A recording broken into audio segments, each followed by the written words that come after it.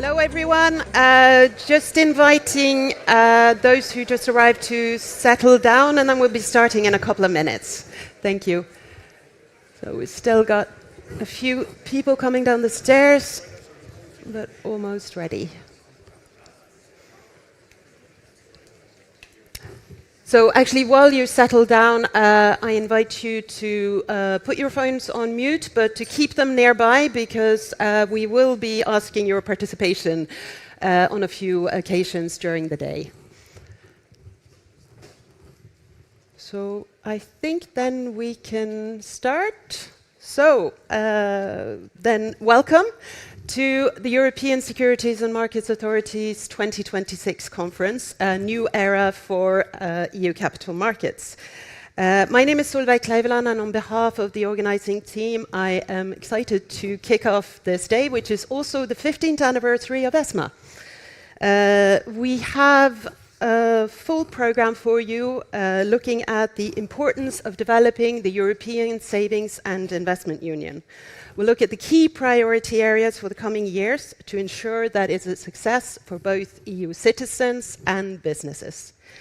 During the program, we have high-level speakers. We have 3 panels that will be looking at EU market integration, supervision, and the investor journey. So throughout the day, we will have a QR code that I can send you to the chat, through which you will be able to ask questions or make your comments. We aim to take questions at the end of each panel if time allows. In order to get us started, we have a warm-up question for you. It's on a Slido, so it's not this QR code. It's going to be the one that is coming up in a second. Here we go. So please scan this and join the poll. If you are online, you should see it directly on the platform. So the question we have for you is, which of the following would, in your view, be crucial to move capital markets to a new era? So you have 4 options. One is deeper market integration through reduced cross-border frictions, better supervision via targeted EU-level changes and greater convergence, more retail investment built on trust, access, and incentives, or all of the above. So let's have a couple of minutes to have a think about that.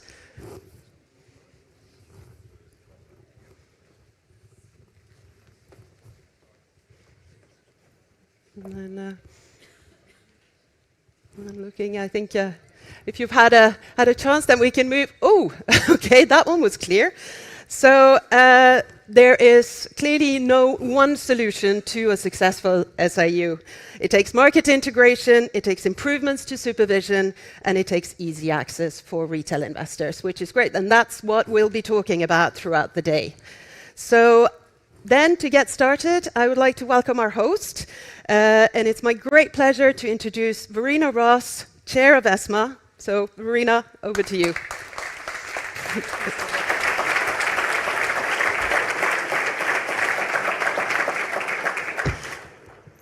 Thank you, Solveig. Good morning, ladies and gentlemen. Good morning, dear colleagues. Good morning, distinguished guests. It's a real pleasure to welcome all of you here today, in person and actually online, to celebrate ESMA's 15th anniversary and, perhaps more importantly, to look forward. We have a great program for you today. This conference comes at a moment when Europe's capital markets are at the center of the debate. As we face a world of intensifying global competition, rapid technological transformation, and geopolitical uncertainty, we have an urgent need to finance key economic priorities, whether that's the green and digital transition, whether it's security and defense. Against this backdrop, the ambition to build truly integrated, efficient, and globally competitive EU capital markets has moved from being a long-standing aspiration to an absolute economic necessity. Today's conference, A New Era for EU Capital Markets, is therefore not just a celebration, it's a checkpoint, and perhaps more importantly, it's a call to action. When ESMA was established in 2011, Europe was still responding to the global financial crisis and was living through its own EU sovereign crisis. Markets were fragmented. Trust had been damaged. Regulatory and supervisory approaches differed significantly across member states.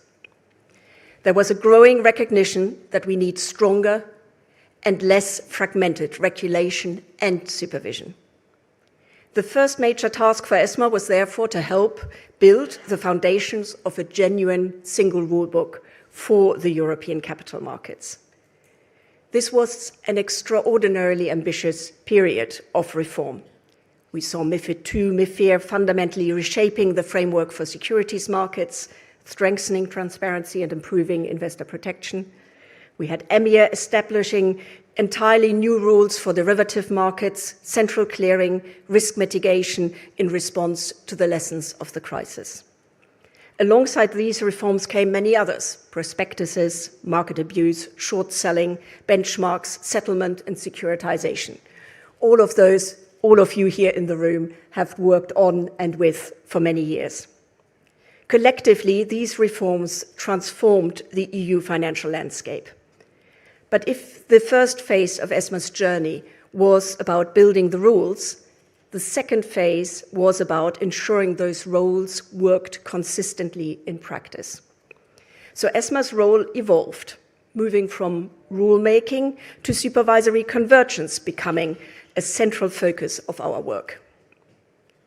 Through guidelines, opinions, peer reviews, supervisory actions, we turned our common European system of financial supervision into something that functions in reality and not just on paper. Over time, this work has created a far stronger, more coherent European regulatory framework than it existed 15 years ago. Yet, even with all that progress, internal barriers still hold back EU capital markets today. Increasingly, fragmentation is recognized as a constraint on our competitiveness, limiting liquidity, raising costs, and preventing Europe from reaching the scale it really needs. This is exactly why the issue of market integrations has returned so prominently to the policy agenda, through the Draghi and Letta reports, through Savings and Investment Union, through the Europe One Market roadmap, and through the proposals now being discussed under the Market Integration and Supervision Package. And this is also why we begin our discussions today, where the story itself began, with integration. Our first panel will take up precisely this question: how to deepen market integration through public and private sector efforts, and what practical steps can be taken to move closer to a truly integrated capital market. Alongside building the single rulebook, another defining part of ESMA's evolution has been supervision. From the beginning, ESMA was entrusted with some direct supervisory responsibilities, initially for credit rating agencies and then for trade repositories. Over time, that role expanded. ESMA's mandate grew to include a wider set of entities and activities, from benchmarks to data providers and non-EU CCPs. Today, we actually supervise quite a diverse range of about 50 entities across 21 countries, ranging from small, specialized firms to large players belonging to global groups. What this reflects is a clear trajectory. Over 15 years, ESMA has developed into a fully fledged, credible, risk-based European supervisor, working alongside the national authorities and focusing on areas where risks and activities are inherently cross-border. This evolution matters because markets themselves have evolved. Financial markets are increasingly interconnected, increasingly driven by new technology, and increasingly pan-European. risks move quickly across jurisdictions, and supervisory fragmentation, just like market fragmentation, can create vulnerabilities and inefficiencies. As integration deepens and as markets operate more seamlessly across borders, the need for more consistent and efficient supervision becomes ever more pressing. That gets to the heart of the current debate on the market integration and supervision package and brings us naturally to the second panel of today, strengthening supervision, reform in motion. Here, our guest speakers will debate the direction of travel for EU-level supervision, addressing important questions like, where would further ESMA supervision actually add most value? How much reforms can be implemented in a way, how can reforms be implemented in a way that genuinely improves outcomes and avoids unnecessary complexity and duplication, and how EU-level supervision can continue to leverage off the valuable experiences and skills at national supervisors. Again, debates around supervisory reform in the EU are not entirely new, but the expectations and the context and the level of ambition has clearly stepped up. The third major thread running through ESMA's history has been investor protection. From the very beginning, protecting investors and strengthening confidence in financial markets has been the core of ESMA's mission. But ESMA's role has gone well beyond shaping those rules. We have worked closely with national authorities to drive consistent application of investor protection standards through our convergence efforts, focusing on identified risks to retail investors. We've taken direct action where necessary, most notably in 2018, with the introduction of EU-wide restrictions on CFDs and binary options. And alongside these efforts, we've consistently driven greater investor awareness and engagement, supported financial literacy initiatives, and sponsored public campaigns to raise awareness of risks such as AI, finfluencers, and crypto investing. But once again, the debate has evolved. Today, under the Savings and Investment Union, citizens and retail investors are at the center of the agenda. It is recognized that deeper capital markets require broader participation, and that participation ultimately depends on trust and accessibility. And this brings us directly to the third panel, rethinking the investor journey, building trust and access. Here, the focus will be on how to make capital markets more accessible and attractive to citizens, how to design simpler and more usable products, and how to harness digitalization effectively, and finally, and most importantly, how to strengthen trust across the investor journey. Because in the end, the success of EU's capital markets will not be measured only by the size or efficiency, but it will be measured by whether they work for the people they are meant to serve, the EU investors. So, when we step back and look across these themes, integration, supervision, and the investor journey, we are not looking at separate strands. We are looking at 3 chapters of a single story. A story which for ESMA began 15 years ago with the need to address fragmentation, restore trust, and build a more coherent European financial system.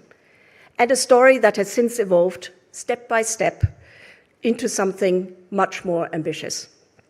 The context today is very different from where we started.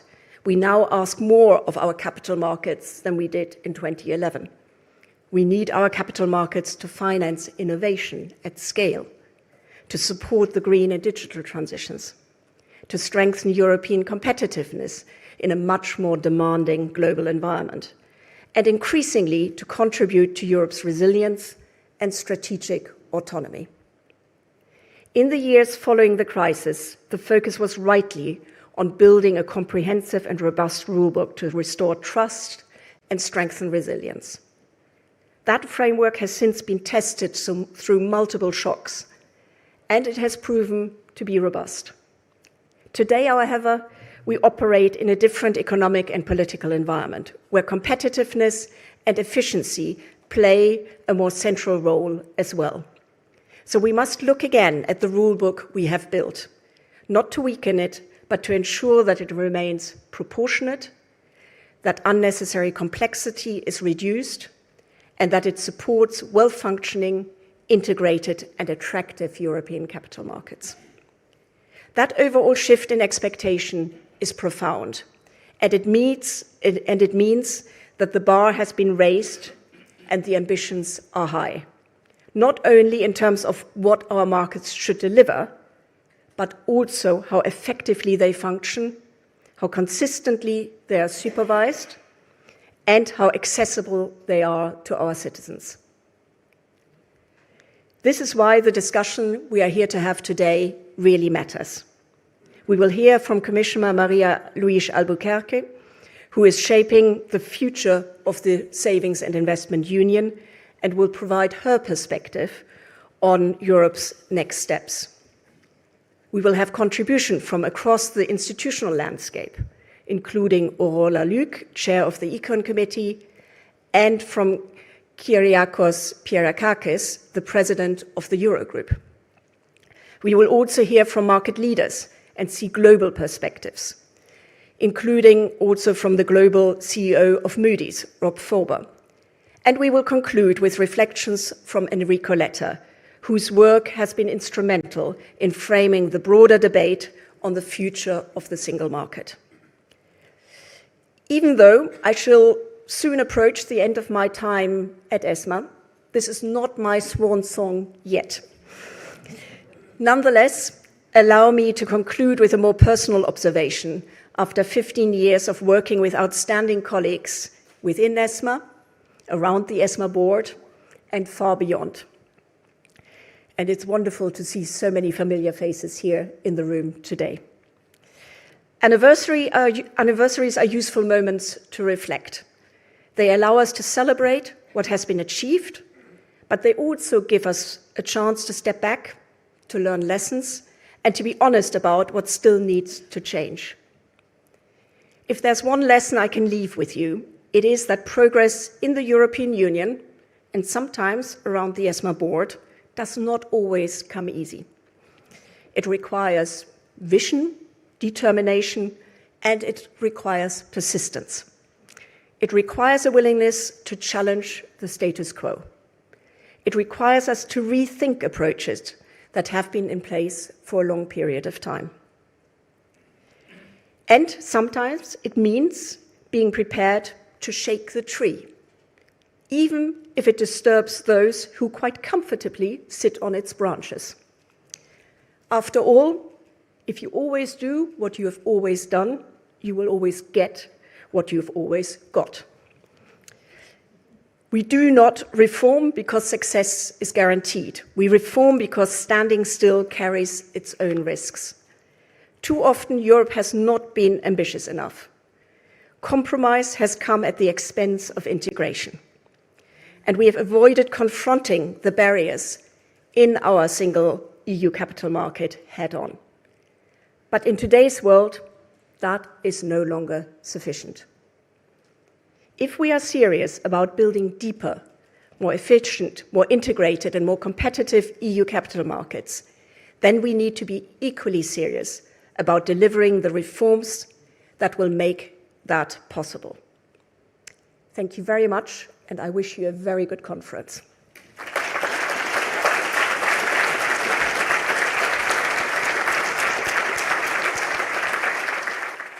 And it needed one of the worst financial crises in history to create ESMA. Understaffed and confronted with very high expectations to change dynamics. We were really building something new.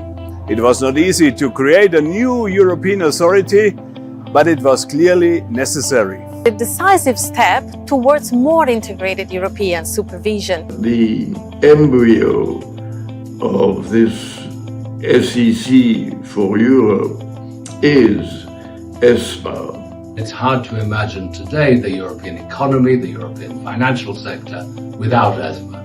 And ESMA has achieved a lot in various areas. It has strengthened supervisory conversions, enhanced transparency, and it has been remarkable to see how that early work allowed ESMA to grow into a credible and respected authority. ESMA soon realised that if you want proper coverage, then you have to meet reporters halfway.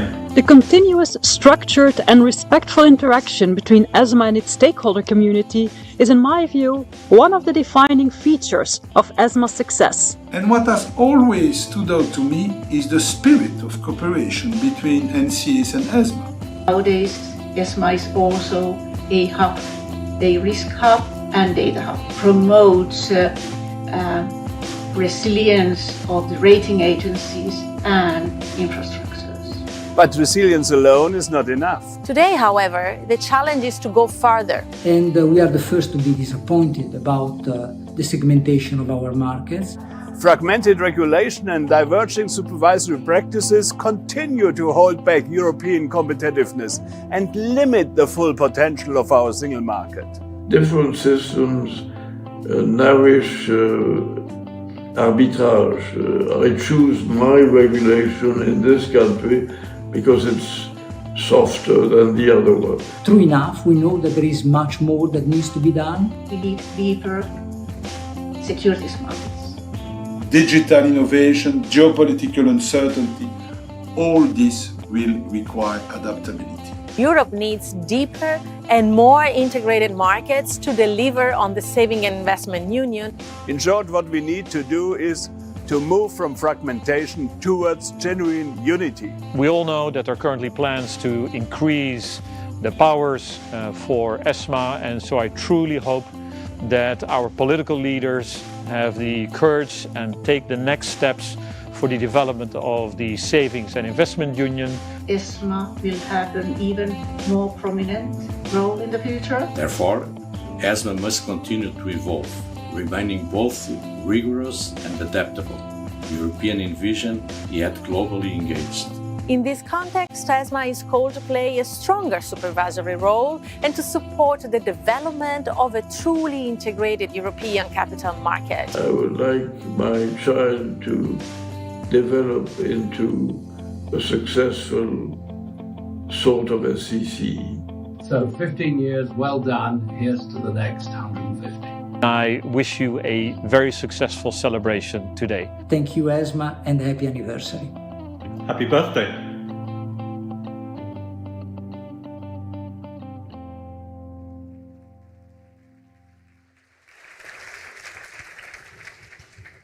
So it's great to hear from so many important voices who have really made a difference to ESMA over the years. To continue with our program, I'm now pleased to welcome Natasha Cazenave, Executive Director of ESMA, and the first panel of the day, who will look at deepening market integration through public and private sector efforts. So I think we will have all the speakers, so if you can also please join us on stage.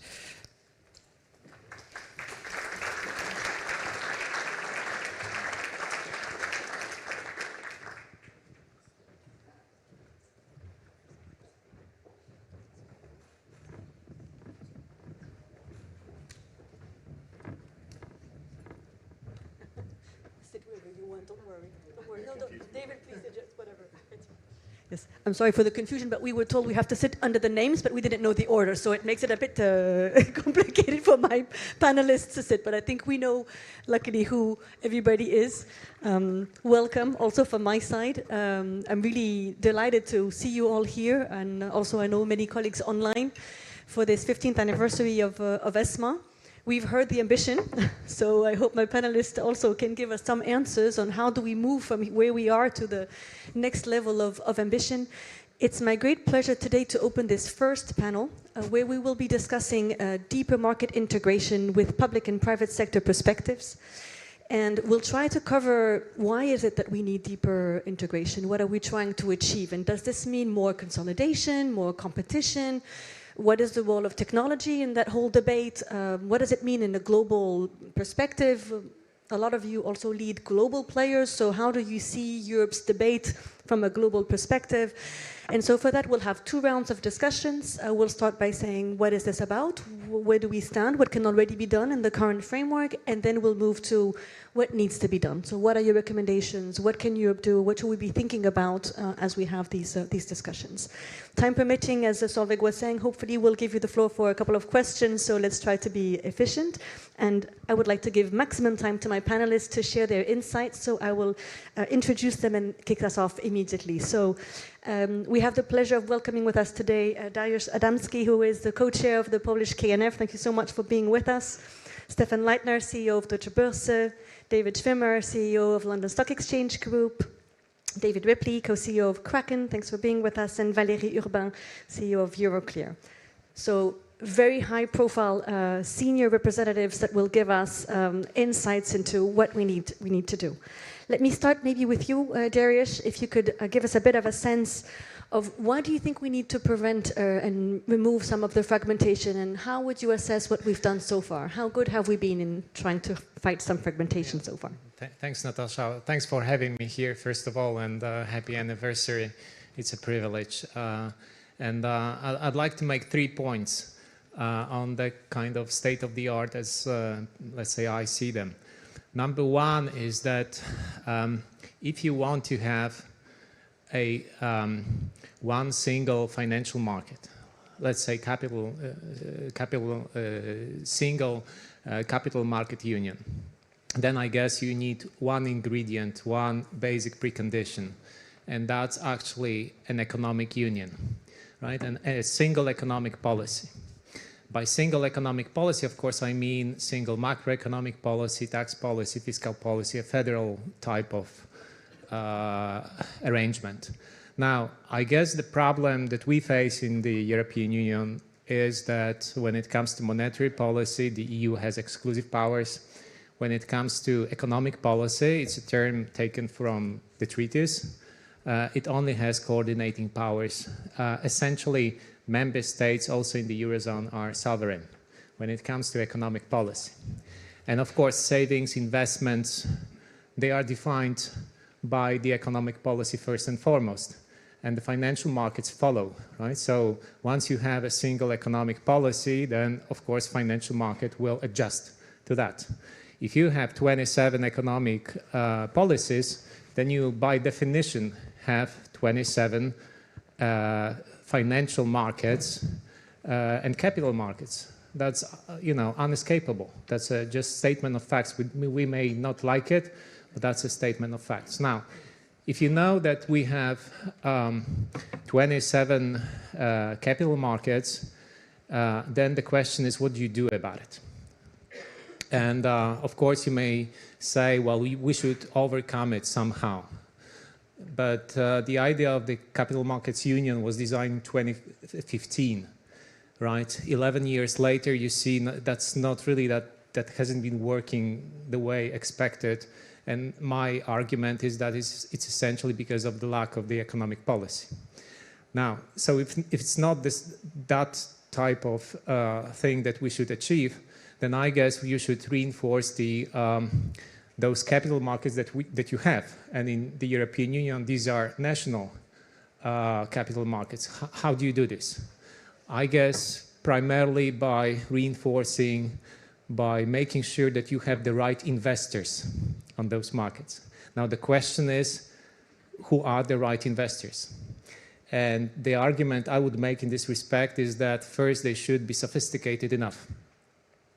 And second, they should be long-term investors. Now, sophisticated investors, by definition, must be big enough.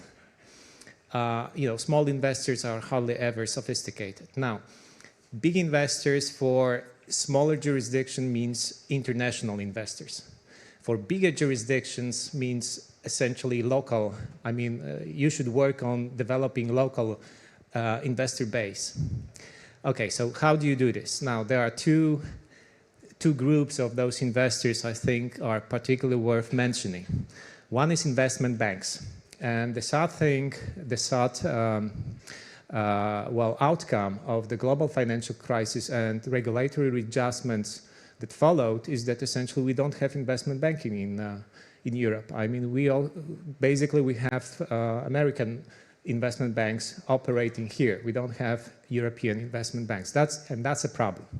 But the issue with investment banking is that they are not long-term enough. Now, the group of investors really long-term are pension funds. And once you have local pension funds which are strong enough, then you really have the basis, the foundation for robust capital market. So, and now I'm returning to the previous point. In order to stimulate the growth of pension funds, you need tax incentives. So you need a treasury for that. And in order to have a treasury, you have to have one economic policy and the federal government, economic government behind it. Now, we don't have it in Europe because we don't have this single economic policy. So that's something to be done domestically, I guess. So that was my point number 2. And my point number 3 is on the market structure. I guess the idea behind MiFID I and especially MiFID II was quite simple and seemingly plausible. That was that you essentially have to reduce trading costs. And when you reduce trading costs, transaction costs, then you should have more investors on the market. You have more investors, then you have more liquidity, the market should develop. Unfortunately, this is not how it has been evolving. Well, we are in ESMA, we are in the process of analyzing market structure in Europe, but FESA, together with Oliver Wyman, produced a report last year. And I guess one particular information was very striking. Primary markets were responsible for 38% of liquidity in 2020. Now it's 30%, 8% less. I mean, 5 years later, in 2025. Bilateral trade, 25% in 2020, 35% in 2025. So you see a very clear dynamics behind. And bilateral trade means that liquidity is flowing out of primary markets. Now, in 2015, the share of Europe in global IPOs was almost 30%. Now it's less than 10%. And that is the result of, partly at least, of liquidity flowing somewhere else.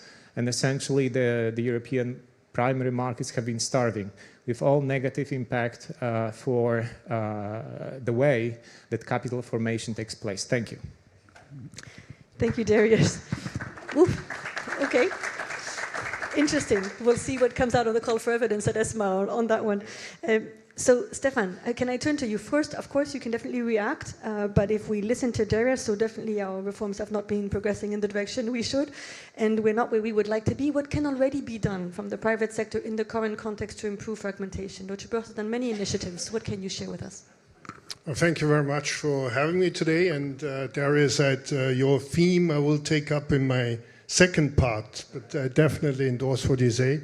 Today is a day to congratulate ESMA. 15 years is fantastic.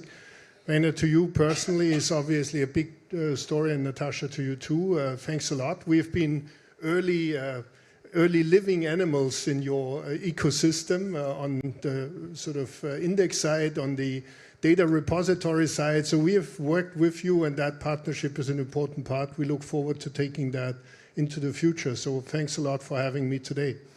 Let me take up your question. What can the private sector do already? And I think it's very important that mental mindset is the starting point.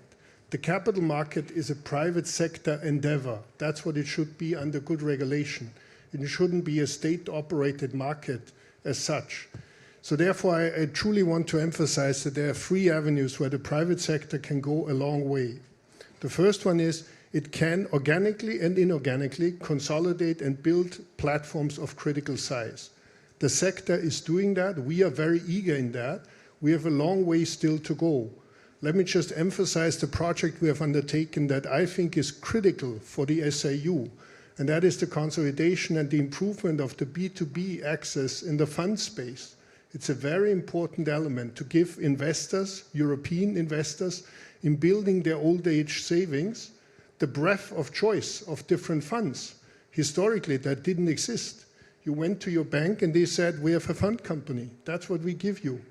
We offer thousands of funds on a very efficient platform. We want to make that more European. That's why our project together with All Funds and Clearstream is what we have proposed. So I truly believe the private sector can and will continue to go forward. The second is a connectivity story. I mean, a number of elements are often claimed that connectivity doesn't work. Connectivity in Europe requires hard work, but it is very doable. Clearstream has built as a CSD to all 24 other CSD existing links. Exactly what the talk is, that it is so difficult. It requires some investment, it requires a partnership approach, but it's very doable. I think we really need to leverage that potential. The recent CSDR revisions have really helped there. They've increased the pressure a bit. So I think secondly, the private sector can still go the full length on that. And lastly, partnering. I mean, we sit here today, and it's great to have Dave with us on the panel. You know, the new world of digitized, of crypto and so on, is something where no single player can, from the outset, frame a market. We need to do this in partnerships. That's why Kraken and Deutsche Börse have lined up together. Kraken has a very different investor universe. We can work together. We bring access to many traditional instruments, and we are also innovating ourselves. But we need to have much more of a partnership approach. And Europe is often hampered on the private sector too by a bit of prejudices, nationalistic attitudes. Let's overcome them. There's much more partnership potential. So all of those directions, we can go as a private sector much further. However, there is regulation, and let me just leave 3 quick thoughts on that one. You know, as we think, can regulation help? Regulation will only help if it observes 3 elements. The first one is same risk, same regulation.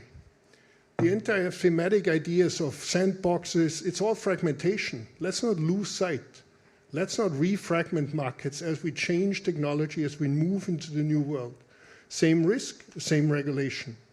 The second is that regulation should be technology agnostic. I don't want to point to the German automotive industry and the ideas around sort of whether, you know, fuel, non-fuel, electricity, non-electricity, hybrid or not. Let the market use technology, but the innovation needs to be supported on many things that we can later talk about. You need to support regulation or innovation by regulation. And the last one is regulation needs to allow critical size and mass. That's why the innovation or the change on the European regulatory frame on the competition is a very important part. Our market is all global. If regulation doesn't account for that, we will be non-competitive. So therefore, a long way for us to go in simple rules as we change the regulation to observe that I think are very important and one often loses sight of. A refragmentation is the worst outcome of a big move on regulation right now. Thank you very much, Stefan. So from giving some, you can applaud, from giving some very positive indications of what can already be done by the private sector today, and that it's not something that needs to be driven by the top, but also some homework for regulators. So thanks for sharing those thoughts. Valérie, can I bring you in? Can you share a few success stories as well? Can you give us also some positive feedback on what can be done from a CST perspective? Yes, of course. And of course, I will concur with what has been said, that it's really an honor to be with you today. And indeed to celebrate all what you have achieved. So thank you very much to both of you, and to ESMA, of course, globally. I would also, of course, concur with also what has been said by Darius and by Stefan. Integration remains something extremely important for the European Union in the sense that our business, for our business, scale matters. And scale matters because there are definitely a lot of network effects related to our activity, but also if we want to continue to invest, to innovate, we need to definitely build synergies and therefore have companies which are strong enough to really continue to be relevant and to continue to accompany the growth of our market participants. So integration plays a role in that respect. Second thing, I think in Europe we have managed to build very strong European champions as far as the securities business is concerned.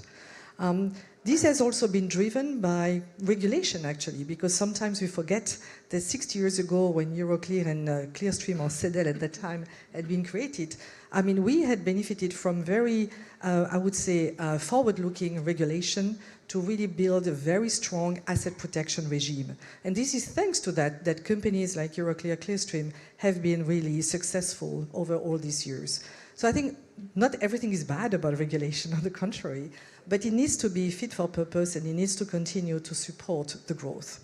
Now, you're right that in Europe we tend to look at the glass half empty, while actually there are quite a number of very positive experiences.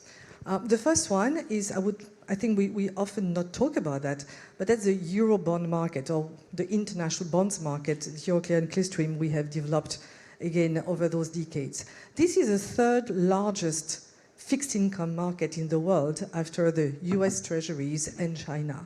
So I think we can be proud of what we have achieved, because this is very much, you know, a franchise which has been developed, which exists in Europe, but which covers all the world. And that has been done through interoperability between the two houses, continuing to support as well competition between the two institutions. The second success story for me is also the way the European government bonds have evolved.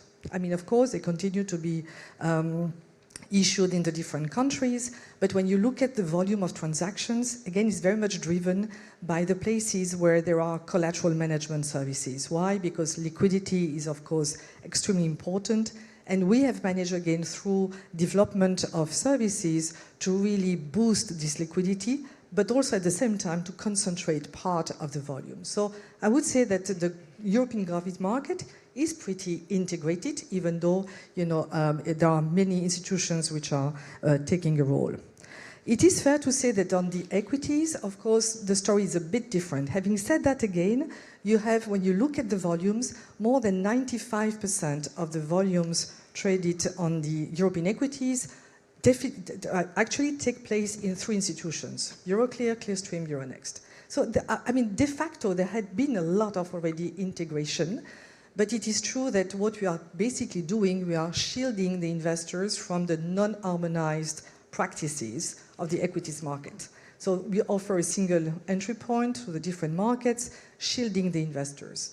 But fair to say that the lack of harmonization means that it remains complex and it remains costly. And so, yes, we need to continue to work on, you know, reducing the barriers, on making sure that the access to the European capital markets is easy both for investors and for issuers. And in that case, you know, anything we can do to lift those barriers would be very helpful. Now, we talk a lot about and I guess we will talk a lot about the market integration supervision package. I think there are ideas in it which are interesting, but we focus a lot on the infrastructure. And back to the point of Darius, we should not forget that you can have the best infrastructure, but if you don't have enough capital to flow, I mean, it remains a little bit of an empty shell, you know. So I think it's important when we talk about the Savings and Investment Union, that we do not only focus on the infrastructure, but that we also continue to build incentives to bring investors, build incentives to bring issuers, because at the end of the day, that's also what will make a difference for the real European economy. Thank you very much, Valérie. I want to turn to you, David, because the London Stock Exchange has an interesting perspective. You're on both sides of the channel, a global firm as well. And so how do you look at this debate, and why would it be so important to have a European backbone? So thank you. Thanks, Natasha, and Verena, thank you for having me here as well. And your opening remarks really captured a lot of the issues. I should just mention, one of my fellow panelists before we came up here asked me, well, aren't you primarily regulated by the FCA? Sort of the implicit question was, what are you doing here? Not in a rude way.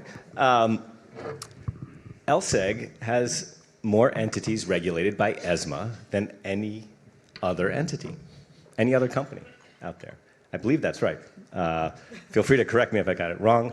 I don't think we get a prize for that. Not even a discount. No. We're going to have to talk about that later, actually. But to your question, look, fragmentation is the issue. I think we're not going to have a Brexit conversation here. I think it's helpful that the tone is shifting over in the UK, and we'll see how that plays out over the coming years. But fragmentation is the issue. And let me just touch on 3 aspects of it. Some of this picks up on the themes of my fellow panelists. Some of it is a little bit different. First, capital. There is no shortage of capital in Europe. There's an enormous amount of capital in Europe. A lot of it is exported. And just to make a point about that, if you speak to investors, if you speak to asset owners, if you speak to private equity funds, they don't like the fact that so much of their exposure is to US capital markets and to the dollar. They would like to have a more diversified opportunity set. So enormous amount of capital available in Europe, enormous amount of interest in allocating capital to Europe. Pension funds are a big part of the issue. You touched on this. And just to pick up on that, some of Darius's comments, we have fragmentation across the pension fund sector. Again, an enormous amount of capital. This is an issue in the UK. It's an issue in a number of European countries. In the UK, there is a process ongoing for consolidation of the pension funds. The average pension fund size in the UK is £300 million, and there are thousands of them. Compare that to, for example, the Canadian model or the Australian model, where they have a small number of very large pension funds that therefore have very sophisticated management and can allocate capital across public equities, private equities, of course, fixed income, infrastructure, venture capital, et cetera. So one is the notion of consolidation. Another aspect of this, there are many systems in Europe that are pay-as-you-go, as opposed to funded pension systems. That could also create a dramatic increase in the availability of capital that could go into the markets. And then the third part, which really touches on this integration question, is how can we get to a place where you can have pooled pension capital across markets, across countries within Europe? I think that would be very powerful. The second big theme I'll touch on, and others have touched on this already, is integration of regulation. And specifically to your question, yes, we operate in London, we operate here. Just to give a specific example, we have a clearinghouse in London that is regulated by ESMA. We have a clearinghouse here in Paris that is regulated by 3 French regulators and not ESMA. And that's somewhat odd. So obviously we're working on this. You all are working on this. The EU is working on this. MISP is a really important opportunity in terms of creating that kind of integrated regulatory framework, and there are other aspects to that as well. But I would put this in the category of really mission critical in terms of having integrated regulation across this market. And I think we all understand the politics of different countries trying to hold on to their regulatory autonomy, but it's really a problem and really a challenge if we're going to go down this path. The third topic I would touch on is technology. And I'll use the cloud example, where, again, we're not going to have a discussion or debate around strategic autonomy with respect to the cloud hyperscalers and the Americans and the Chinese. I think it's perfectly legitimate and rational for Europe to have a desire to have its own cloud capability and for strategic activity to take place in European cloud providers. The problem is that it is not pan-European. We have a regulation with our French clearinghouse where we have to do cloud activity in a French cloud provider. And this is a legal requirement. If there were an EU-wide opportunity and an EU-wide requirement, I think that would be much more rational in terms of getting this market to scale. But the notion of having individual European countries requiring cloud usage in their countries, that minimizes the ability to scale. Those providers, by definition, are more challenged in terms of their ability to compete on cost and capabilities and cybersecurity and all the other issues. So I would say that's a third big area of opportunity. And then the last point I'll just make in closing is speed is really critical.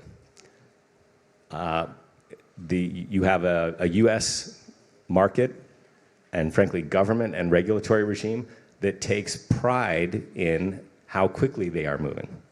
And they see that as a competitive advantage. And speed really can be a competitive advantage. And I think we all know that that is not typically what we see in this environment. We've made enormous progress over the last 15 years. But how do we accelerate that? And how do we move much, much more quickly in all these areas of opportunity? Thank you very much, David. So I'm going to bring it, yeah. You guys are very popular. So I'm going to move to David, because you are coming precisely from the US. So you live that. You can see the speed, you can see how it's operating, and you're also coming from this new environment that some have touched upon.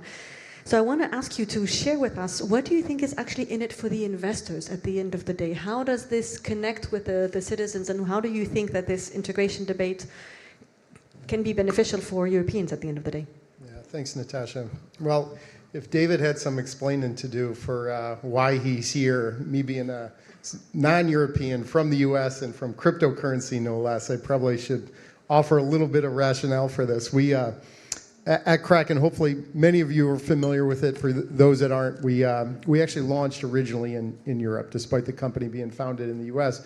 It's the first place in the world where you could buy and sell Bitcoin with euros. It ends up being our largest market today, given it was our first market. We're fully global now, launched in the UK, US, Canada, Australia, Latin America more recently, Middle East, and just this year starting in Asia Pacific. So quite global from that standpoint. We too have quite a few licenses across the world, including in Europe for sure. So I appreciate this question, and I was quite happy to hear Verena touch on this also in the opening, because I think we definitely can get caught up talking about regulation. I even see it in our own business when we're thinking about strategy and how we approach different markets and so forth, and forget that, oh yeah, there's these customers out there, and they actually are really the only thing that matters at the end of the day. And you talk about individual investors, so I'll kind of focus there, maybe get to institutions at some later point. And, I think when we talk about, these concepts, regulation, integration at a high level, we talk about, friction and fees and liquidity and so forth. It has to have impact down at the individual level, right? Individual investors have to actually feel it. Otherwise, we really haven't accomplished anything at the end of the day. If it doesn't impact the individual investor, and okay, maybe institutions as well as another key group here. Like I said, we'll get to those later.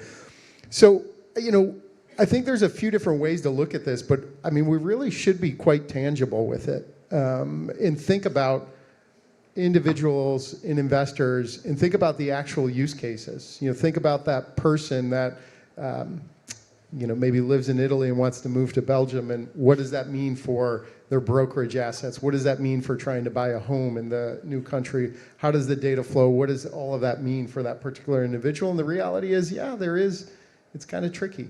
There's a lot of friction in doing so. It's not the easiest thing in the world to do. And so when we look at our customer base, I kind of break it down in a handful of buckets, really on what matters most to them. The first is access to assets that they actually want to hold and invest in. This is super basic. But at the end of the day, it actually ends up not being basic for the reality of many people in Europe, and certainly people beyond Europe as well. And so this is where I think we should also layer in this global question as well. The next is kind of like their experience, so how easy it is them to find the assets. Are they looking for more kind of advanced, sophisticated analytics or interface, or are they just the opposite, something very simplistic, and they're interested in possibly even advice where someone, hey, help me make this decision for me. The third would be fees. I think that's like something a lot of folks have touched on, like, okay, yeah, this, the whole point of this is I want to invest, I want to actually grow my wealth, I want to make money or what have you, and if it all gets soaked up in fees, then losing battle. And then the last, I think, is where a big part of where regulation comes in is security. And unfortunately, I kind of rank these actually in priority order for customers. That's usually on the bottom, right? Unfortunately. I mean, we invest enormous amount in security. We think it's incredibly important for huge various different reasons, but security and trust and all those various different pieces often isn't the top thing that they, that customers mention. And so if we look at these, this stack of needs that customers have, we, when we're at this higher level and we're thinking about regulation, it needs to kind of result in these benefits for individuals. And I think a big part of regulation tends to focus on that very last one, as it should, which is, security and how do we make sure we protect, protect individual investors from, hey, a particular institution or a company that they're working with, absconding with all their assets, God forbid, right? In the most extreme case, or in any instance, their assets being, disappearing one way or another, right? But I think the challenge is that it's often, it can't be zero sum, because often in order to solve for that last one, destroy the first three, and we don't get anywhere. If we limit all the access, we put in so much overhead such that the fees go through the roof, and if we put so much friction in the experience, then the customers they go elsewhere. And where do they go? Well, historically, there wasn't too much of another place for individuals to go in Europe and so forth. But that's kind of changing now. We had the internet come along, decades ago, and frankly, now with cryptocurrency and a number of other innovations that are out there, that have alternatives, and we see that many people in Europe now look to go and they, on board with and use a firm that's outside Europe.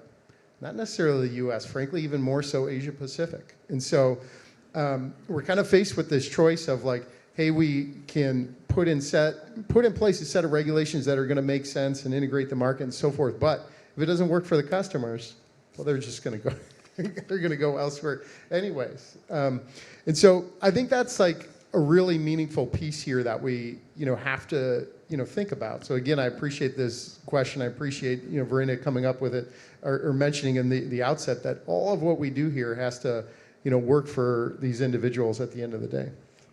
Thank you very much. I'm conscious of time, and so I would like you to be very sharp in your second intervention so we can give a chance to get some questions.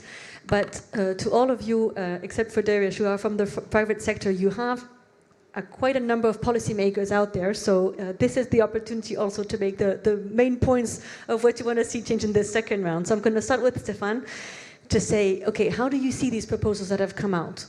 And you can also go beyond MISP itself, the 28th regime. You touched upon competition rules, merger rules. To what extent do you see those as game changers? Would that go in the right direction, or what are your thoughts? Thanks, I'll be brief. 28th regime is a game changer if we really get it done. Good luck in Germany with co-determination and some other ideas that are around for a long time. But it is a game changer. Let's not move away. It's an underlying requirement for the companies to scale, and that makes more attractive investments. I think the merger rules, the second theme that I truly believe is important. We need a different attitude to Europe. It's classified all that as very positive. As helpful, I would say, is post-rate the proposal set. At the same time, I was very articulate to say refragmentation is the biggest enemy. The DLT regime is a concept that hasn't taken off. Some ideas don't get better. If you increase a bit the sizes, it doesn't make it a bad idea. Let's make our true core regulation future ready and not create refragmentation, I would say. I think on the core equity markets, you have heard the speech. I mean, there's not much more to say. I think the main theme there that is not caught up to now is how to bring back the core liquidity into the main transparent market environments. Now, we are a vested stakeholder. 20 years later, I think the evidence is just so clear. You don't need to talk about individual interests. You can look at the market outcome, and you describe that the figures, they speak for themselves. If there's no liquidity, there's no IPOs, because by definition it's called an initial public offering. It's not a dark pool offering, it's an initial public offering. So we need to address in the entire reform effort the underlying liquidity issue heads on. We should not fudge it, we should not move it to further revisions. It needs to come in now. So that's a simple wish list that is there. And let me conclude it by one additional observation. We talk a lot around the wider picture and the bureaucracy. Let me just emphasize what DORA has done to the European industry is unbelievable. I mean, the amount of waste of parallel efforts of hundreds of firms trying to negotiate with the biggest free tech providers in the US, DORA contracts. I mean, this is a total waste of energy that could be centralized, that could be done by one auditor that does it and used by everybody. I don't understand. We need to tackle some of those too, because this will repeat itself every year. So that's my wish list. Sorry to be direct and short. Hope it helps. On the contrary, we want direct and short. That's excellent. Thank you, Stefan. That was extremely clear. Darius, if you had to define core principles, what should we be focused on as we look at the future regulation? All right. Well, first of all, I guess the plan A should be to establish an economic government. If that's possible, everything else would follow if that happens. Now, if it's not possible, then I guess the conclusion that should be drawn from that is that you will have 27 national capital markets, no matter what you do, because of the national economic policies. And then you should work on reinforcing the investor base. And I guess reworking the regulatory framework for investment banking is, I mean, that's one of the main features or the main themes that EU policymakers should focus on. That's one thing. Pension funds, that's domestic, that's national, but it's very important, of course, for demographics reasons. First, second, because they play a very good job for capital market and financial markets more generally, not only on public markets, but also on private capital markets. Private equity, for instance, long assets, long liabilities, that's this class of investors that can build something which is very important from the innovation perspective.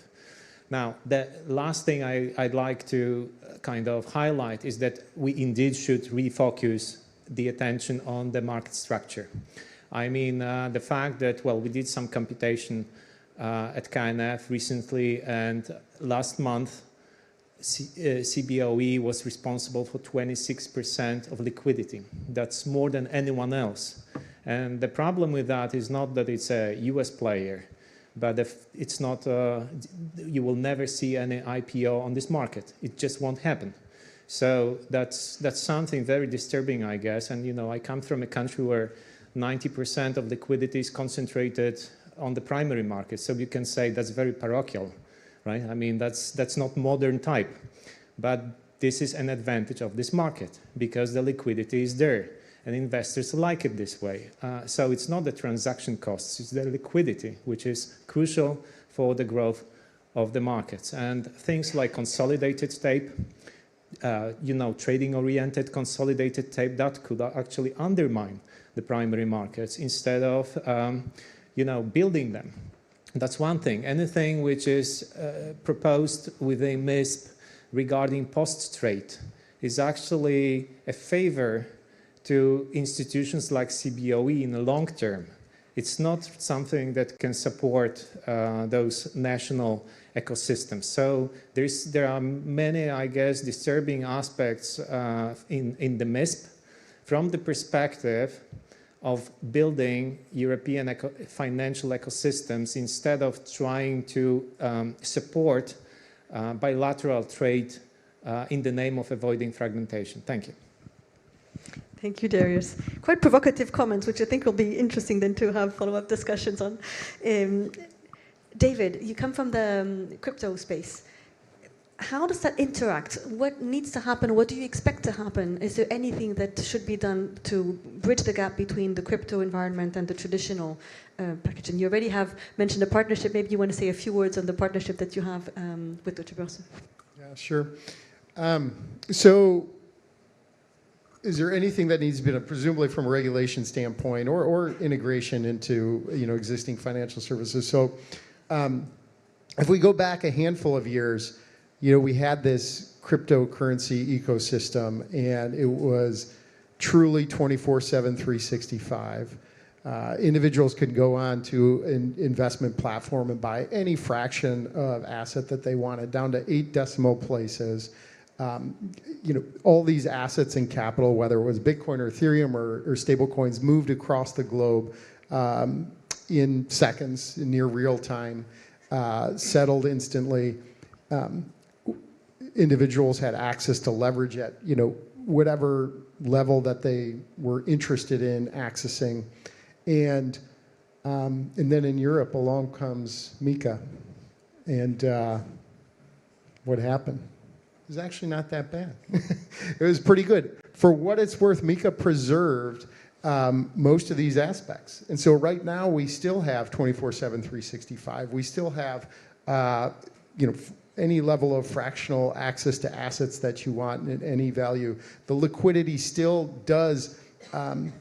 is entirely accessible across not just the EU, but the liquidity actually moves globally for this asset class as well. And then that is true of MiCA-regulated firms like Kraken as well. So frankly, at this point in time, I actually think this was like a true success point. And oh, by the way, Europe actually got to this place meaningfully before the United States as well, which has actually paid dividends for adoption across Europe. And so we talk about like integration and what further needs to happen. I think we're in that phase right now. So individuals had already adopted cryptocurrency and so forth. And with the advent of MiCA and regulation, it was a non-event for them. Like just a non-event. There was, like I said, before, there's no individual out there that, ranks on their survey of like what I want is like more regulation for my investment firms. It's just not something they think about, right? But institutions do think about that. And so there were a lot of institutions here in Europe, in all other parts of the world that have been kind of on the sidelines. And of course, they need to understand what's going on with regulations because they're regulated businesses and this is necessary. And so there have been many institutions that have been on the sidelines with cryptocurrency across the globe. And now that MiCA is in place, we're starting to see movement there. Great example, of course, as Stefan mentioned, we have a partnership with Deutsche Börse Group across many different avenues. We were going through it with the team. There's 6 different product integration areas that we're working on with them. And so I think this step, now that there is a foundational set of regulation in place, now to get all the other institutions on board is really meaningful. I think the next horizon are going to be things that actually weren't covered in MiCA, which is fine, and which was, by the way, the right approach. Attempting to bite off all things in that first phase, that first version, wouldn't have made sense. DeFi, decentralized finance, so actually, lending protocols on chain, tokenized securities, all these various different things. They're going to be part of the future. Those are things we're working on now, and I think that's where we got to kind of turn our attention. Thank you very much. So sometimes regulation is positive. So MiCA did a good job, but Valérie, if I turn to you, Stéphane was complaining that the DLT pilot regime is a pilot regime by definition, and so if we were to maintain that, we would recreate fragmentation. So what do you say we would need if we wanted to allow tokenization at scale? And we're seeing some interesting developments there. Definitely, and fair to say that the market is really maturing as far as the cryptocurrencies are concerned, but on the securities business, we are still, not yet really at scale. Now, I'm a little bit more nuanced than Stéphane on the DLT regime, because I think it's interesting as well to realize that it is a journey, and that at least the DLT pilot regime can help regulators, market participants to draw lessons from experiences. We have started to work with the Banque de France on the Pythagore project, whereby we are really working with the market to move a full ecosystem onto the chain, and that is for the European commercial paper issued in France. I think, and we are using there the DLT pilot regime because we consider that it is really a good opportunity to see what will happen when the whole ecosystem is on the chain. So I guess when we talk about regulatory evolution, we need to have regulation which are fit for purpose, which are allowing innovation, which therefore are not prescriptive from the start, but which really understand how the things evolve, what is the journey, and what are the pain points that we need to address. I think one thing that we are not talking enough is about also continuing to keep interoperability. And we talk a lot about, avoiding refragmenting the market, and therefore interoperability between the different chain networks. It's important, and I believe on that one, we have been working with DTCC, Clearstream, Euroclear to issue some standards that could continue to be used to continue to offer interoperability. But there is another one that we don't speak enough, which is the interoperability between the chain and the traditional finance, so the decentralized finance and the traditional one. Because given the stocks that we have, we will probably be for a longer period on an hybrid world where we will need to ensure that the two worlds really coexist and the liquidity can move from one to the other. So I believe that, again, interoperability between the different worlds is extremely important. Now, tokenization is happening everywhere. Hopefully with Pythagore, we will have a good example of tokenization. But as I was saying in the first round, scale matter. And therefore, we need to ensure that we continue to work on tokenization, at large scale in Europe, because it's a way as well to attract new investors going forward, and therefore to deepen the capital markets. And I will finish by the point of David.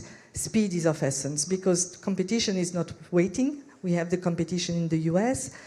Europe for the time being seems to be very attractive given the geopolitical context. When I travel in Asia, they only talk about Europe as a diversification opportunity. So there is a momentum that we need to catch quickly by having the right approach for all this innovation.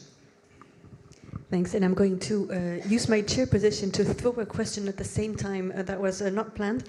But I would want to turn to you, David, to talk to us about exactly where Valérie left it. So to what extent do we expect to have then parallel systems going forward? But my question to you is on the speed and whether the solution to change the way we operate, do we need to look to the US example and go for no action to be able to speed up, or is it the pilot that is the solution? What is the tool to be able to answer to that speed question?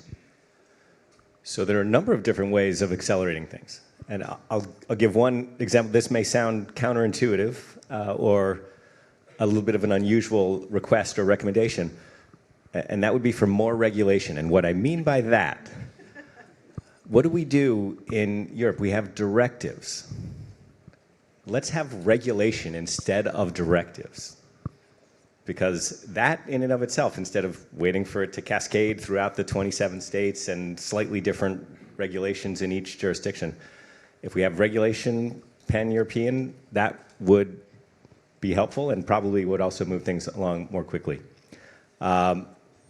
But there are many other ways of accelerating things, moving things along. Some of it could be through changes to requirements, no action approaches, requirements of response within a certain certain time period, et cetera. Many different ways of approaching that.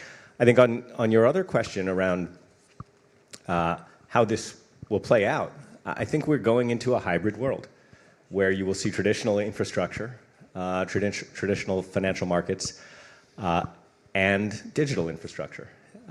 And some of that will be done by what I'll call traditional players like us, represented on stage here, and then some of that will be done by the new players like David and Kraken.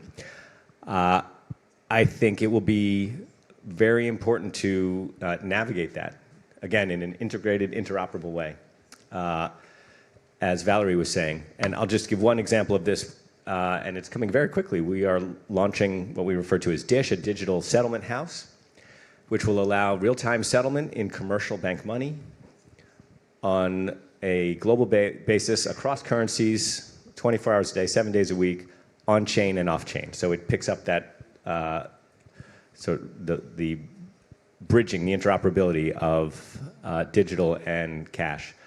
And that there are a number of use cases for that. Most obviously, if I can put it that way, collateral efficiency. But also the notion of providing the cash leg to all the digital transactions.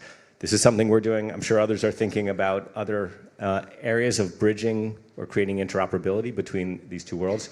And I think we will be moving into that kind of environment really for many years to come. Thank you very much for that. Most of the questions revolve around interoperability and the DLT pilot, and so I might throw a more general question and give the floor to Stefan first, because he was very short in his second intervention. If there's anything you want to develop more, if you were to decide of what is the most important measure we should be focusing on, what is the one measure we should be changing? You mentioned a few. If there is one, no silver bullet, but the priority, was it speed? Is it scale? Is it liquidity? I think it is the future readiness of what we're doing. The worst outcome is that we devise things that work well in an old world. The new world is here. I mean, Valerie was rightfully saying it will take time. It will, but we see it in working with Kraken. That's the difference. The speed is there. There is 8-9 million investors in those environments that in Europe are investing actively. We need to make it future ready. I mean, we talk about the savings build-up being very important. That world will need to happen digitally from the outset. That's why I think being really future ready from a technology agnostic openness and not being bogged down, not building singular European centralized systems that then in 5 years turn out to be out of date, that will be the worst outcome. You want to add something, Valerie? Yeah, and I completely agree with speed. And I would also say that there need to be, from the start, a strong collaboration between private and public sector, because the technology is moving so fast, the market is moving so fast in some aspect, that the view of the practitioner and what works is key. And I think it's important that the regulation really understand also the view of the practitioners. So on one side, have things which are practical and things which are not too costly, because we didn't touch about the cost. But I think also when we talk about regulation and all of that, I think if we talk about the competitiveness of the European markets, we should not forget about the regulatory cost. I think Stefan touched upon it with DORA, but it's not only about DORA. So all these things are really continuing to increase the cost for the operators, and that is something also that needs to be taken into consideration. Given we have a global panel, can I also ask a question on the interoperability that you were mentioning, Valerie, but interoperability with other markets? Because we already have issues within the EU of how do we manage interoperability within member states. But what does it mean if the US moves faster, or if the UK moves slightly different? Who wants to take that? David, please. Thank you, Natasha. So the notion that, let's talk about the equity markets for a moment, and the traditional equity markets, and the notion that capital is raised on venues tied to a particular city is somewhat, I'll say, anachronistic. Like, is that really necessary? Now, of course, the driver of that is regulation. And do we need regulatory focus or having a regulatory medallion for the capital raising in regulated public markets? Yes, we do. But I think a few years from now, the notion that capital is raised in a particular city doesn't really make a lot of sense. And so one thing that we are doing, we're building digital market infrastructure, asset class agnostic, and regulated. Now, regulated, the way we are approaching this is that we want it to be multi-jurisdictional. And so the issuer, the user of the platform, can effectively choose the regulator. And so we are in discussion today. We have a license from the FCA. We are in discussions with regulators in the US, here, Singapore, and we'll see how this plays out. But you could easily see a world where Again, it's not about a particular city. It's not even about a particular jurisdiction. There's more kind of global flexibility. The technology already allows it. So if you want to have a regulated platform, call it in the cloud, on a global basis, it will be very interesting to see which regulators have appetite to play that role. And again, it's really regardless of geography. That is looking forward. Can I give a chance to people in the room if you have any questions you'd like to raise? Yeah. I don't know if there's a mic in the room. Can somebody please? Solveig, can you maybe pass a mic?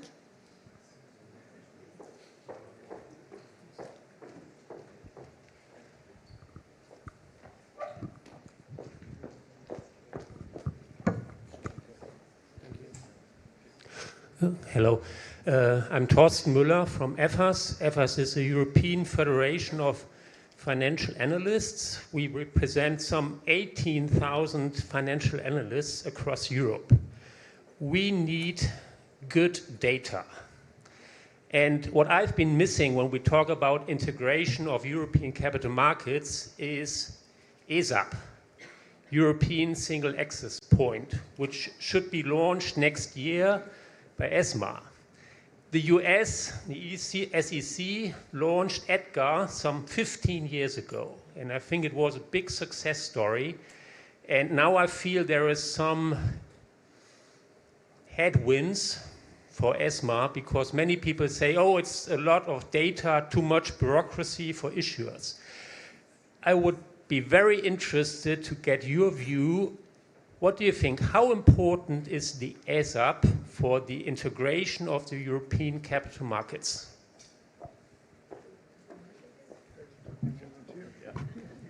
So I'm happy to take that one. Helpful, really helpful. I think we've all seen the benefits of EDGAR in the US market, having that kind of standardized interface where the data can be made available in a standardized format, where data providers like us can access it, integrate it into our other offerings and make it available. So yes, useful. I would say while you're waiting for that, we're happy to provide you with lots of that data anyway. And teams are working very hard on ESAP, so it will go live at some point. There was Andrea just there. So Andrea Gentilini from CSSF. Question on risk. So same risk, same regulation, and technology neutral. According to you, Mr. Nathan, could those two things be combined? And if yes, how? Thank you. Yes, hopefully they are combined. I think the technical neutrality, to go back, is really an element that is applicable anywhere. It shouldn't be part of the narrow way. I do believe it's important that on the risk dimension we focus what are the core risks. I mean, since the financial crisis, many risks have gotten regulated. I think we need to somehow also update what are the core risks that exist today. And if you go back to the post-trade environment, the security of the assets remains. And in a world of cyber uncertainty that is amplified every single day, I think getting loose on that dimension would be a very special risk that I wouldn't want us to see happen to what has happened partly in the crypto environment. That's what must not happen when we talk about core regulated securities. So I think in prioritizing what are the core risks, really staying hard on those and not compromising, but for the rest being technically open. We have a final question right here. Yes, thank you. Urban Funred from the Securities Markets Association in Sweden. Mr. Adamski touched upon the issue, of course, that we still have 27 member states and local markets. And of course, while MISP aims at integrating capital markets more, it's to a large extent aimed at pan-EU and larger corporates. And the question remains, of course, how do we develop deeper local and or regional markets, especially for SMEs? If you look at Sweden, for example, I mean, you still have a huge home bias for SMEs. I'm interested in seeing, can this help, or do we need to do more? All right, that's a very good question. I guess I would suggest two things. First, the base of local investors. That's crucial. That's very important because local investors stabilize the markets first. Second, they attract foreign investors, right? So they are very important. That's one thing. And another is the right infrastructure. And the right infrastructure is a liquid infrastructure. I mean, you have to provide the depth for the market. Otherwise, it just won't flourish. Now, I guess the big issue at the European level these days is the right conclusions drawn from MiFID II and CMU, right? I mean, they've been based on a certain logic, but actually this logic hasn't worked in practice. That's the fact. Now, so if you make a mistake once, the question is, what happens if you do the same thing the second time? I mean, expecting a different outcome is said to be a definition of madness. So essentially, you have to think differently, and I guess this different thinking should start with trying to build ecosystems in Europe instead of trying to eliminate them in order to overcome fragmentation, whatever that means. Thank you. Let me just, you were very polite in standing up, is much appreciated. But the simple answer I'm building on what Darius was just saying is learn from best practice inside Europe. Sweden is best practice. We should not reinvent, we should not double guess, we should simply do what Sweden has done. It works, full stop. Sorry to say it so bluntly. Thank you so much. We have a very red flashing light telling us we're done with time. So I'm going to stop here. I just want to thank very much all the people who have asked questions, our excellent panelists. Thank you so much for your insights. We'll get there. Scale, speed, future ready. Thanks for your insights. Thank you very much. Have a good rest of the day.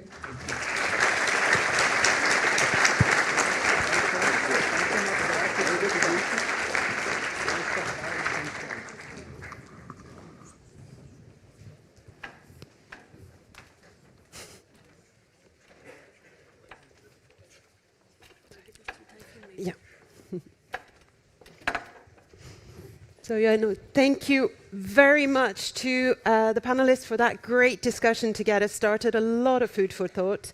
I am now very honored to welcome Commissioner for Financial Services in the Savings and Investment Union, Maria Luisa Albuquerque, for our keynote speech. Thank you.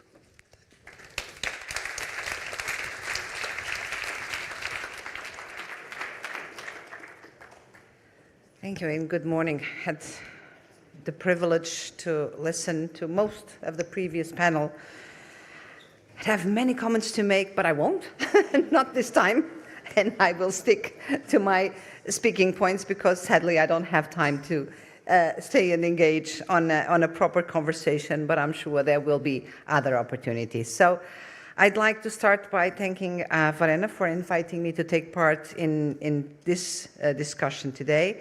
It is always a pleasure to be back in Paris, and I am encouraged by the topics of participation today, which show that there is a clear momentum among stakeholders for creating deeper, liquid, more integrated EU capital markets, even if in the previous panel other challenges were also discussed on how to get there. But before sharing my thoughts about key aspects for creating a more efficient EU capital market, let me acknowledge and praise ESMA, its staff and management for 15 years of successful activity. This was not an easy period, and that's probably an understatement. It was marked by much instability. The great financial crisis, Brexit, COVID, the Russian invasion of Ukraine, the more recent geopolitical instability, increased digitalization, and the arrival of generative AI, and this just to name a few. These days, we tend to focus much on how to transform ESMA in an evolving world with an eye to the future. Such discussions build on a strong belief that ESMA can play a bigger role belief that originates in the confidence and reputation that ESMA has built over the years.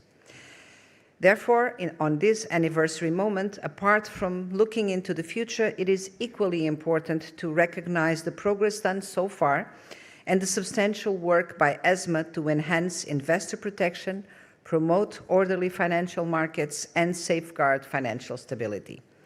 Let's not forget that ESMA was the first authority to exercise EU-level supervision in the financial sector, when it was entrusted in 2011 with the supervision of credit rating agencies. Since then, ESMA has become the supervisor of trading and securities repositories, data reporting service providers, benchmark administrators, third country CCPs, reviewers of EU green bonds, consolidated tape providers, ESG rating providers, critical third-party providers. So centralizing supervision is not exactly a novelty. But more importantly, we hear very good feedback from directly supervised entities, and we did not see any incidents in any of these areas.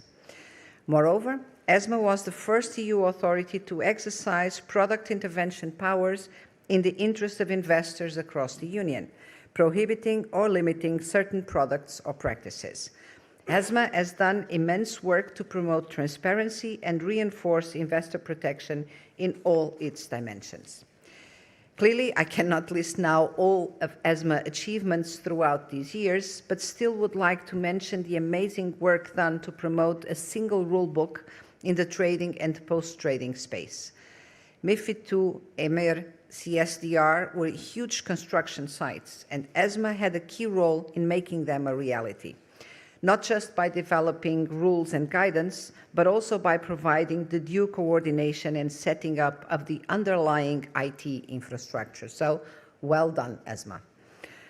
So, I take this opportunity to express my deepest appreciation and sincere thanks to Verena, to Stephen, as well, to all members of ESMA's Management Board and Board of Supervisors over the years, and especially to ESMA's staff.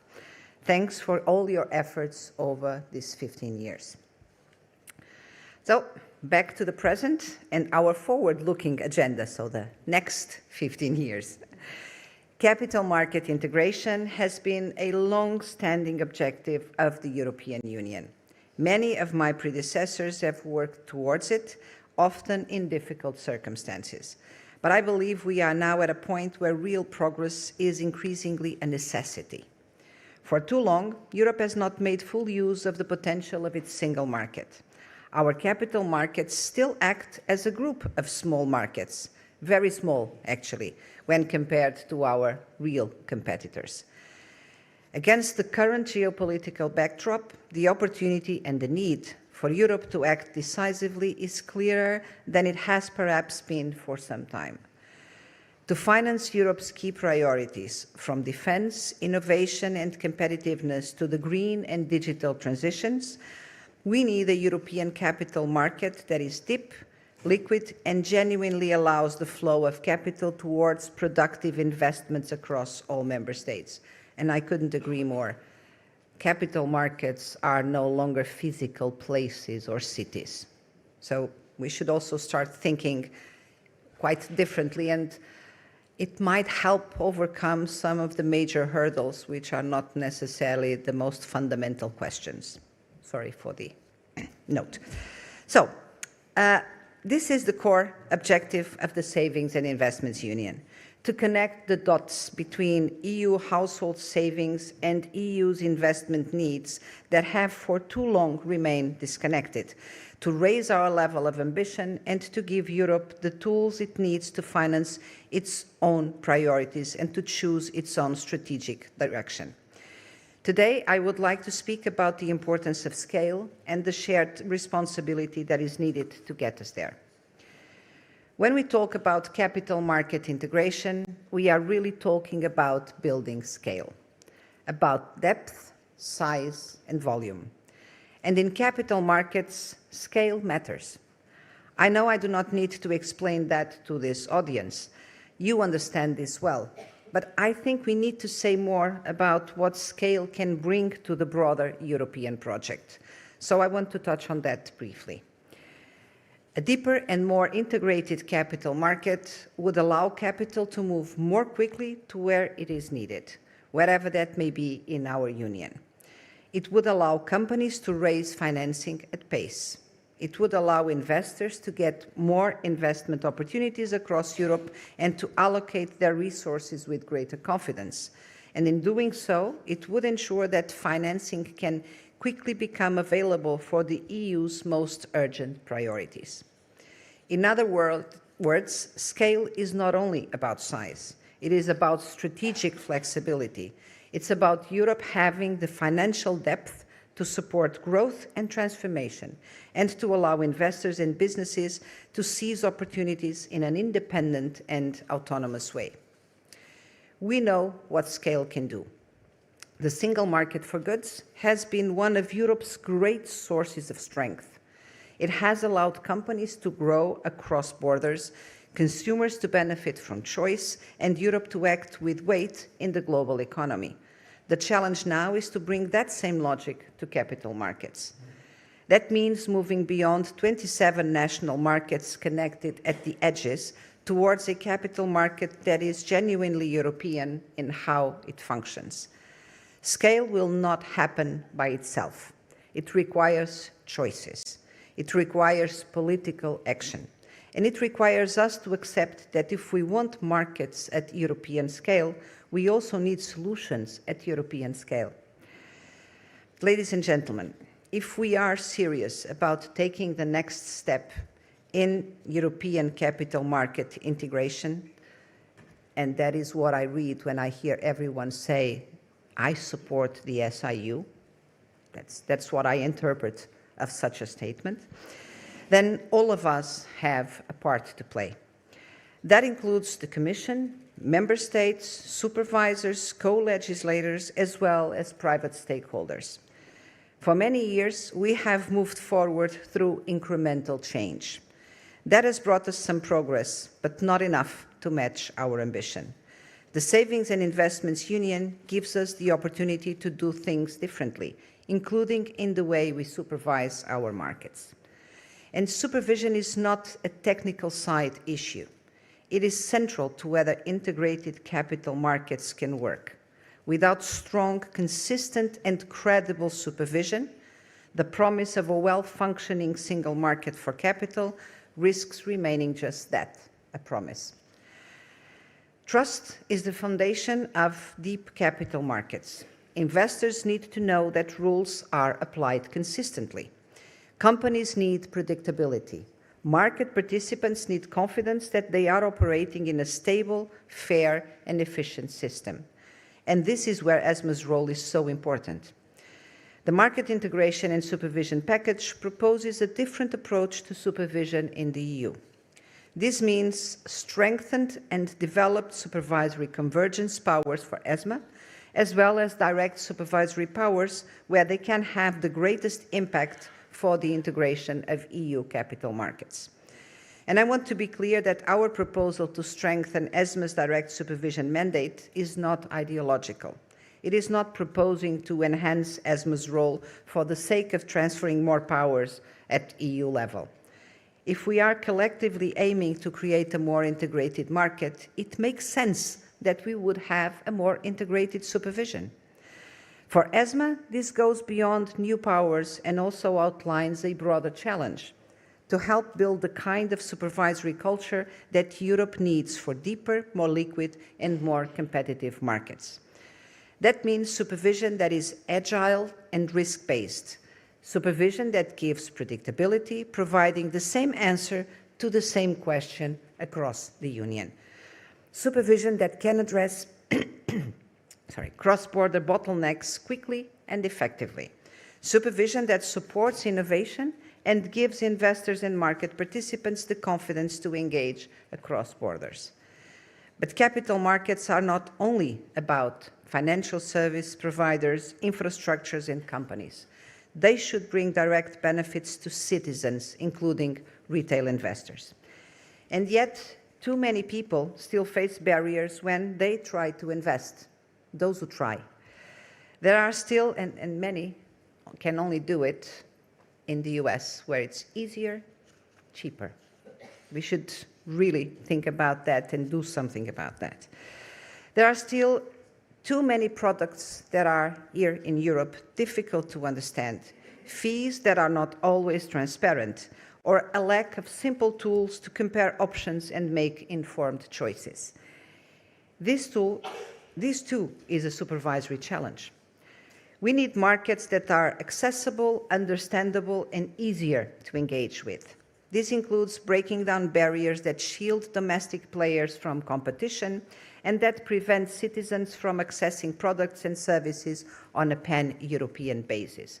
This is often referred to as national specificities, but it is more often than not just protectionism, which is actually reducing the opportunities for our citizens. But at the heart of the investor journey is trust. People will only invest if they have confidence in the system, in the products and the services they are offered, and in the way the rules are supervised and enforced. Supervisors, therefore, have a crucial role to play in building that trust. In many ways, trust is also the link between the three themes of today's conference. Trust, including between supervisors, is what allows markets to integrate. Stronger and more consistent supervision is what strengthens trust, including for retail investors. And trusted, well-functioning markets are what ultimately supports the competitiveness of EU companies and the welfare of EU citizens. Ladies and gentlemen, the success of European capital markets is a shared responsibility. It will require the Commission, co-legislators, member states, national supervisors and market participants to work together. We need the right legal framework, the right institutional setup, and the right supervisory approach. If we get that balance right, supervision will not be seen as a constraint, but as an enabler, allowing financial market participants to operate more seamlessly across Europe. It will be one of the foundations of competitiveness, creating trust, strengthening markets, and helping Europe build the financial system it needs for the future.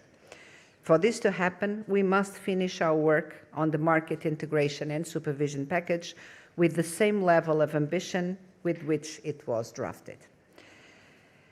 And the momentum is still with us. The One Europe, One Market roadmap was recently signed by the Council, Parliament and Commission, collectively agreeing to conclude negotiations on several measures proposed under the SIU, including MISP, by year-end. This gives us an ambitious, yet achievable, deadline to work towards. Negotiations are never straightforward, especially on such a vast array of measures. And just like in all negotiations, we need to find the right balance. Of course, MISP goes far beyond supervision, covering important enabling measures on trading, post-trading, asset management, and distributed ledger technology. However, supervision remains one of the most sensitive topics, one that documents well the level of ambition of the package. To progress on our single market for financial services, MISP establishes a new balance between ESMA's role and that of national authorities, on one which combines efficiency and quality of supervision that will give full effect to shared rules and respect the diversity of investor cultures throughout the Union. This would not be an outcome of a zero-sum game. National competent authorities and member states will not lose out, even if their responsibilities change, once we have credible and efficient central supervision for specific sectors at EU level. The right balance will ensure better functioning capital markets, increased competitiveness and growth, and will therefore benefit all. As negotiations progress on this file, and indeed on other files under the SIU, I will continue to come back to the principles agreed to under the One Europe, One Market roadmap. Progress will require political commitment, active engagement, and ambition from all institutional actors at both EU and national level. Enough declarations have been signed setting out our shared ambitions for the SIU. What we need now is determined action. And in closing, I would like to underline that integration is not a technical exercise. It is a political choice that has to be made. And at par with political choices done in the past, which were impossible until they were achieved. So this should also be the case for the integration of our financial markets. This is now within reach. We need to maintain our ambition, and we can connect what has too often remained disconnected. Match our ambition with delivery and strengthen Europe's ability to finance its own priorities. I know I can count on everyone at ESMA, including the Board of Supervisors, for this push and this effort. I hope I can also count on all the national competent authorities to share the view, and certainly I hope to count on the industry to help us push this in the right direction. Thank you very much.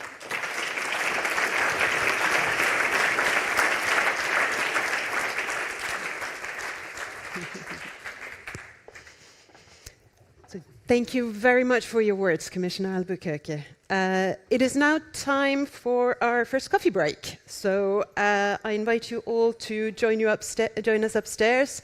If you're online, take some time to rest as well. If you have any questions or need any assistance, you can reach out to us in the organizing team. We've got blue lanyards, so we're quite visible. And I welcome you all back here at 12 for the next panel, where we will be talking about supervision.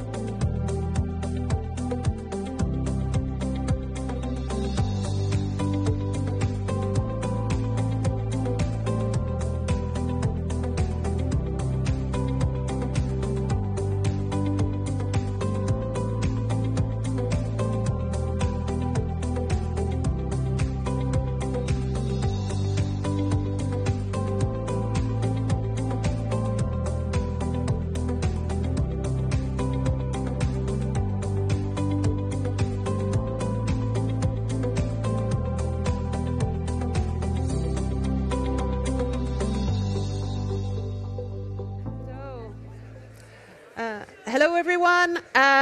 Welcome back. We're going to close the doors and start in 30 seconds, I think. So I hope you have all had a good and relaxing coffee break, whether you're here or online. So just waiting for the final participants to have a seat, and then I will welcome Iliana Lani, who is head of the Conduct, Supervision and Convergence Department at ESMA, and who will be running our second panel on supervision.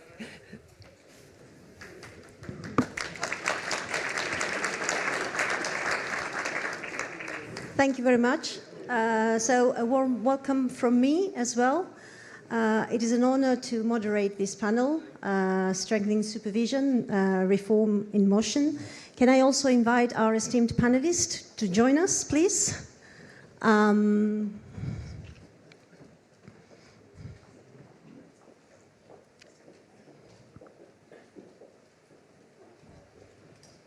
So, Laura, here to make.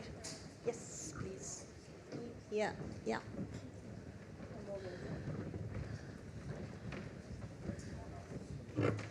Okay, perfect match.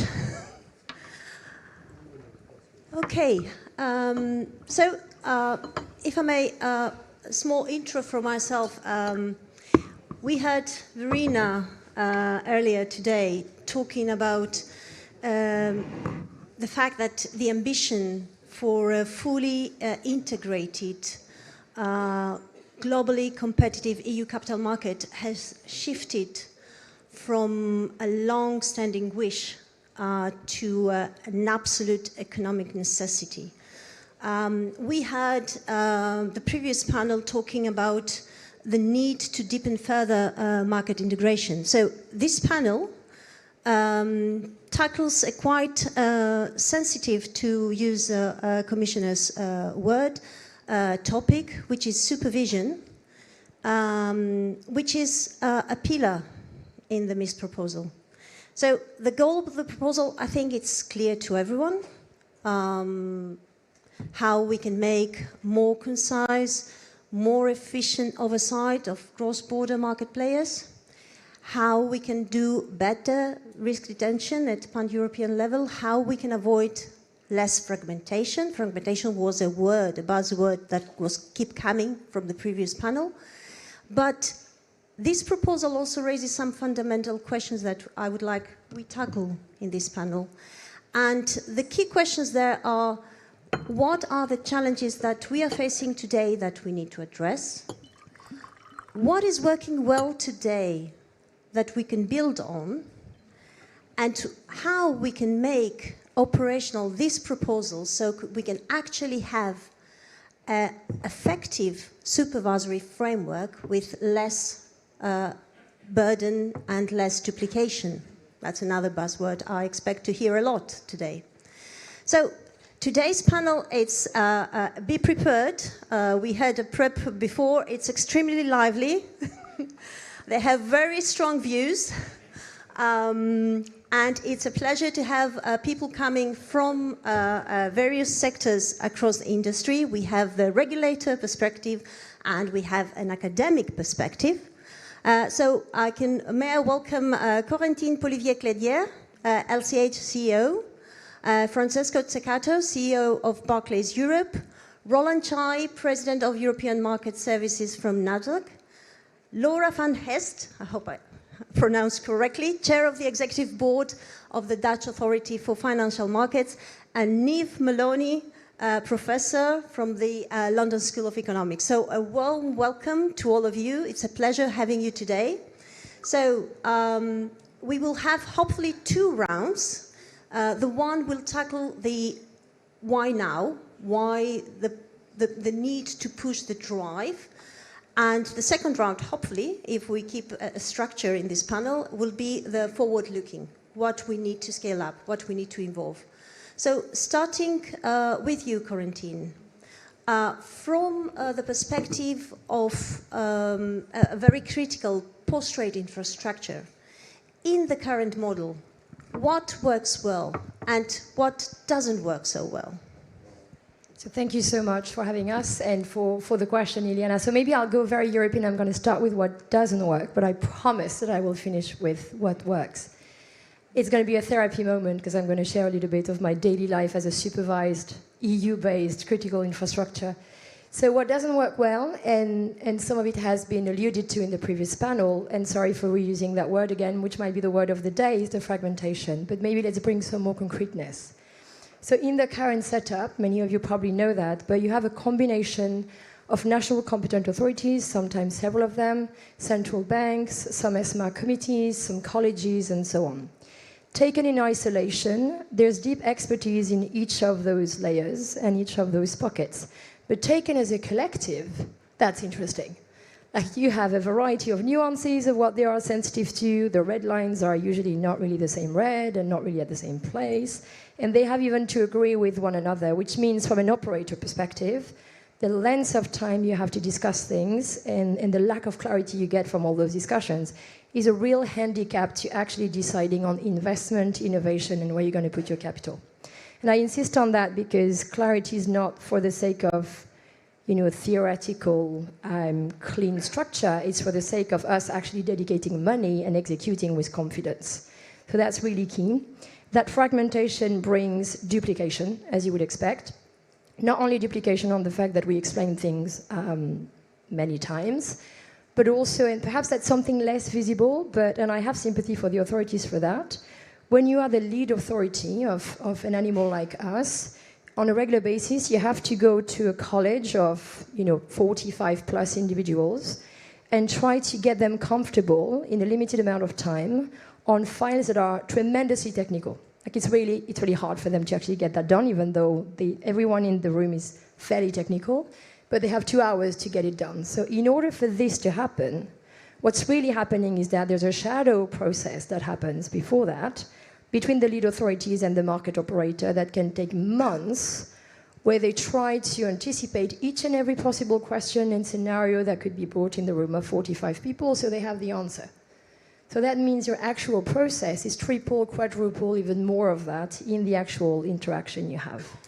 So that also means it's very hard for me, for example, to commit to a timeline to my clients, because I don't really know between 1 and 8 how it's going to actually work.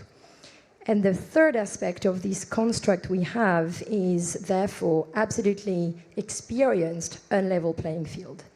It's not necessarily an intentional one. It might come from history, from what a jurisdiction is more sensitive to, from some crisis they had to manage versus another jurisdiction.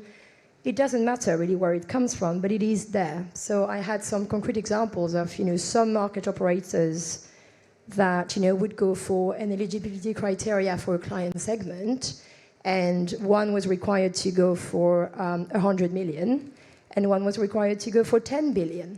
Same client segment, same region. You are 100 times more expensive than your neighbor. These kind of things. So it gets really difficult to actually compete in this kind of landscape. And perhaps more important for me, the clients are the growing fatigue about this. Not only the European clients, but really the international clients. For them, it makes no sense. This is Europe. There is appetite for Europe, and I think, Iliana, you ask why now?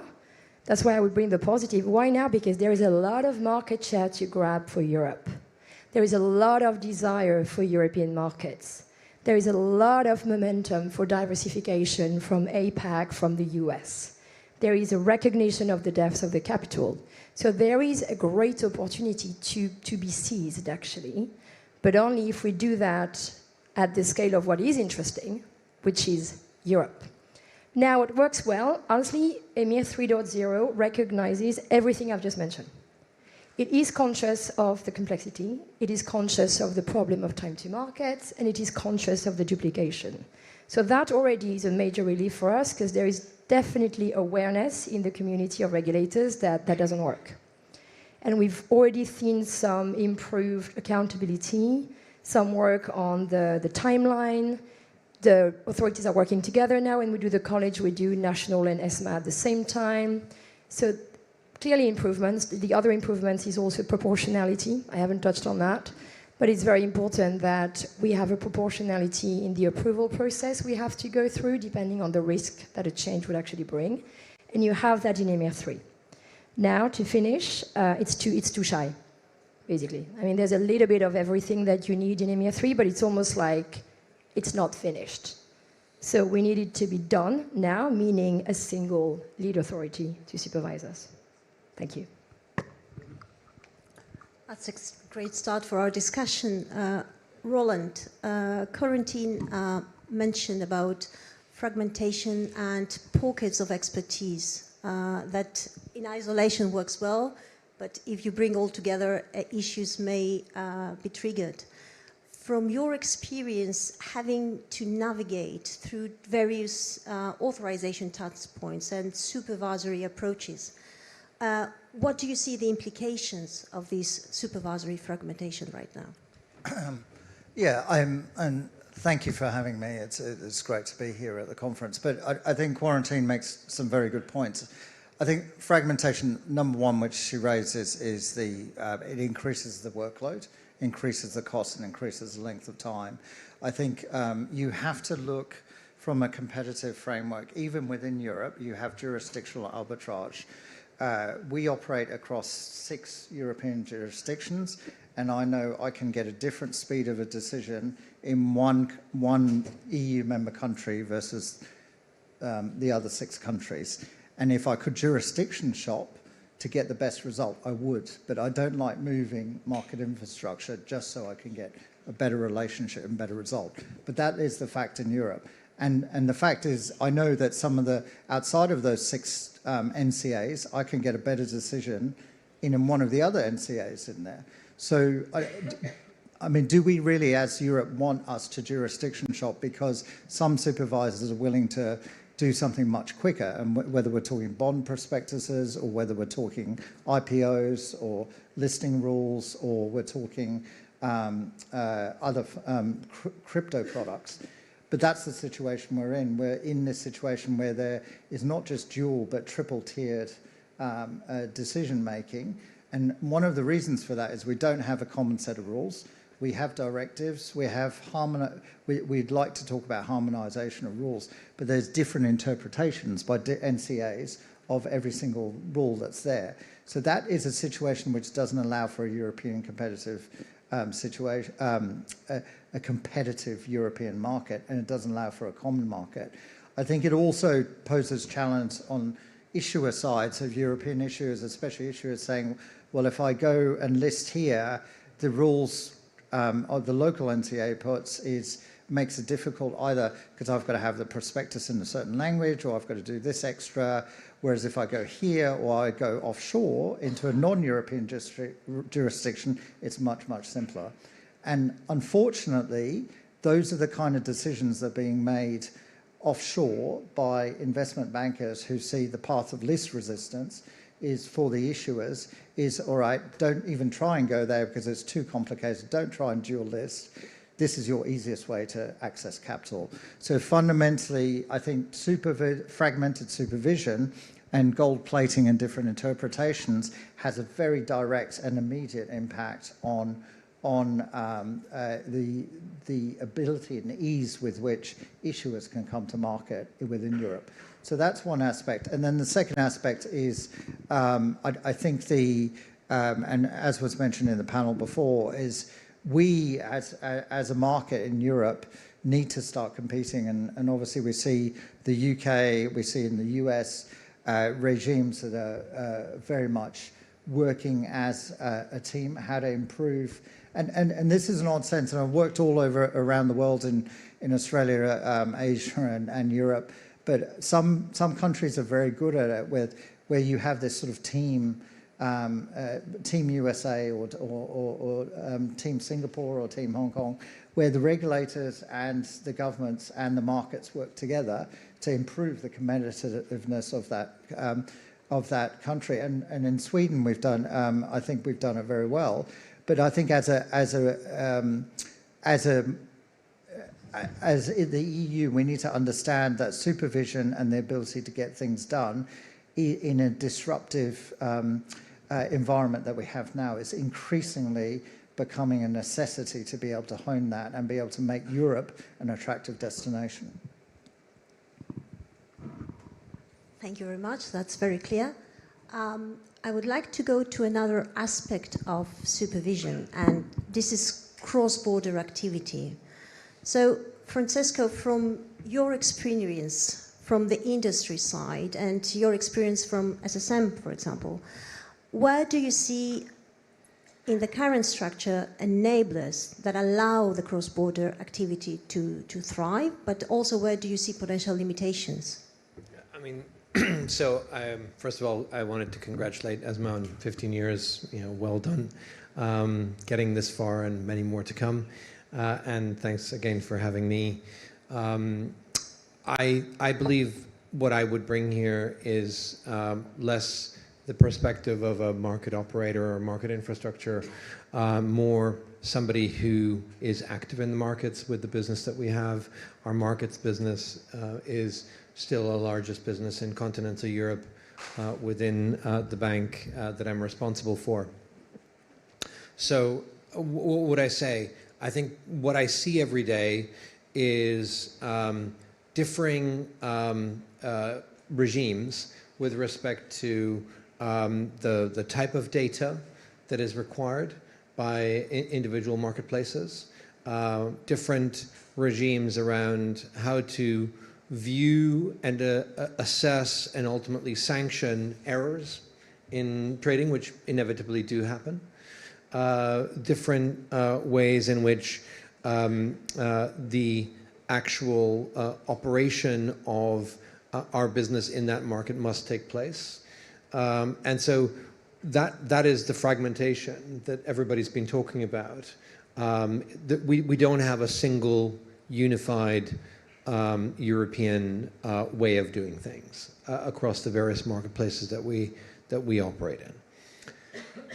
Clearly, the enabler is something that I would say, would support an understanding of how you can benefit from centralizing certain things, from harmonizing certain things, making them common to all those different dimensions of the work that we have to do for our clients across Europe.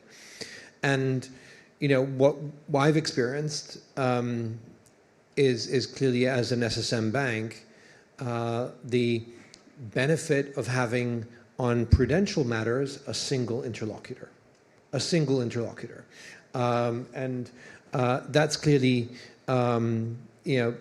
not easy to transpose to the situation we have in the capital markets, but I think it offers a useful benchmark against which we can view how we might progress further. And I think that is exactly what MISP is intending to do as a first step, which is why we welcome it.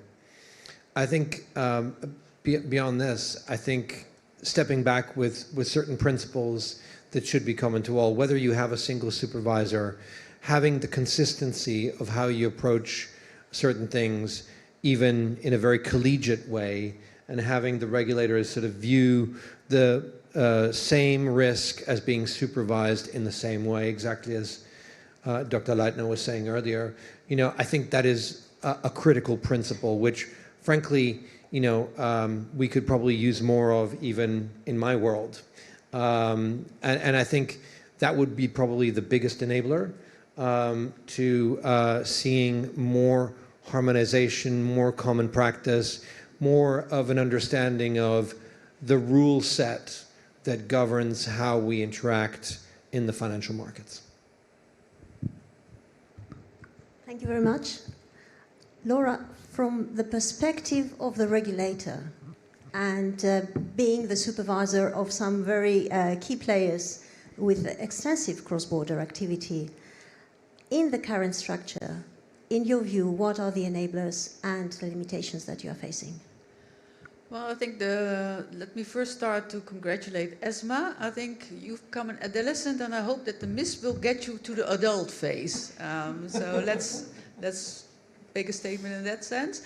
I think as a regulator we experience fragmentation of risk, like everyone. And then the risk is, we all see as a supervisor part of it, and then the total result shows up at the European level or at the group level. And this is, of course, as a supervisor who wants to do their job properly, uncomfortable. So this is one of the problems that we see. I think the second problem is that we see is what people here already said. It's kind of burdensome because of all the duplication. That's true for the business. It's also true for the supervisors, because we want to avoid doing things differently. So we converge, and I think you're one of those people who works towards that. But it takes a lot of time talking to one another to make sure that you don't do things differently. So it's also costly. And the third problem that arises is, of course, blurring of accountability. If something goes wrong, cross-border, somewhere, who is accountable in the end? Who should act? Who should have acted? Who would have been in the position to act? And I think those are the things that we find difficult. I think also people are talking about arbitrage. That is also something, of course, that a supervisor experiences, because we want to have proper supervision and protect our investors, for instance.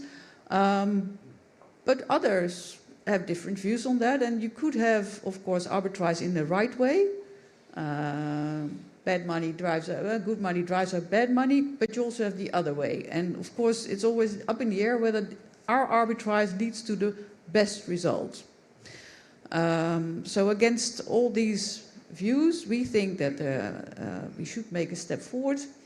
As the AFM, we are on record that we think that centralized supervision could be a way forward, but then it is important to do it in the right way. Because I realized that Verena said this morning that you already supervised 50 entities, but if happens what we hope that will happen, ESMA will change, will become a different animal, or at least have to build put a different building next to the present one. And you will need to design that properly, because otherwise we will have central supervision, but not the kind that will deliver. In terms of why now, well, I had thought that never waste a good crisis, that with the changing views in the US, we would have made bigger strides than we've seen up until now, but I keep on hoping, because both the geopolitical situation and the change in the economy should force us forward, because otherwise we will just be left behind. Very beautiful, but irrelevant, and that's not something I look forward to. Thank you. Thank you very much, and that gives me the opportunity to move to Niamh. And so Laura mentioned that we want central supervision that delivers. She mentioned that at the moment we have supervisory convergence, which requires a lot of effort to achieve a common outcome. One of the key debates in this topic is why not supervisory convergence versus central supervision? So, in your view, where do you see supervisory convergence that fit better to central supervision, and the other way around? Well, thanks so much, Liliana, and it's a huge pleasure to be here. I mean, Verena, enormous congratulations. I remember I was on the first stakeholder group, and we met in February 2011. And there was this huge sense of excitement and possibility of what might happen. And you look back and you see this huge presence ESMA has become in European financial markets. A huge credit to everybody involved, and in particular to Verena today. Yeah, I mean, this is the big question. So I think as we move along the spectrum, I'm kind of slightly at the more cautious end of the spectrum when it comes to the MISP and centralised supervision. And I acknowledge entirely that as an academic, I have the luxury of kind of going a little bit higher perhaps and taking a more sort of principled approach to it. But I guess I'd say a couple of things. I mean, I think it's really good not to see this in terms of either or. I think the great strength of the European system is we have different ways of doing things at the same time. So I think running the convergence and the centralisation models together is actually quite effective, as long as they're each sitting in the right space. Now, if we look at what ESMA has done with convergence over the last sort of 14, 15 years, you've built an enormously impressive toolbox. I mean, peer reviews, common supervisory actions, all sorts of interesting soft law tools, and they've really been road tested when difficult things happen. As we saw over COVID, I think you were very, very effective in that space. So I think it is a tool that can be used, and it also augurs well for your future capacity as a supervisor. You know, you're showing you can do all this. But I suppose it's important to remember where convergence is important. And I go back to that basic first principle. What does supervision do? Yes, of course, there are questions about fragmentation and transaction costs. But ultimately, supervision delivers the political objectives of regulation. Now, what are the political objectives of regulation? They are financial stability, investor protection, market efficiency. And increasingly, of course, there's a competitiveness and growth overlay there. But I think it's really, really important to keep going back to those basics. And I think when you think about that, I think the convergence tool works really well in a couple of different spheres, if you like. So one is where, obviously, local market features, local legacies, local risk features over time, where that kind of feeds into the importance of a local supervisory presence. Then you really need convergence to make sure no gaps, no frictions, or we limit arbitrage risks and so on. And the second space where convergence is important is to allow a degree of diversity and experimentation. I mean, I don't underestimate how tricky the job that Laura and Verena and other colleagues have. Supervision is not straightforward. We have an enormously complex, dynamic risk environment changing constantly, a huge footprint of financial market supervisors and obviously regulated actors, new ways of doing supervision. It's not easy. So I always think that diversity and experimentation is a strength where it makes sense. So clearly, of course, Ileana, then the question is, where does the line go? Now, I mean, ultimately, that's a political question. And the reason I say it's a political question is because we're going back to what does supervision do ultimately? It protects taxpayers, it supports the economy, it supports what we want the financial services to do in the public sector, in the public interest. And that is ultimately a political decision. So for me, where the line goes is where there's a very, very strong empirical case. And I think we hear some very, very strong arguments on this panel as to where there are the frictions and where there are the inefficiencies. But of course, then it's really important the line is drawn in the right place. And I think secondly, that we draw the line in the right place, taking into account subsidiarity and proportionality. There will always be a case for central supervision, but being very careful as to where that line goes. And of course, that is a very, very difficult question. I mean, the one thing I would say is I think ESMA's done a super job in two areas. So cross-border actors, rating agencies, you know, you took that on, built a whole new supervisory model there. And secondly, in new supervisory spaces, sort of new actors, you know, consolidated tape providers and so on. So I think there's huge capacity there, and it's a question of kind of figuring out where best to put the line. Okay, interesting. And I'll keep my pose as moderator.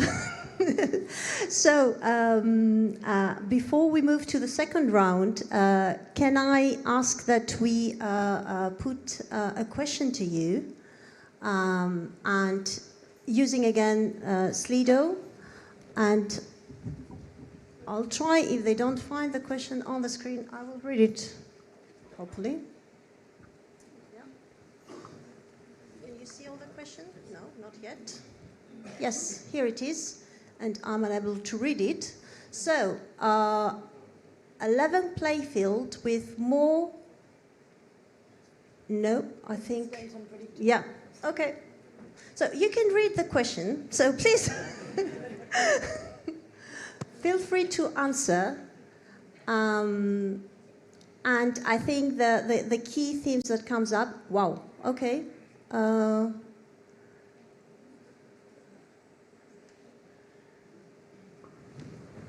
This is interesting. Sorry, I would need to step up because I cannot see the results. And seems to be about consensus. It seems so, yeah.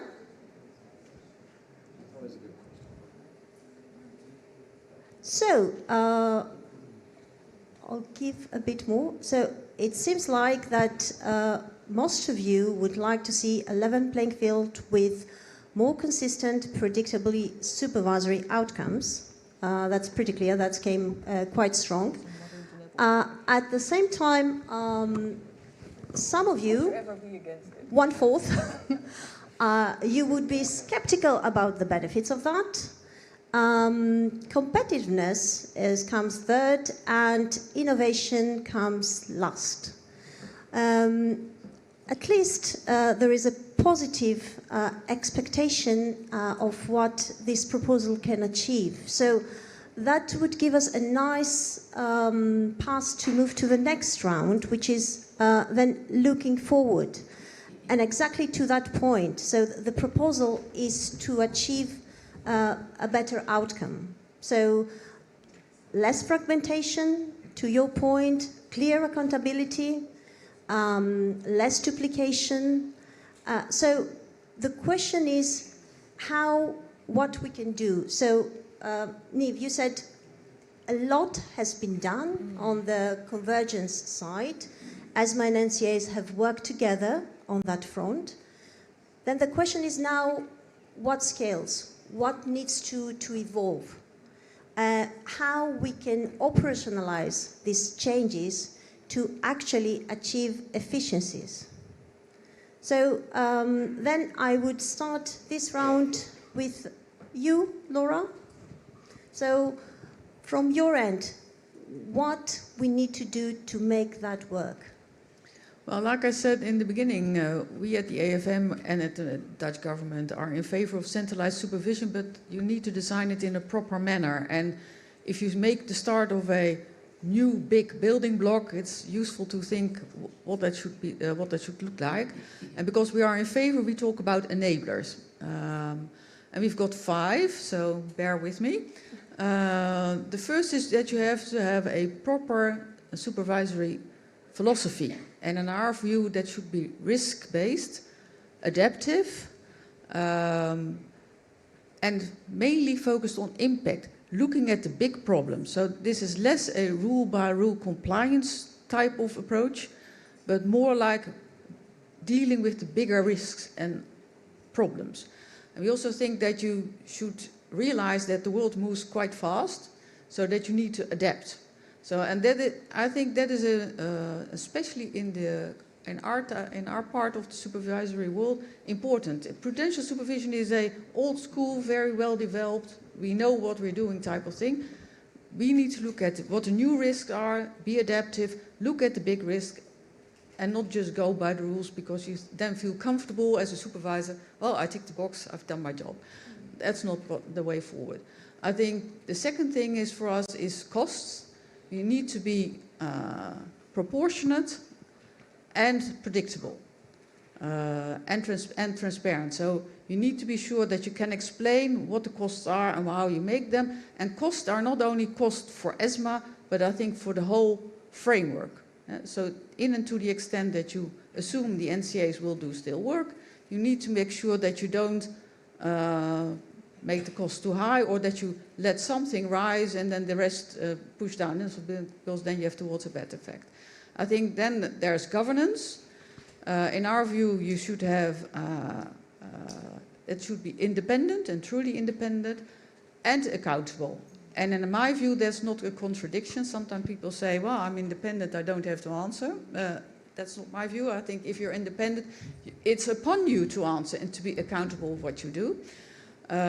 Independence is in terms of terms, in terms of appointments, also in enough strength in the center so you can move around so that it doesn't become a big talking circus. But accountable also means that you have clear delineation of who does what, who is in charge of what, is it the center or is it the NCA, and also that you are willing to be evaluated at a regular stance, and then not a self-evaluation, but properly done. I, at the AFM, have to enjoy this pleasure every 5 years. I admit I don't like it when it's going on, but it's good for me, because I know it's going to be there. It keeps me on my toes, and I honestly think every supervisor deserves or should have something like that. I think the fourth is a proper database, because in the present digital world, we can't do with it. Data are the backbone. It should be high quality, it should be harmonized, and it should be centralized. But centralized doesn't mean it's only of the center. I think it's very important that it will be available 24/7, also for the NCAs, because otherwise we were still stuck with just seeing part of the picture. And my fifth, and I think that's a topic that people talk less about, but as the chair of the AFM in charge of enforcement, I feel quite strongly about, and that is proper rules for enforcement.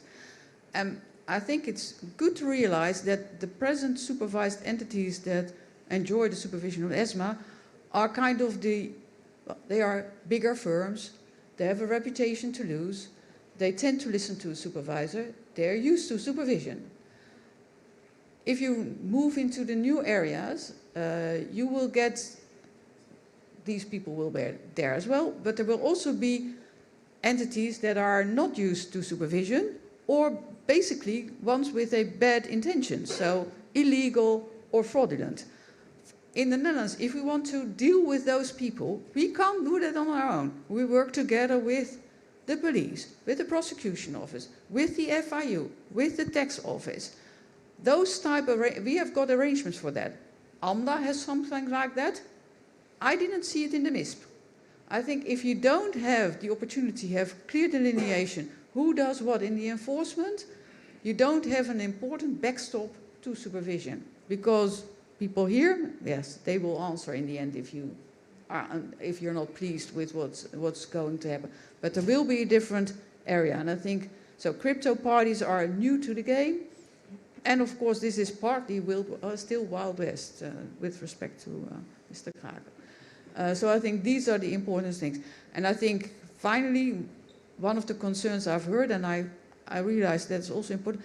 As a supervisor, you should be able to be close to the market. I don't think it's local knowledge, I don't think it's local expertise, but I think it's knowing the market you're supervising. Now, if you look at a trading venue in the Netherlands, where we sometimes supervise them, and they only have a location in the Netherlands, I think it's the fact that the AFM has the knowledge of how, and interlocutes with that party.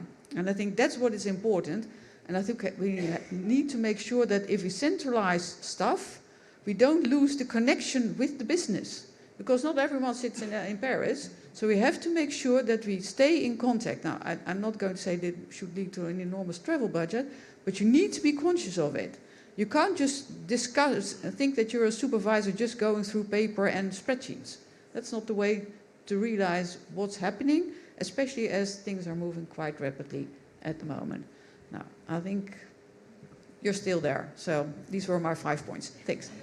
But to your last point, that connection to the local market, do you see that one of the areas where ESMA and NCAs need to focus and strengthen more the coordination? Do you see other areas where we should focus our coordination in the future? Well, I think the question, so I think one of the things that we are kind of conscious of is whether the GST model is the best model. And from an outside view, it seems kind of cumbersome and complex. So we tend to think you should have it as centralized as possible. But then the price, of course, is if you then say centralized is also in Paris, how do you connect with all these people? So I think that is, I think, something that we should look into. We should avoid that just moving the supervision to Paris means that the supervised entities never come across a supervisor apart from sending in messages. So I think that's something that we should really be careful in designing. And so I think that's a slightly different, so there's also local expertise and local knowledge, but it's basically knowing the sector and knowing what's happening that's important, and being willing to engage. I think I think there are different traditions around Europe and the manner of engagement, but I think we should be kind of Anglo-Saxon in it, be willing to engage. So I don't know whether it's helpful. I mean, can I just maybe come in on the GST point, just because we had this discussion previously in the green room, and I think it's important to say that the GST may be perceived by some to be cumbersome, but what at least it tries to achieve is, on the narrow point of prudential supervision, to create reliable and dependable sort of outcomes that we can plan around and that we can respond to in terms of the capital that we hold, the liquidity that we hold, the criteria that are relevant for our SHREP score to improve. These are important aspects of life as a bank in Europe. And I think I wasn't suggesting that it doesn't have some of the limitations that you mentioned. Indeed, in other occasions, and I think Didier is here, you know, I've said this at Eurofi as well, sort of my view is that we should move a lot more to a much more principles-based supervision model that is flexible and perhaps less rule-based, because I think that is going to mean that our principles-based supervision is going to be more risk-sensitive, which is, of course, the entire point of supervision. And so I'm not trying to suggest that the JST model is you know, perfect as it is, but I think it does create clarity around certain key elements of what we need as banks in order to have proper plans that we can discuss with our board, limitations that we understand vis-a-vis our clients, and know the type of expertise that we need. A lot of this is driven from keeping the bank safe in terms of capital and liquidity. And in that respect, you know, I support the JSTs and the SSM. Thank you. Corentin, you wanted to? Yes, thank you. First of all, I agree with most of the point made by Laura, to the point where, you know, I keep nodding. So I agree. But I want to pick up on one thing that you mentioned about knowing your markets.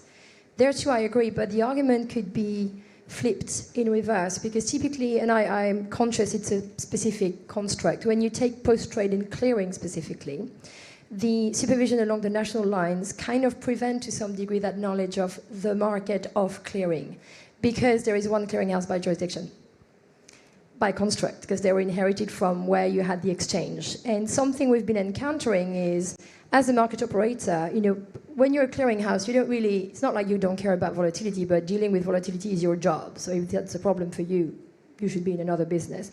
But where you start worrying a bit more is, for example, breakdown of correlation, or some, you know, weak signals coming from, you know, contagion effects. So we do need to get a lot more intel from a CCP industry perspective, and therefore by construct we would need to have one go-to that could give us much more color from what they see from dozens of clearinghouses.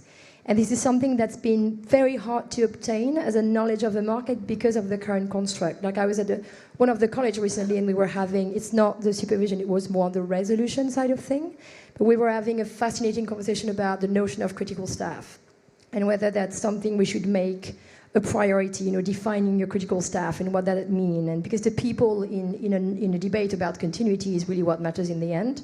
And we were trying to just gauge collectively whether there was any live debate about this, whether there was maturity in Europe about this concept, and everyone started staring at each other because they know their own corridor, mostly. So knowledge of the market is absolutely critical. I agree with you. Sometimes it does require going to the ground and actually having those conversations. Well, it always does, actually. But sometimes it's also facilitated by creating that sort of central point of contact that could do that for you as an operator and bring more risk insights. I hope that I didn't give the impression I was against centralized supervision, because that is what we like. What I basically wanted to say, that I'm conscious of the fact you run the risk if you don't design it, and because I'm into the enabling business, I want to highlight it. How do you make sure that if you centralize things, that you still keep good contact with what is happening on the ground? And the question is, how do you do that in a nimble fashion? And I think that's the challenge I basically wanted to pose, because other people, you are enthusiastic, but other people note that we haven't got the best model yet. So I think we are developing, learning, and that's basically my point. Centralized, but not separate from the market. Not detached. Yeah, exactly. Thank you very much.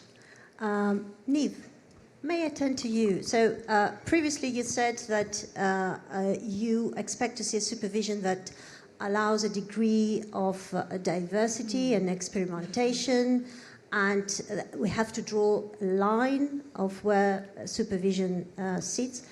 In your view, in the MISP proposal, what would be the key factors to have to successfully implement supervision? Yeah, I mean, first of all, Laura, I agree with an awful lot of what you're saying there, and in particular that point about moving into the more tricksy supervisory areas, so the conduct space, that is sort of relatively untried at European level. So I think this idea of a philosophy and what are we doing is super, super important. Yeah, I mean, the MISP does, I think, some really important things. So if I can just give a quick shout out for the supervisory convergence side, because obviously not a lot of stuff, there'll be lots of spheres that will never make sense for centralised supervision. But there's really good stuff in there about common data platforms, about collaboration groups, about, going to your point, Laura, stuff about mutual recognition of penalties. All that feeds into more effective supervision, stronger markets, and ultimately into SIU. So I think really important that's there, and that kind of, that's run with in the negotiations. I mean, I think the success factors then on obviously the big ticket, the centralised supervision side is, drawing the line really carefully in terms of which CCPs, which trading venues and so on sort of come into the central supervision piece. And one of the things I keep an eye on here is we have sufficient stability in the supervisory population. So as you go down the curve, I suppose, to the smaller significant actors, that you don't have this risk of people moving back and forth between ESMA and NCAs. I mean, that would be operationally a tricky thing to sort out. So I think that's sort of one thing to keep an eye on. I think a second thing to keep an eye on is that we don't lose the benefits of convergence. So let's suppose with CCPs, trading venues, CSDs and so on, you've got the ESMA supervisor, you have the NCA supervisor. But there's a way of collecting that together. So it's not like the SSM where ECB banking supervision is the hierarchical supervisor, but where you have the two separate spheres that they are coming together. Maybe it's colleges of supervisors, maybe it's not, but some way of kind of gathering that together. And then maybe just a couple of final points about really ensuring that when it delivers centralised supervision in the right way, what will best equip ESMA to really go for it. And I very much sort of endorse Laura's thesis around this. Maybe a couple of other things I'd put in. Very much agree on the accountability side, because as we extend any regulator's competences, if you think about it, a regulator has to have a social license to operate. We live in a world where trust in institutions is decreasing all the time. So if we're kind of tooling up regulators, we have to ensure they're equally powered up on their legitimacy side. So I think one of the small things that occurred to me is, as ESMA's supervised population expands, we may need to think a bit more about the Board of Appeal. Is it resourced enough? Has it got what it needs to do? Because one can imagine a world in which there would inevitably be more contestation between ESMA and the supervised sector. And, are we kind of ready to kind of deal with that? And then two super final comments. I mean, one is, and I speak as a deeply boring lawyer here, but when one thinks about designing institutional structures at European level, and particularly new ones, I think we really have to be alert to constitutional risks. And one of the ones here is the Meroni principle, that the agency is operating within its constitutional mandate and so on and so on and so on. So that as this text is drafted, and it is really complex, it's very long, there are going to be compromises, it is clear on what ESMA's powers are and that they're correctly delineated. And then a final one, and this is the third rail, so I go here very, very gently, but hey, I'm an academic, so let's go there. When you think about, I'm old enough to remember the negotiations around the SSM and the AIDSAs all happening around the same time. And one of the things we were all talking about was the fiscal red line. That it's okay to move in supervision centrally as long as it's clear there's a fiscal backstop to that. So it works with the SSM because we have the ESM, we've got the single resolution mechanism and all the stuff around it. Now, the way the MISP is developing is it's not putting in place that engineering. Now, that might be absolutely fine. It could be other mechanisms have developed. We've got the CCP regulation, we've lots of other things. I still feel it needs a conversation. What happens in the black swan event? We hope it never happens. But if there's a fiscal consequence going back to taxpayers and you have a centralised supervisory model, are we there in terms of where we allocate that risk? Probably more theoretical than real, but in a stress, you'd only be trying something out for the first time. So I think they're the kind of high-level things I'd keep an eye on. Okay, Corentin? Yes, thanks a lot for that. I just want to build on that concept you're bringing up, which is very legitimate about the social acceptance, the social legitimacy of supervision, right? And I agree with the concept with you, but I would like to also offer an additional color because, for example, with many financial market infrastructure today, we are supervised from the point of view of where the legal entity is incorporated. But the kind of markets we run has a much broader social impact. I'll give you an example. At LCHSA, we run a very large service called Repo Clear. And this is the largest euro-denominated repo market in the world. And it caters for 13 government debt of the European Union. This is where you'd find the vast majority of your German debt, Italian debt, Dutch debt, French debt, and so on. We happen to be incorporated as a legal entity in France. It could be elsewhere in the EU. But we do cover from there really a pan-European service. So typically for that service, where I agree with you is that there needs to be some kind of social legitimacy to the supervision. But one could question why Repo Clear should be supervised by France, for example, because of the breadth of the service, right? So I think there's an interesting question you're raising, but maybe we need to move away from the legal entity incorporation and more into what's the breadth of those services, what's the impact? And when most of them, or many of them, can become really demonstratively cross-border and have this broader impact on European citizens, then there's a real case for the legitimacy to move up one level, I think. Thank you very much. Roland, if I turn to you now, so we saw in the slide, if I recall well, only 7% would like to see, well, they would wish for an outcome of a broader and better framework for innovation. At the same time, at the previous channel, if I remember correctly, it was mentioned, let the market use technology. So in your view, we are in a very fast-pacing and ever-evolving environment of technological changes. How do you see that the new technologies can be in our benefit and upscale supervision? Yeah, I think there's, I think as the first panel talked about, there is a lot of technological change. We see it as extremely disruptive. I think we are in a disruptive world. If you look at digital networks and digital markets, they've been around for over 10 years, and the technology there has matured, and now you've got AI coming in. I do think that is fundamentally changing the landscape in which financial services globally is being provided. And that change may not happen overnight, but it is accelerating. So fundamentally, value chains of trading, clearing, and settlement, value chains of investment products, distribution, retail brokerage, all of that is completely changing. And some of that retail stuff is already challenging Europe.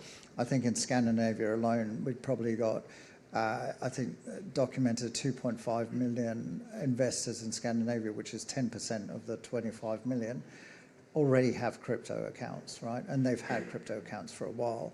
So our retail investors are already 2 clicks away on their smartphone from trading Bitcoin. And as much as we try to ban it or we try to do things, these products are accessible offshore. So disruption comes in a number of different ways. How is that product distributed? How is that product managed? How is that financial product and the markets behind it happening? So I think the challenge is that innovation is coming, and we need to find a way. And I think that's part of the DLT, part of the MIS package is extremely important. But the question is, can we afford to wait 5 years for that to be implemented? My answer would be no. I think we need to deal with it. I think the good thing about distributed ledger and technologies like having financial assets, programmable financial assets on the distributed ledger is, number one, you can build compliance rules into financial assets. And so there's no interpretation. There is just software code and it's built into it. Second is transparency. The assets are transparency. when you look at the use cases for it, for example, withholding tax on a collection and also working out on dividends, withholding tax, I think that fundamentally could be vastly simplified through programmable assets. So there's plenty of use cases and ability to be used. So when you look at distributed databases, whether it's in the realm of supervision, enforcement, cyber, or being able to track cross-border actors in the area of AML and KYC and anti-financial crime, the new technology is an incredible, powerful technology, both for supervisory bodies and regulators across the world. But we need to be able to embrace that. And also the fact is that AI is coming and is being used in our markets at the moment. And it will increasingly be used both by good actors and bad actors. So I think the pace of change, and we are probably at one of those paradigm shifts where we are on the verge of an accelerating pace of change, something that will happen in 2 to 3 years rather than 5 to 10 years, but where we fundamentally have to work together to create a regime that allows us to the previous points is that you've got to manage the biggest risks, right? So how do you create a regulatory environment that allows us to manage the biggest risks in those terms while not stifling innovation? Because I think if you do stifle innovation, you go back to the point is that customers, investors, and those people who want to deploy capital and are able to deploy capital faster and more efficiently with a better return risk profile, technological, and have technological access to that off European shores, they will do it, and it will go. So I think there's a lot of challenges that the technological evolution will come in, but there is a huge amount of benefit that can be harnessed as well. Thank you very much. If I turn to you, Corentin, we saw from the survey that the vast majority seeks for a predictable supervisory framework. In your view, how simple is to create a simple and predictable supervisory framework? Yeah, there's a say in French, I don't know if you translate that, I think it was that Montaigne for the French, he wrote a letter to a friend and say, I apologize for not having taken the time to write a shorter letter. Right, so it's tremendously complex to do simple, like it requires more work to do simple. But that set aside, I'm glad, first of all, that everyone wants predictability, but I think we need to wonder why, and I've touched on that initially, which is that when you're a market operator or a bank, or you work on the basis of multi-year budget cycle that then you have to get approved by your board and all kind of joyful layers. So you need to give a sense of where you're going to take your risk, how long it's going to take you, how long you are going to accept some exposure, when are you going to cut some bets that you made. So the timing of where you put your attention, your resources, and your capital is absolutely key to launching any products, or to Roland's point, to taking any initiatives, really. And you need to have like your mid scenario, your bear, your bull. When it goes from like 3 months to 3 years for a file, people will just not engage in new product and new innovation, which is kind of what we're seeing here. So the predictability really is that there should be some. There already is in EMIAS 3, to be honest, but we could be better then by scratching all the shadow work that happens beforehand that I was mentioning. You need to know your worst case scenario pretty nicely. Like that has to be a hard deadline. And worst case scenario, you get rejected. Fine, okay. And then you get rejected on the basis of very clear feedback. You act on that, start again, resubmit, you know exactly your timeline, right? It's not because you have predictability that you're going to have soft regulation or soft supervision. But the idea that you know exactly what you're supposed to meet as a set of obligation, and you have your timeline is going to help you engage in initiatives. So I would say what really matters to get predictable is, and I'll double down on that, I think we had a lot of convergence work over the years, and it's worked to some degree, but it's not doing the job in the sense where the market needs it to be done.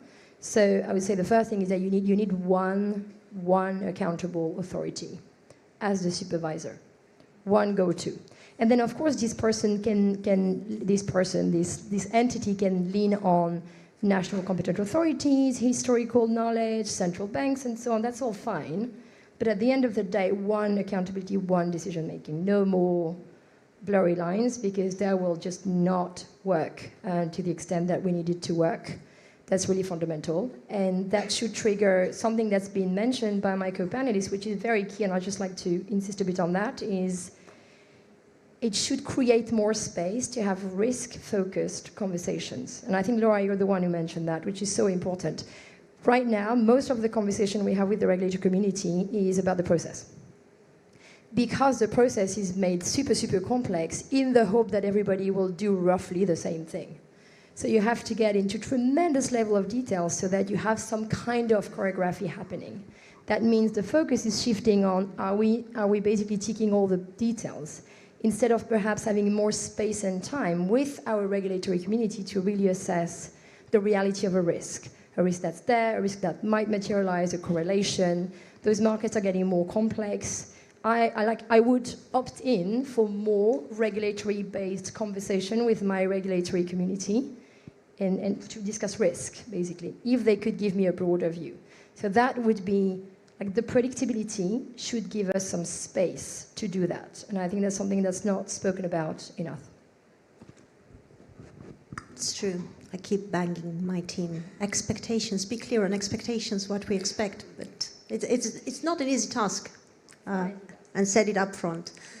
I'm conscious of time, and my team is keep texting me, you are running out of time. Francesco, what do we need to prioritize if we want to achieve operational simplification and reduce that fragmentation? Well, I'll be really brief. That was not the intention, right? No, I'm getting the message. Yeah. No, the brief comments I'd make is just four things, really quickly. And one is removing, as much as possible, national discretions for supervising, overseeing, regulating the very same business across different jurisdictions in the EU. The second thing is data. Let's try and build on the great work that was done by ESMA around sort of having harmonized data requirements across MIFIR, EMIR, SFTR. That clearly helps, and not having different data having to be sent to different addresses with different cuts and so on. The third thing is where you add an EU dimension to your supervision, that it shouldn't really add, it should really replace. So I think that's perhaps the most critical point. And the final point that I'd make is that we should have the courage, and this is something that I do agree with Niamh on, we should have the courage to have a competitiveness mandate, for how we, and I'm not putting words in your mouth, Niamh, I know I'm not. But the point is that those four things, I think for me, are paramount to supporting the defragmentation and the simplification that you're asking about. Well, I think competition is very important, but I think it should be at the proper place. So I think discussions on, because looking at competition aspects of certain regulation is also a discussion about risk appetite, and I think there we have politicians to do the work. Does it mean that the supervisors can't do anything? Yes, of course. So I think my proposal or my plea for risk-based supervision, looking at the big chunks and looking at impact, is one way to look at it. And the other is, and this I borrow from the Dutch tax office, where the revenue collectors even, and they have the quote, or they used to have the quote, we can't make it much more fun, but we can make it easier. And I think that's something we should go for. It sounds better in Dutch, but this is the best translation. So it can't be better, so it will never be fun, but we can make it easier. And I think in the Dutch tax office also did it. But I think we could be inspired by that. At least we at the AFM are trying to go for that line. So everyone has it to chip in. Thank you. Niamh, I see you want to step in. Yeah, And that's a heart attack of my team. But go ahead. No, I mean, I love Francesca's challenge. I think I suppose what I think about here is, and it's kind of a theme of my remarks, it's let's not forget the baseline of what supervision does. It is there to make sure markets stay stable. It is hard, it is difficult. There is a natural contestation. It's completely right, there is, between the regulated sector and the supervisor. But ultimately, I think everybody's going in the same direction in terms of financial stability, market efficiency, market integrity. And that's the baseline. That's the condition precedent for SIU. So I think, hopefully the co-legislators will keep that as they design potentially a very exciting new framework. But that's the ball game here. Sorry, and just to come back on that, Niamh, only because I used to be a student at your august institution. I figured there was an agenda. That there definitely is an agenda, but I think I was interested to hear your fellow countryman, Sean Berrigan, speaking at a conference not long ago, and he was talking about stability, and he was talking about the ultimate stability being the stability of the graveyard. And, we can find great stability in doing absolutely nothing at all. And I'm not sure we really want to be in that space, because then we can all pack up and go home. There would still be wonderful things to study, though. Sorry, I'm not trying to be cute, but I think the point is that we do have to have an industry that can actually operate, take risk, take exposure, be active, and support our clients, because that's what our economy demands.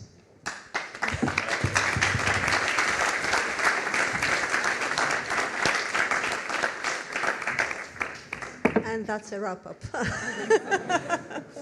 So we have only 1 minute. Snap answer. If it's one thing which you take into account to measure success of that proposal after 3 years of the implementation, what would be? Corentin.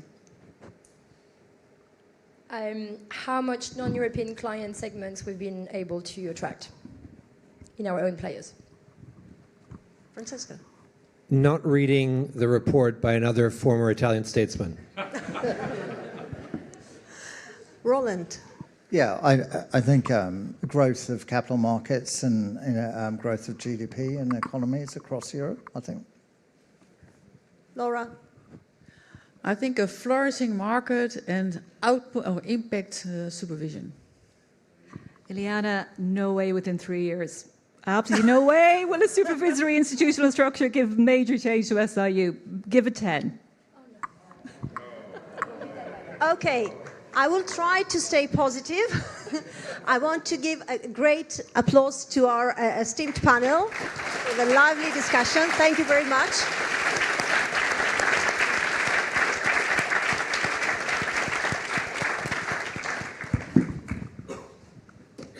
And it's flashing, right, on time then, we managed. No, but thank you very much to Ileana and to everyone for that panel, which was indeed very lively. So I think, as everyone is aware, it is now time for lunch. So we have an hour. Welcome back here at 2:10, and bon appétit.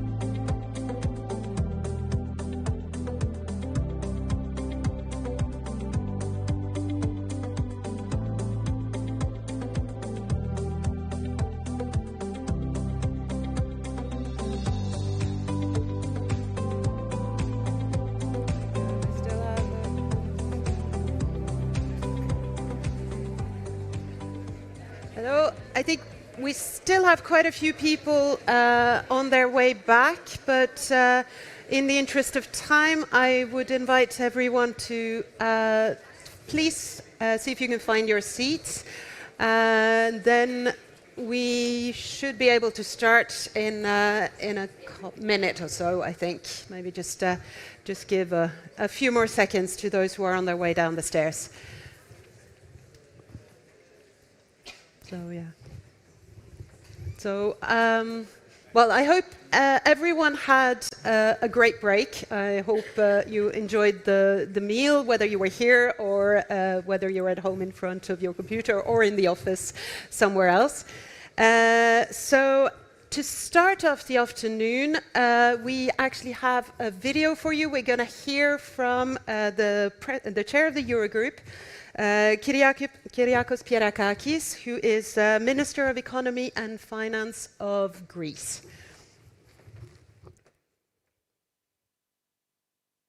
Ladies and gentlemen, dear members of the ESMA Board of Supervisors, dear guests, it's a privilege to be addressing you today, and I would like to begin by thanking the European Securities and Markets Authority for the opportunity to deliver these remarks remotely. While I truly regret that I cannot be with you in person in Paris, the digital nature of this message is perhaps a fitting tribute to the transformation we're all working to lead. To achieve this, we need, first and foremost, a strong financial ecosystem. And although a robust banking system is of fundamental importance, it cannot stand alone. It requires the support of deep and liquid capital markets. As we build a European financial system that supports innovation across the board, ESMA's role in setting standards and ensuring market integrity and stability is becoming increasingly important. So, as ESMA celebrates its 15th anniversary this year, it has become a pivotal player in our collective efforts to improve Europe's competitiveness. This conference is happening at a time when the era of geopolitical innocence has ended. From energy shifts to technological rivalry, Europe is facing a triple task: financing the green transition, the digital transformation, and the fundamental shift in our collective security. Public budgets cannot bear this burden alone. For Europe, deep and transparent capital markets are no longer a nice-to-have objective. They are a condition for our strategic autonomy. We need a system where capital flows as freely as our citizens, moving from where it is held to where it is needed the most.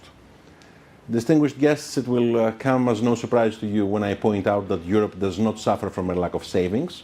We have roughly 1.4 trillion euros each year, but too much of that capital sits idle in low-yield deposits while our global competitors outspend us in frontier technologies like AI and quantum computing. This is a well-known sore, but the cure is already in the pipeline. Bringing the SIU over the finish line is the core element of the solution. The SIU is our lever to raise productivity, close the investment gap, and ensure that the next global champion starts, scales, and stays in Europe. To achieve this, we must be honest about our internal barriers. Today, a firm starting in Athens or in Tallinn that wishes to reach an investor in the Netherlands still has to face 27 different sets of rules and 27 different reasons to basically stay small. Market integration means moving beyond a patchwork of national approaches. Within the regulatory rails that the public sector and especially ESMA provide, the private sector must be given the opportunity to overcome the cost of a fragmented European capital market. Our goal is to create the conditions for a genuinely European investor base, where liquidity is not fragmented by geography, but unified by opportunity. This brings me to the core of your mission at ESMA. Innovation without trust does not scale. Investment in breakthrough technologies requires a credible and predictable regulatory framework that provides the certainty for venture capital, retail investors, and equity markets willing to invest in the SAPs, the Airbuses, and the ASMLs of the future. This framework hinges on strengthened and harmonized supervision. When rules are applied consistently across all member states, we lower transaction costs and give investors the confidence to commit capital across borders. Smart regulation is not a brake on innovation. It is the guardrail that actually makes innovation investable. Finally, we must remember that the ultimate success of our endeavors is not only measured by how easily a professional investor from Lisbon can help scaling up a startup in Copenhagen. We must also enhance the investor journey and ensure that every European citizen can access and understand the markets. Success looks like a Europe where a family's savings are not just sitting in an account, but are actively fueling the wind farms, the biotech labs, and the digital startups of tomorrow. We want capital markets to be a launchpad for our entrepreneurs and a source of prosperity for our savers. Dear colleagues, the integration of European markets must happen now. European founders expect nothing less. As we move forward with the Savings and Investments Union, your role at ESMA will be central to being the bedrock of a European capital market that actually helps shape the next wave of prosperity. Thank you for your expertise, your dedication, and for the work that you do to keep Europe's markets resilient and competitive. I wish you a very productive conference.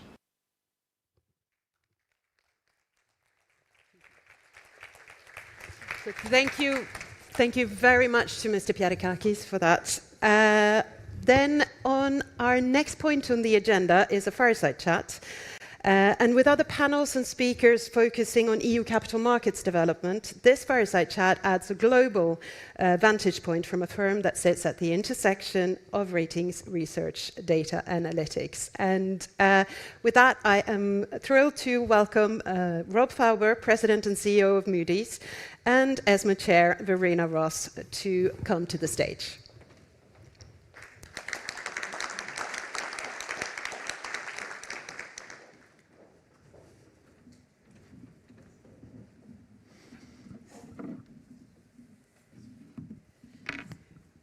Thank you very much, Rob, for being with us, coming all the way from New York over to this conference, which is a great honor. You have been leading Moody's now since 2021, and before that spent quite a lot of time in the firm already in various functions. And with that, you have that global view of capital markets. So it's really great to have you here and really happy to have that conversation. And maybe I can start a bit with that to just ask you about, with that global perspective, how do you view the European capital markets? And in particular, how would you compare that to what you are seeing in other parts of the world, and particularly often the comparison is made with the US? Yeah, thank you so much, Verena, and it's a real pleasure to be here. It's great to be able to talk about EU capital markets growth. That's something obviously very important to both me and my company. It's also wonderful to see a number of Moody's alums here, so that's been fantastic. Before I answer, Verena, I do want to say thanks to you and your team for your leadership. I've been at Moody's for, 20 years, and for 15 of those have been very engaged with ESMA, and I really appreciate the ongoing dialogue and the seriousness of the relationship that we have. In our investor materials for Moody's Corporation, for the longest time, we've shown some charts that show the levels of corporate funding that come from capital markets and from banks. And you can imagine why our investors are interested in that. And we show the US as a very developed capital market. Roughly, 2/3 of corporate funding in the United States comes from capital markets. And then we show the European slide. And that number, depending on how you want to count it, let's call it 20 to 25% of corporate funding coming from capital markets. The other, let's call it 75 to 80% from banks. And that line has not moved a whole lot over a number of years. And so, I always share with our investors that means there's a lot of opportunity for capital market growth. And I think, Verena, what I would observe, and a number of the things I'm going to say today, this group knows very, very well. But over the last 30 years, there's just been tremendous capital formation in the United States. Many, many new companies, and you think about in fintech, life sciences, technology, and of course now AI. And I think that single statistic, where is the funding coming from, tells you a lot about how the two economies are wired.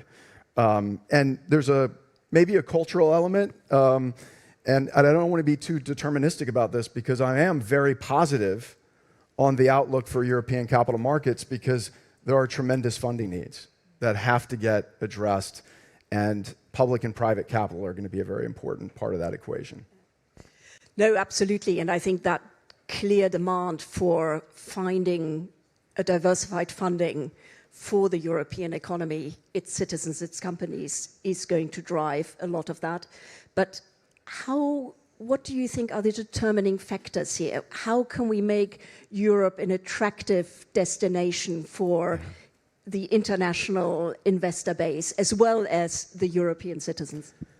Yeah, Verena, I'm going to do a little bit of a compare and contrast here, building on what we just talked about. And at the firm, I have a mantra that I talk about all the time.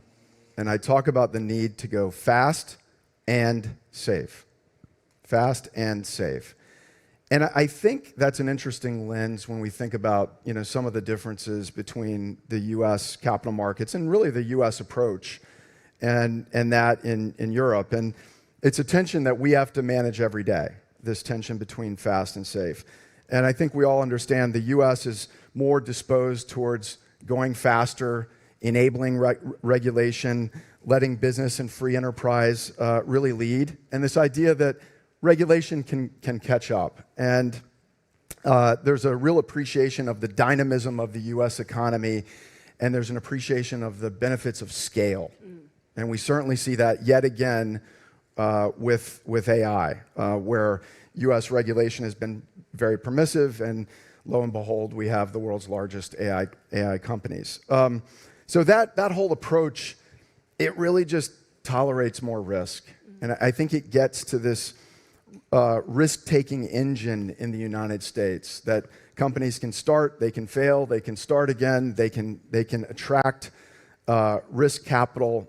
It really is a very, very dynamic economy that then feeds into the capital markets. I think the EU instinct is more around safety and resilience. And again, I'm not saying that as a criticism. I'm saying that more as a description. And there's some real values in that choice of focusing on safety and resilience. Like I said, it's about fast and safe. And I think the Draghi report made it clear there's a shortage of risk-bearing capacity. I think literally what he said in the report.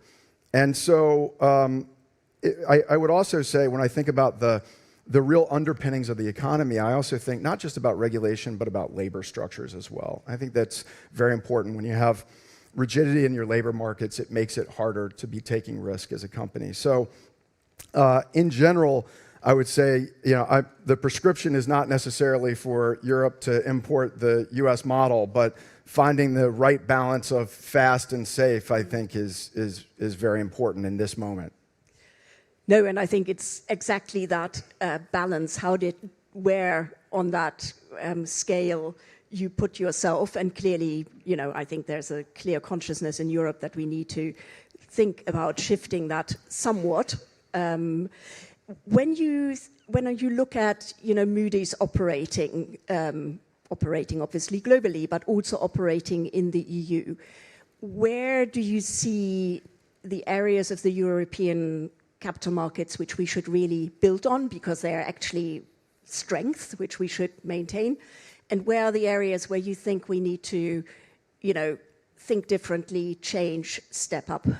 Yeah, I'll get to that. I also want to just go back to one thing on fast and safe, and it was interesting when I was listening to the panel before lunch, this idea of the imperative for change. I had that same conversation with the firm, which is we used to think that going slowly was safe. And I think we're in an environment now where we realize actually being slow is not safe. It's risky. And so we have to manage the twin imperatives of fast and safe.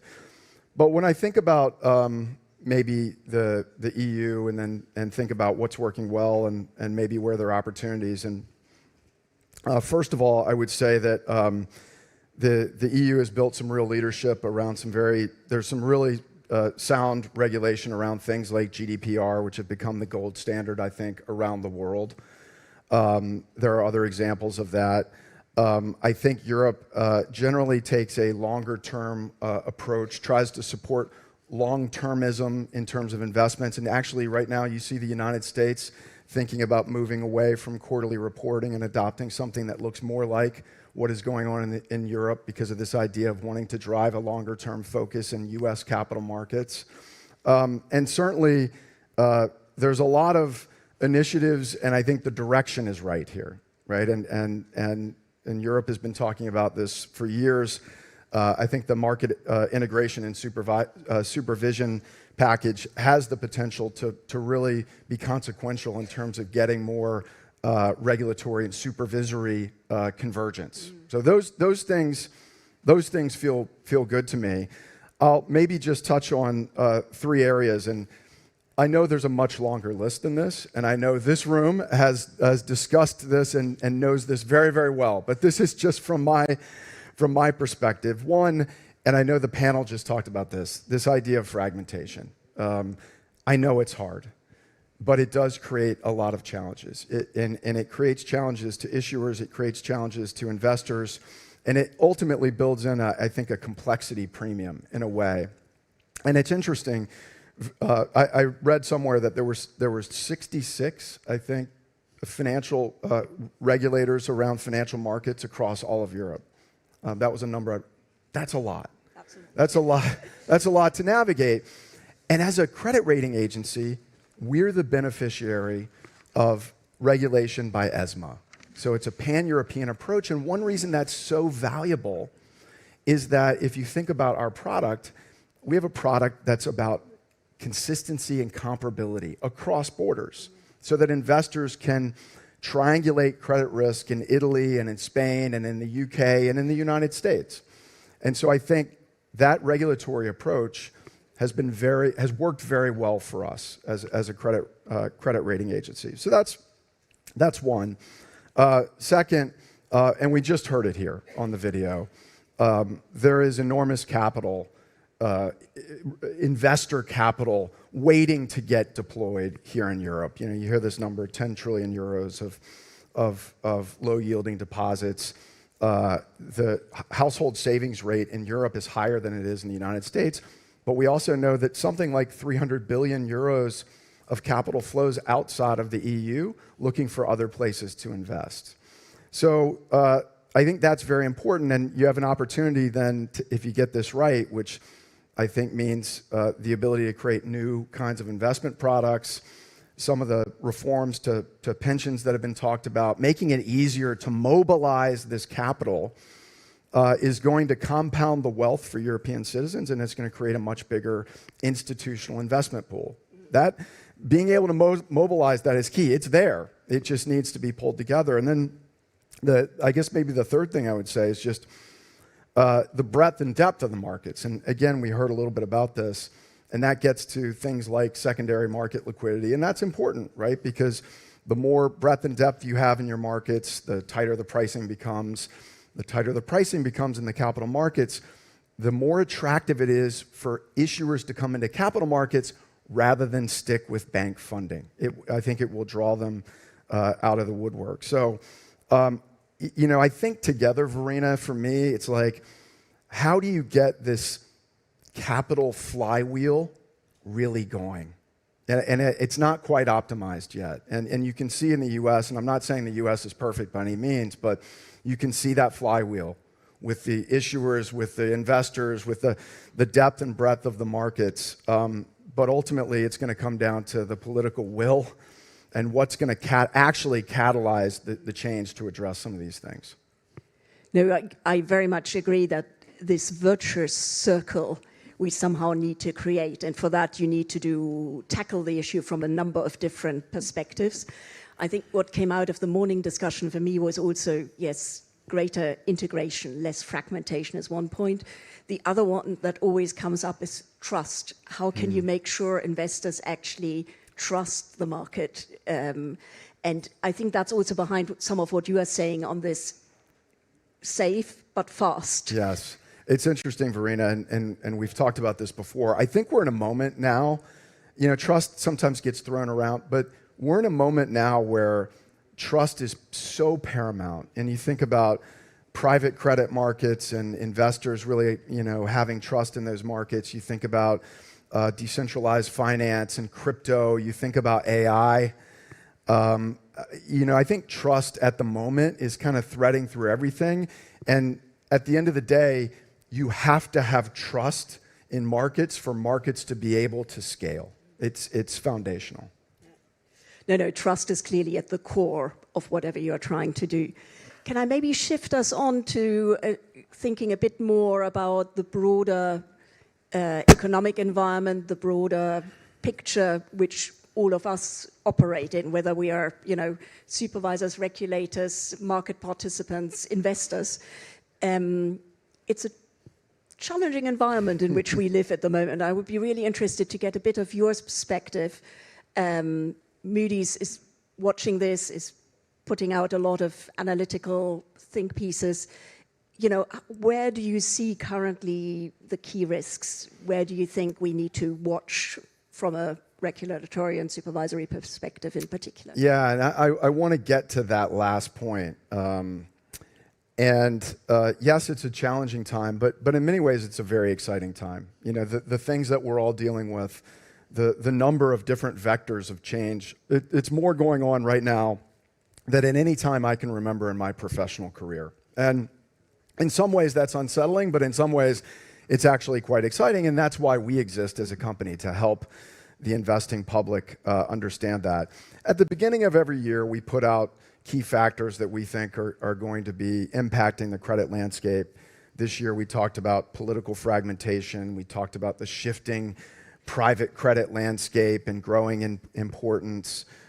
We talked about digital disruption, so both digital decentralized finance and what's going on with AI. And we also talked about the rising costs from extreme weather. So those were four things that we kind of laid out thematically. And here we are almost halfway through the year, and those are all in play, right?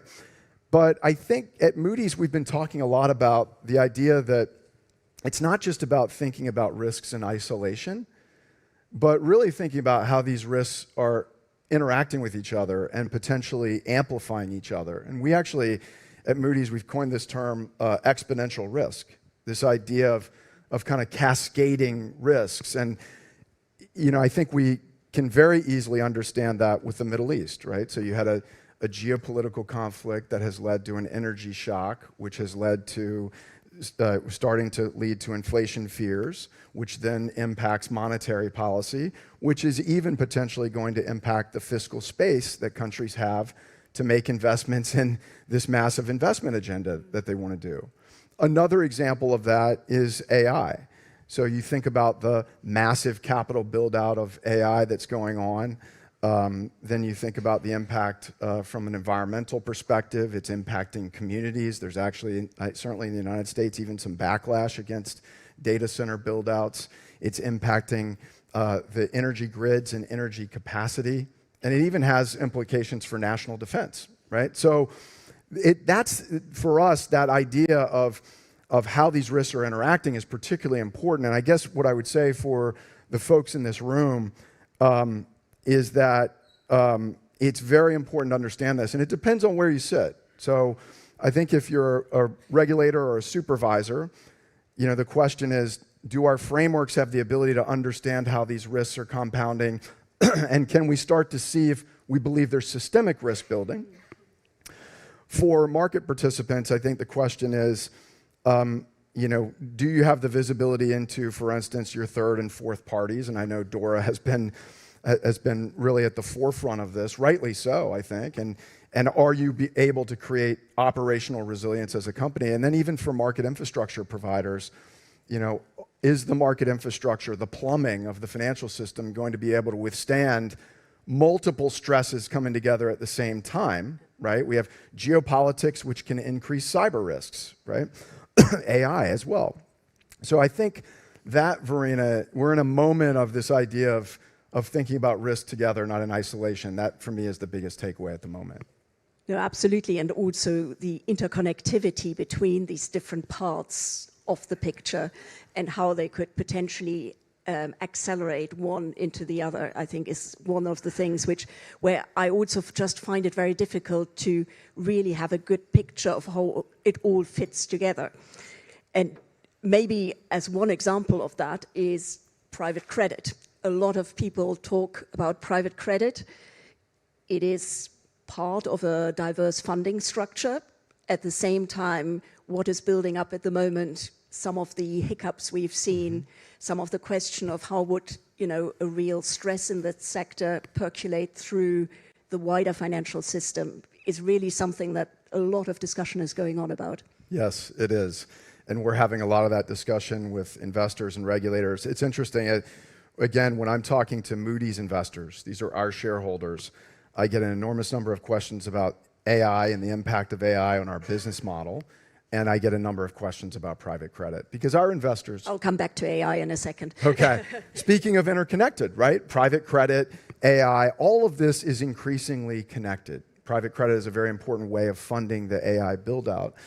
But on private credit, so just maybe to level set for a moment, and we see this as, call it a $2 trillion market globally in terms of AUM. We see that doubling by 2030.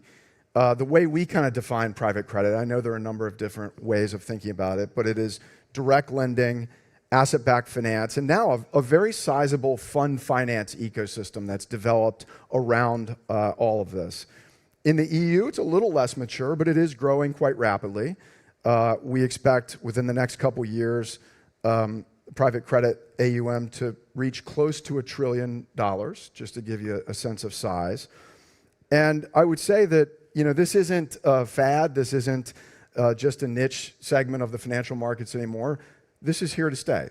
Private credit has a very important role to play in the financial markets. And if you think about, I saw a statistic that BlackRock said there's $68 trillion of infrastructure funding required between now and 2040. That is an enormous number, and it's not all going to get funded by sovereigns, right? So a lot of sovereigns don't have the same kind of fiscal capacity that they have had in the past, and it is going to require public markets and private credit markets. So there's, I think, a very important role, but there are some things that we're keeping an eye on as well.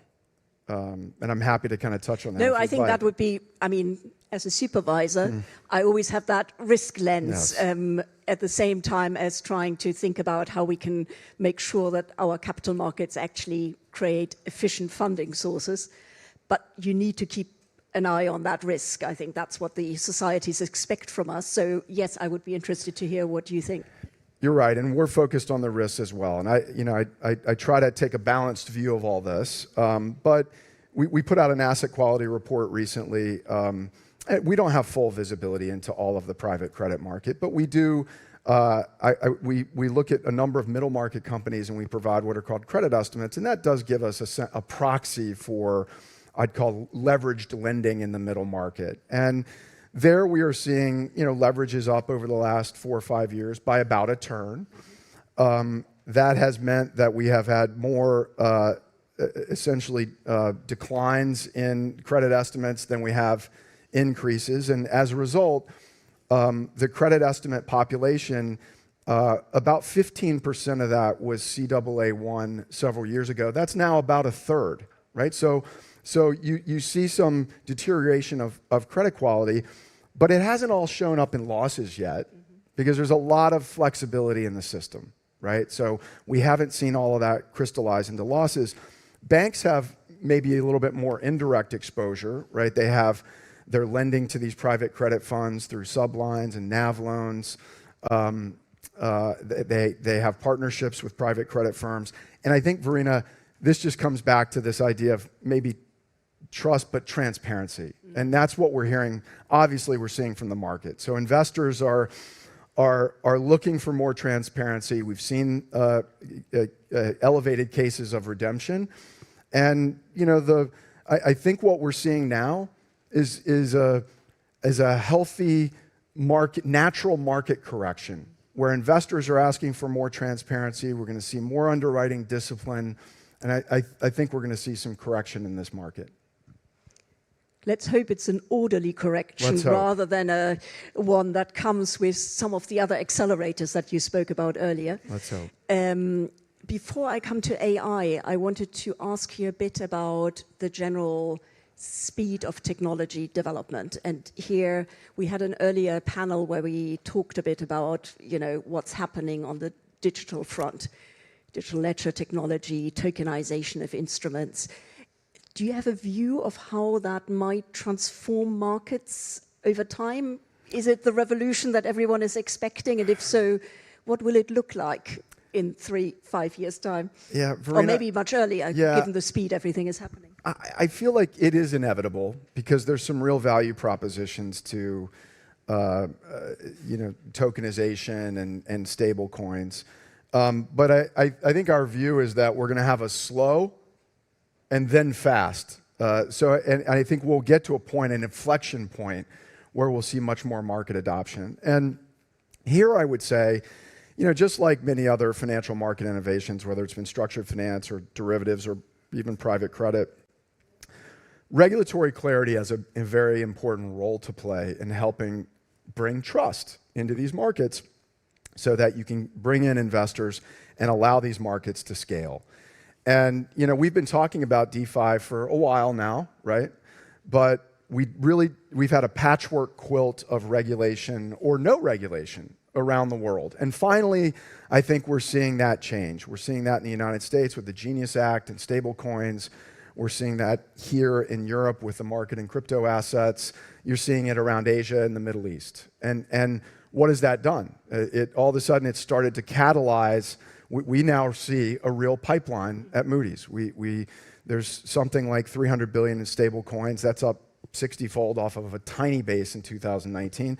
We think that's going to be something like $2 trillion in the next several years. And behind that, I think you're going to see the tokenization of real assets, but that is also going to need some continued evolution, regulatory frameworks and evolution of market structure. But I do believe that this is inevitable. And where does Moody's fit into that? Because, one is the analytical piece of looking how the market is developing and what that might mean for how markets function and so on. Do you also look at, looking at some of these new instruments on the ledger and things like that, or? Yeah, we've been asking ourselves, what role can we play? And again, if you think about Moody's as being important to supporting investor trust in the market, we rolled out a stablecoin rating methodology. Obviously, there is some counterparty and credit risk with stablecoins. And so we've had really good market engagement around that. There are questions about the security of these tokenized platforms. And it's not just about the credit risk, but it's also about the kind of operational risk. And so we've been really working to think about the role that we can play in, again, bringing trust to the market to help it scale. I said I would come to AI. Obviously, one of the big topics on all of our minds, partly because of how these new models are changing our day-to-day life, but also how they are changing financial markets.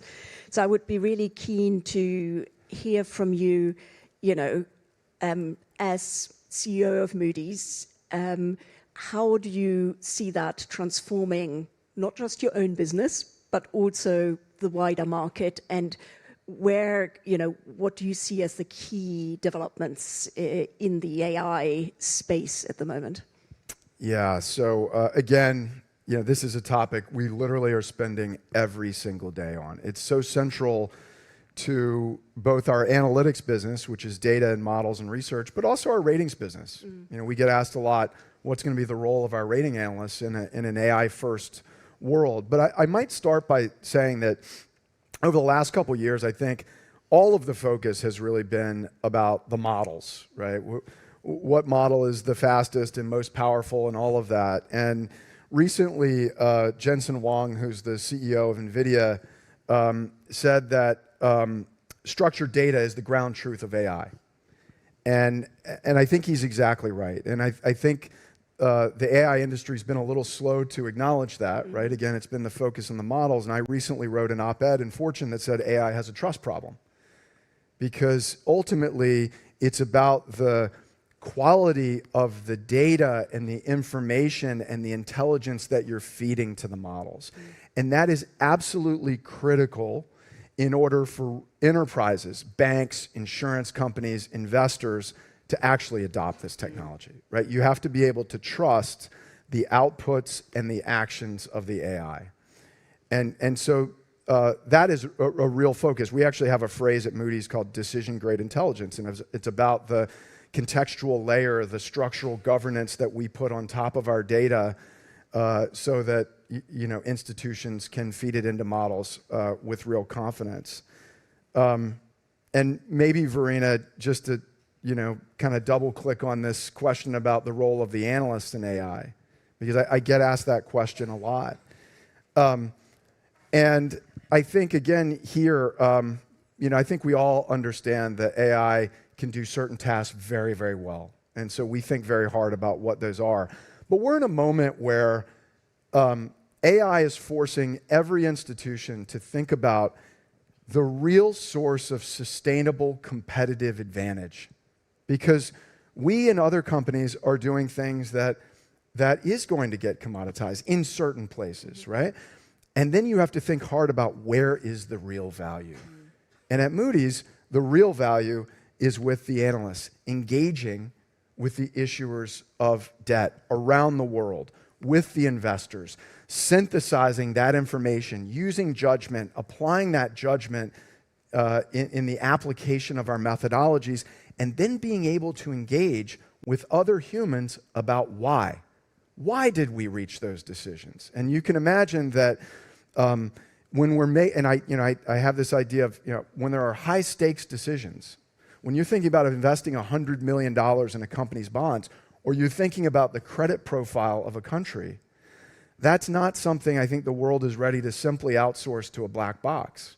In fact, for years, Verena, and we've had this dialogue early. I was about to say, it's one of the conversations we have, because as a supervisor, we also have an interest in making sure we understand how you come to these conclusions. Right. And that was before AI, was this idea of, what is the explainability and auditability of how you've reached a rating outcome? And I think that remains. Very interesting. Thank you very much. Maybe final question before we close. I'm conscious the clock is running down on us.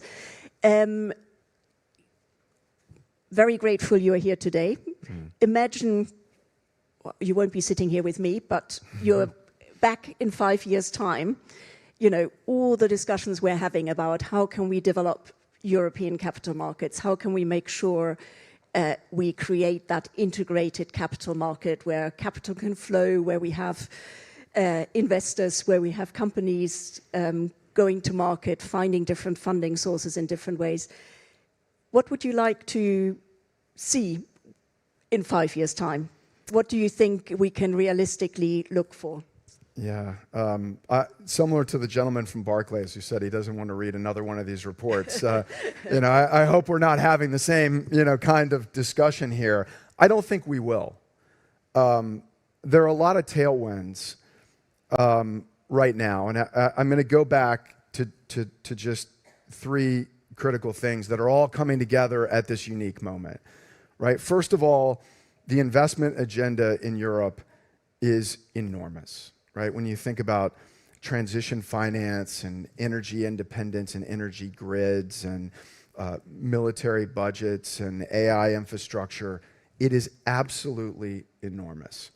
This has got to get funded, as we talked about, and countries and public balance sheets alone are not going to be enough. So that's one. 2, again, I do have confidence that Europe is going to figure out a way to mobilize that retail capital.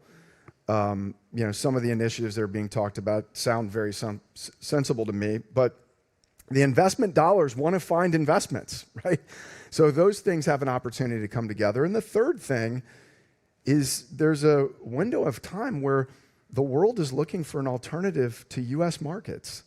It's here for the taking to provide a scalable, a broad and deep market for investors outside of the United States. So That combined with, now we have the SIU, we've retired the CMU, right? We have the SIU. I feel like there is some momentum around all this and some real conviction, but it is going to come down to political will. And if it was easy, it would have been done already. It's in some ways easy for me to sit up here and say, I understand the complexity of it. And I think it is going to require a catalyzing force. Sometimes, this is again easy for me to say, but as CEO, sometimes I set arbitrary deadlines and say, it's got to get done. And I feel like that's the case here. And, we stand ready to do our part. We want to play an important role in helping European capital markets scale. And so I guess, Verena, I would say I'm an optimist, but I'm going to leave you with, to get this done, you got to go fast and safe. Back to the first mantra, and thank you very much, Rob. I am convinced there is the momentum now to make a real step change. So hopefully we will see that coming through in the next few years, and being fast and safe at the same time. Thank you so much for coming and being here with us today. Thank you for having me.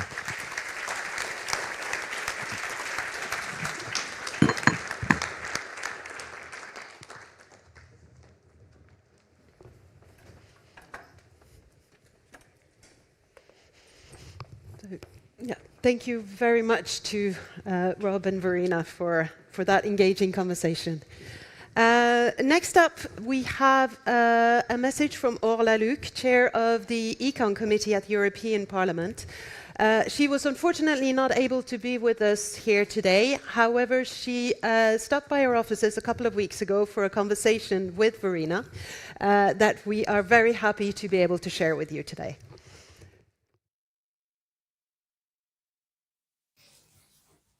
I'm delighted to be here today in ESMA's offices with Orla Luc, who is a member of the European Parliament and the chair of the Econ Committee.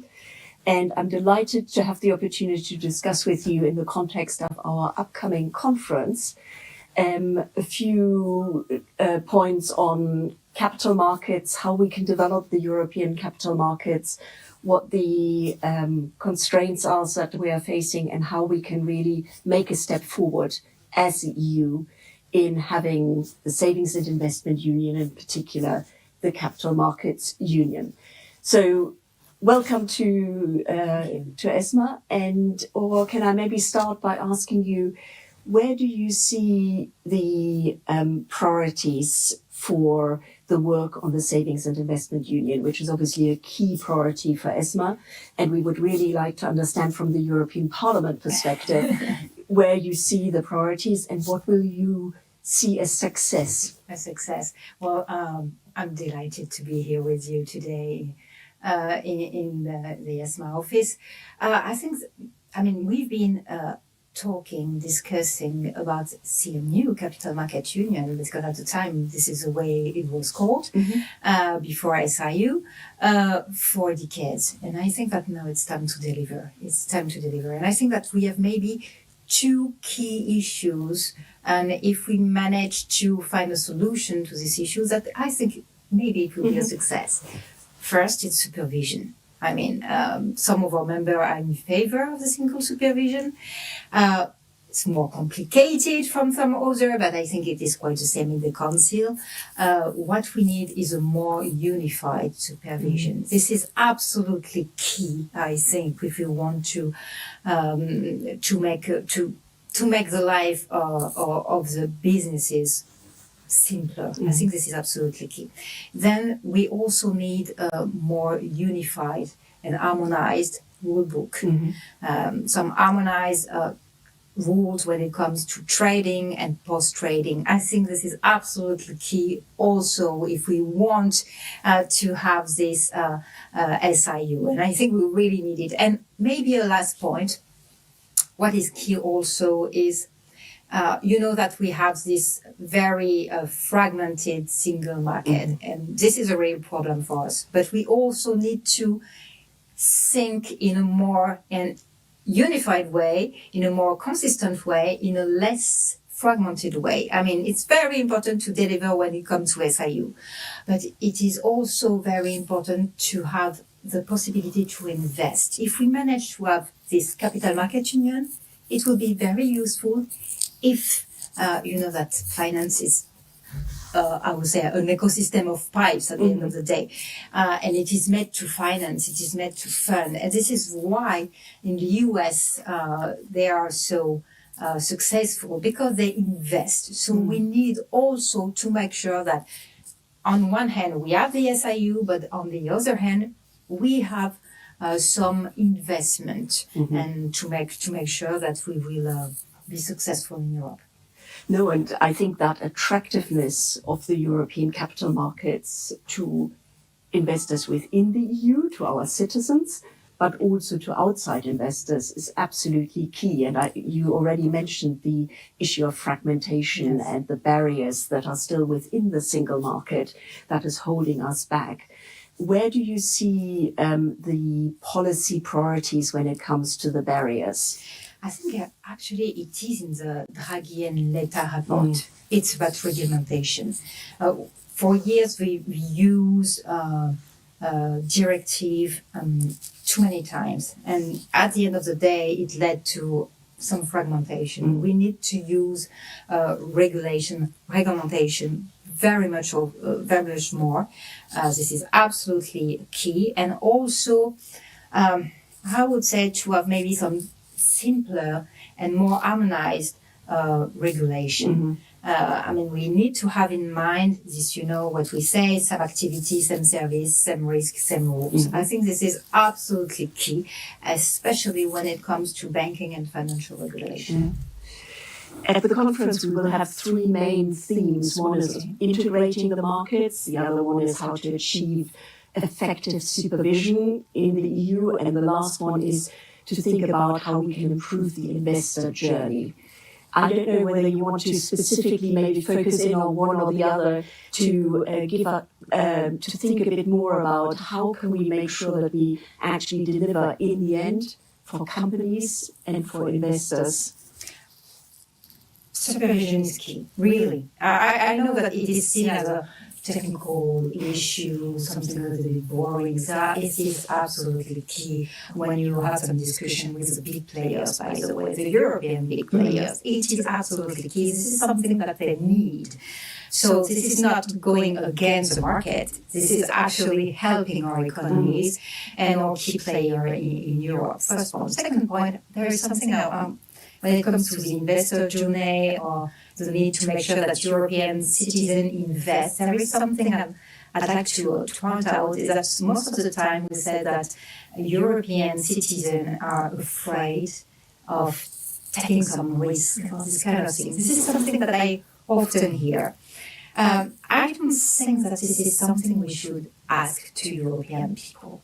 And by the way, if they want to take some risks, they will take some risks if there is some transparency, if there is some accountability, and also if there is some products that are useful for Europe, I think. They will take their share. But I think that the private sector should take more risk, actually. When you think about how many European fantastic people we have in the Silicon Valley, I mean, most of the time, if they are in the US, it is because, I mean, when they ask to their banks or this kind of enterprise some support, no one wanted to take some risk.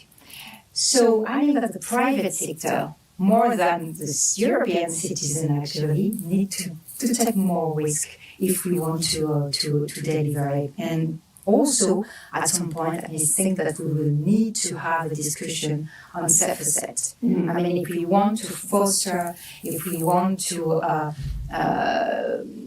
make sure that we develop long-term investment, then I think that at some point we will need to have a real debate on self-asset. No, there's definitely a lot to do. So thank you so much for being with us.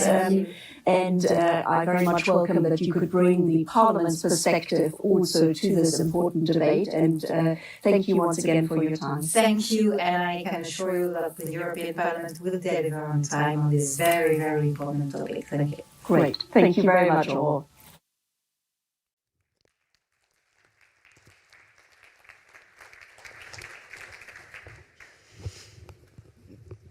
So it's almost time for our last panel of the day. We need to rearrange slightly the stage. So while we do that, we have a question for you. So if we can get the QR code back up. Yeah. Then we would like to hear from you where in ESMA's remit of financial markets regulation do you think there is most room for burden reduction that can have a concrete and substantial benefit? So here we're asking for suggestions for words. We're going to be creating a word cloud. So please type in what you think where we should be looking to see what we can do for simplification and burden reduction. So I think we're almost ready for the chairs. We just need some glasses, if that's possible, for the panelists as well. And then I think, well, I can invite already Evert and the panelists for panel 3 to come to the stage. They will be rethinking the investor journey, building trust and access. And as you can see from the initial results that I think Evert and the panelists will be commenting on much more in detail, but reporting seems to be definitely a standout, and MiFID, gold plating, and again, data reporting. So, Evert, I'll hand over to you.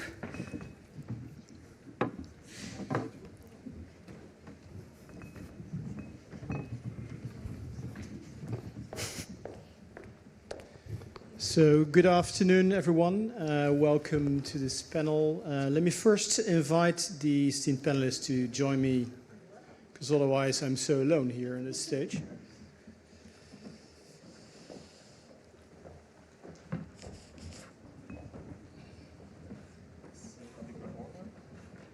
Yes, just follow the pictures.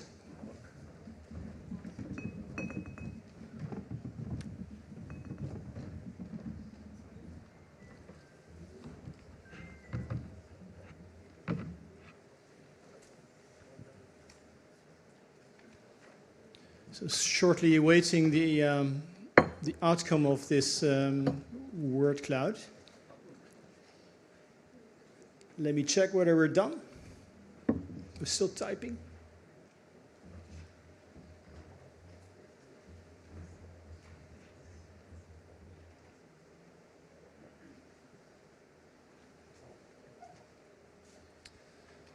So, faites vos jeux, rien ne va plus. Right. I think we have a winner in reporting and data reporting, gold plating, level 3, data, and single supervision, which is an interesting concept to be having as burden reduction. But maybe that's the upside, actually, of single supervision. It's still moving, but I think our panelists also can get quite an understanding of what is seen as wisdom of the crowds to be most burdensome and where there's room for burden reduction. Making the link to the investor journey, I think, again, reporting can be one of those elements that can hamper an investor journey to begin with. But it's luckily that MiFID is quite small, so in that sense there's some good news there as well. So what I would like to do is, first of all, for the panel members to keep this in mind when they respond. So this is indeed what would likely also feed into the investor journey, because investor journey is a word that actually, to a large extent, originated from commercial circles when there was an investor journey. There would be cross-selling around in financial institutions with your client. And one of those rare terms that were adopted by the regulatory community and policymakers more and more to signify the way actually investors would then find to interact with capital markets. And it's a very good and impactful word, because we kind of all feel what this is about. So intuitively, it has a lot of merit. And I think that's the reason why also policymakers adopted this particular word. It is used in the context of the SIU. So how do you get those retail investors to engage in capital markets? Which is, we're not there yet, that's for sure. Yeah, the difficulties, we all know the investor journey plays a crucial role, but the question is exactly what. But it's also fair to say that, if the investor journey, if it's too complex and cumbersome, investors will not embark on the journey, that's for sure. But also, if the destination is not what investors like, they will not return to do that journey again. So getting that balance right is quite useful. So this panel will rethink the investor journey. So that's a highly ambitious goal, but looking at the participants, that should be completely in good hands. The first round will be about more the assessment. So what is wrong with the current investor journey? And the second round will be about, coming up with more solutions. But before jumping in, I think I want to introduce the panel members. The first panel member, Marianne Barba-Layani, who is chair of the Authority of the Financial Markets in France. So welcome to the panel. Next to Marianne is Christian Hecker, who's CEO of Trade Republic. Then we have Augustin Reina, who's Director General of BUC. Hopefully I pronounced BUC the right way, but I understand this is, the pronunciation is a consumer choice as well. That's what you say on your website. And certainly last but not least, Anne Prendergast, who's Executive Vice President and lead of EMEA for State Street Investment Management. So welcome to the panel. I think let's jump right in. So Christian, you're up first. You can break the ice. So Trade Republic as a platform has meant quite a lot for making investments easier and more accessible. Yet there's still this problem that their participation of retail investors is still lacking. So what's more to do than access? Is it the only problem? Apparently not, because participation is still not there. So what are your thoughts on this? Yes, so first of all, thanks for having us. I mean, Trade Republic is a company which is a mere 6 years old, so obviously it's an honor to be invited here and to insert our voice and learnings to the conversation. Maybe just a way of introducing a few facts around Trade Republic. So we started in 2019 with a very simple idea that we want to empower Europeans to participate in capital markets. And today, 6 years later, we're operating in 18 European markets. And we get over 10 million customers, which in fact makes us the largest brokerage platform of the continent. Now, many fintechs have many customers that might not be special. I think what is standing out around Trade Republic is that these 10 million customers do administrate 150 billion euros of assets.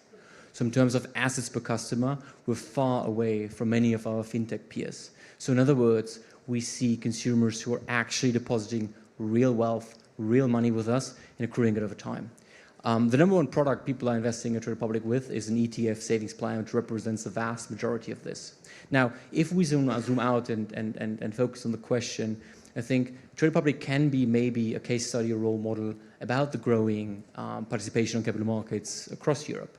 Because in just just 6 years, over 10 million people chose to invest. Now, these people on average are 30 years of age, and 70% of them have never owned a stock before in their lifetime. So those are people who are basically waking up and they basically now start to engaging. And frankly, we don't really advise customers. We don't really guide them what to do. We offer everything from ETFs over single stocks up until short and long derivatives. And yet the majority, the vast majority of customers and assets chose to be an ETF. So I don't think we have an access problem, right? I mean, today, as a retail investor across Europe, thanks to Trade Republic and others, you can invest for almost no fees. You can then invest into a broad, diversified bucket, which is an ETF, and you can do this with a savings plan, right? And you can all access the service across 18 member states and onboard within just 2 minutes to be on that platform. And we see an ever-growing number of, especially young people, to get there. So I think, first of all, I want to offer some confidence and some hope, because we do see that many millions young Europeans choose to invest. And I think that's maybe the starting point of growing equities ownership culture, which we see hopefully in the continent. And those people, unlike their past presidents, are not owning single stocks. They're owning diversified big baskets of savings plans, right? So they are more buffered when the market moves, as we've certainly seen the last 6 years. Now, what can I wish for? What is maybe the last remaining burdens? I mean, investing eventually is like any other product. You want to get the best service for the lowest fees. Now, the fees are already low. Now, what people are looking for is return. Like, people want to look into their portfolio after 5 years and they want to see it growing. So for that, we need to have adequate products, which I think we have with ETFs and savings plans. And now I think we need to have a growing confidence across multiple market cycles that that can be true and that they see their wealth growing, right? So we need to make sure that people are not going left and right into the dilemma of expensive advisory products. We should make sure that they're not going too deep into asset classes which are maybe not accretive to wealth creation, such as crypto, such as derivatives, right? Obviously, these products have their right to exist for certain people, but they're surely not the right products for pension and wealth planning over the next years to come. And so basically, I can just share really this learning of the last 6 years, that we do see many young people waking up in the morning who have not owned a stock 6 years ago, now very naturally saving every single month. And I mean, the last 6 years, we've seen many macro cycles, right? We've seen geopolitical crises, we've seen 2 interest cycles, we've seen American elections, 2 of them, right? Which drive the market. So people stay put into the savings plan, they keep on going. And I think if then these people now advance and quote unquote graduate on our platform or other platforms, I think in 5 to 10 years' time, we will enjoy a much more mature retail base of people who have seen markets, who have seen cycles, and who are more confident in putting the money into the markets. Yeah, very clear, and thanks for that very positive perspective, because that's clearly what we need on the journey. Augustin, can I turn to you for the next question? So in this hesitation to still invest, does this go beyond knowledge, expertise, risk appetite, or is there more at play in your opinion? Thank you very much, first of all, for having us, and congratulations and happy birthday, Verena, Natasha, and all the colleagues here at ESMA. I would like to start just with a very simple exercise for all of you. Just think of the last thing that you bought. And most probably, you wanted something that it was easy to use, convenient, safe, fit for purpose, affordable, that you get your money for value. When we look at financial markets, we constantly talk about trust, why people do not trust financial markets. And these are pretty much the reasons. Trust is a multifaceted concept. It's about how people engage with firms, how people engage with companies and markets. And when we look at the structure of financial markets in Europe, and we continue trying to get more engagement by people, there are many underlying issues that prevent people from engaging with markets. One of the elements concerns understanding your product. What are you buying? Complexity is an issue in financial products. it creates a feeling of sometimes of feeling helpless in trying to understand what are you buying. Comparability is another element. How you can compare the different products, what is suitable for you. And there is, of course, the question of the value for money. Now, are you going to get the returns that you expect? But these are questions of market structure at the end of the day. It's a question of distribution. It's a question of costs. It's a question of returns. At the end of the day, what people want is returns. If we look also at actually the reference that were made earlier, we have actually a lot of money sitting in saving accounts. Europe doesn't have a problem of liquidity. What we need is to move that capital, that money into capital markets. And if we want to have consumer participation, we need to look at the question not only of trust, but also incentives.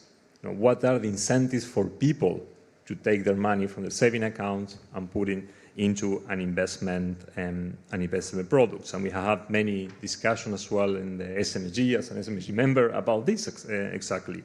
This is a much more complex problem. And culture follows opportunity and incentives. Just to give you one example, we have actually launched today with 30 consumer organizations across Europe a complaint before the Digital Services Coordinator against platforms for facilitating the dissemination of scams. And what we have identified is that many of these scams is about promising people very high returns, getting rich very easily in shorter period of time. Of course, this is all fake, but this is targeted to most vulnerable households and consumers. So when we see that the market is not delivering what people want or what people expect, then you will have the fraudulent schemes coming into play.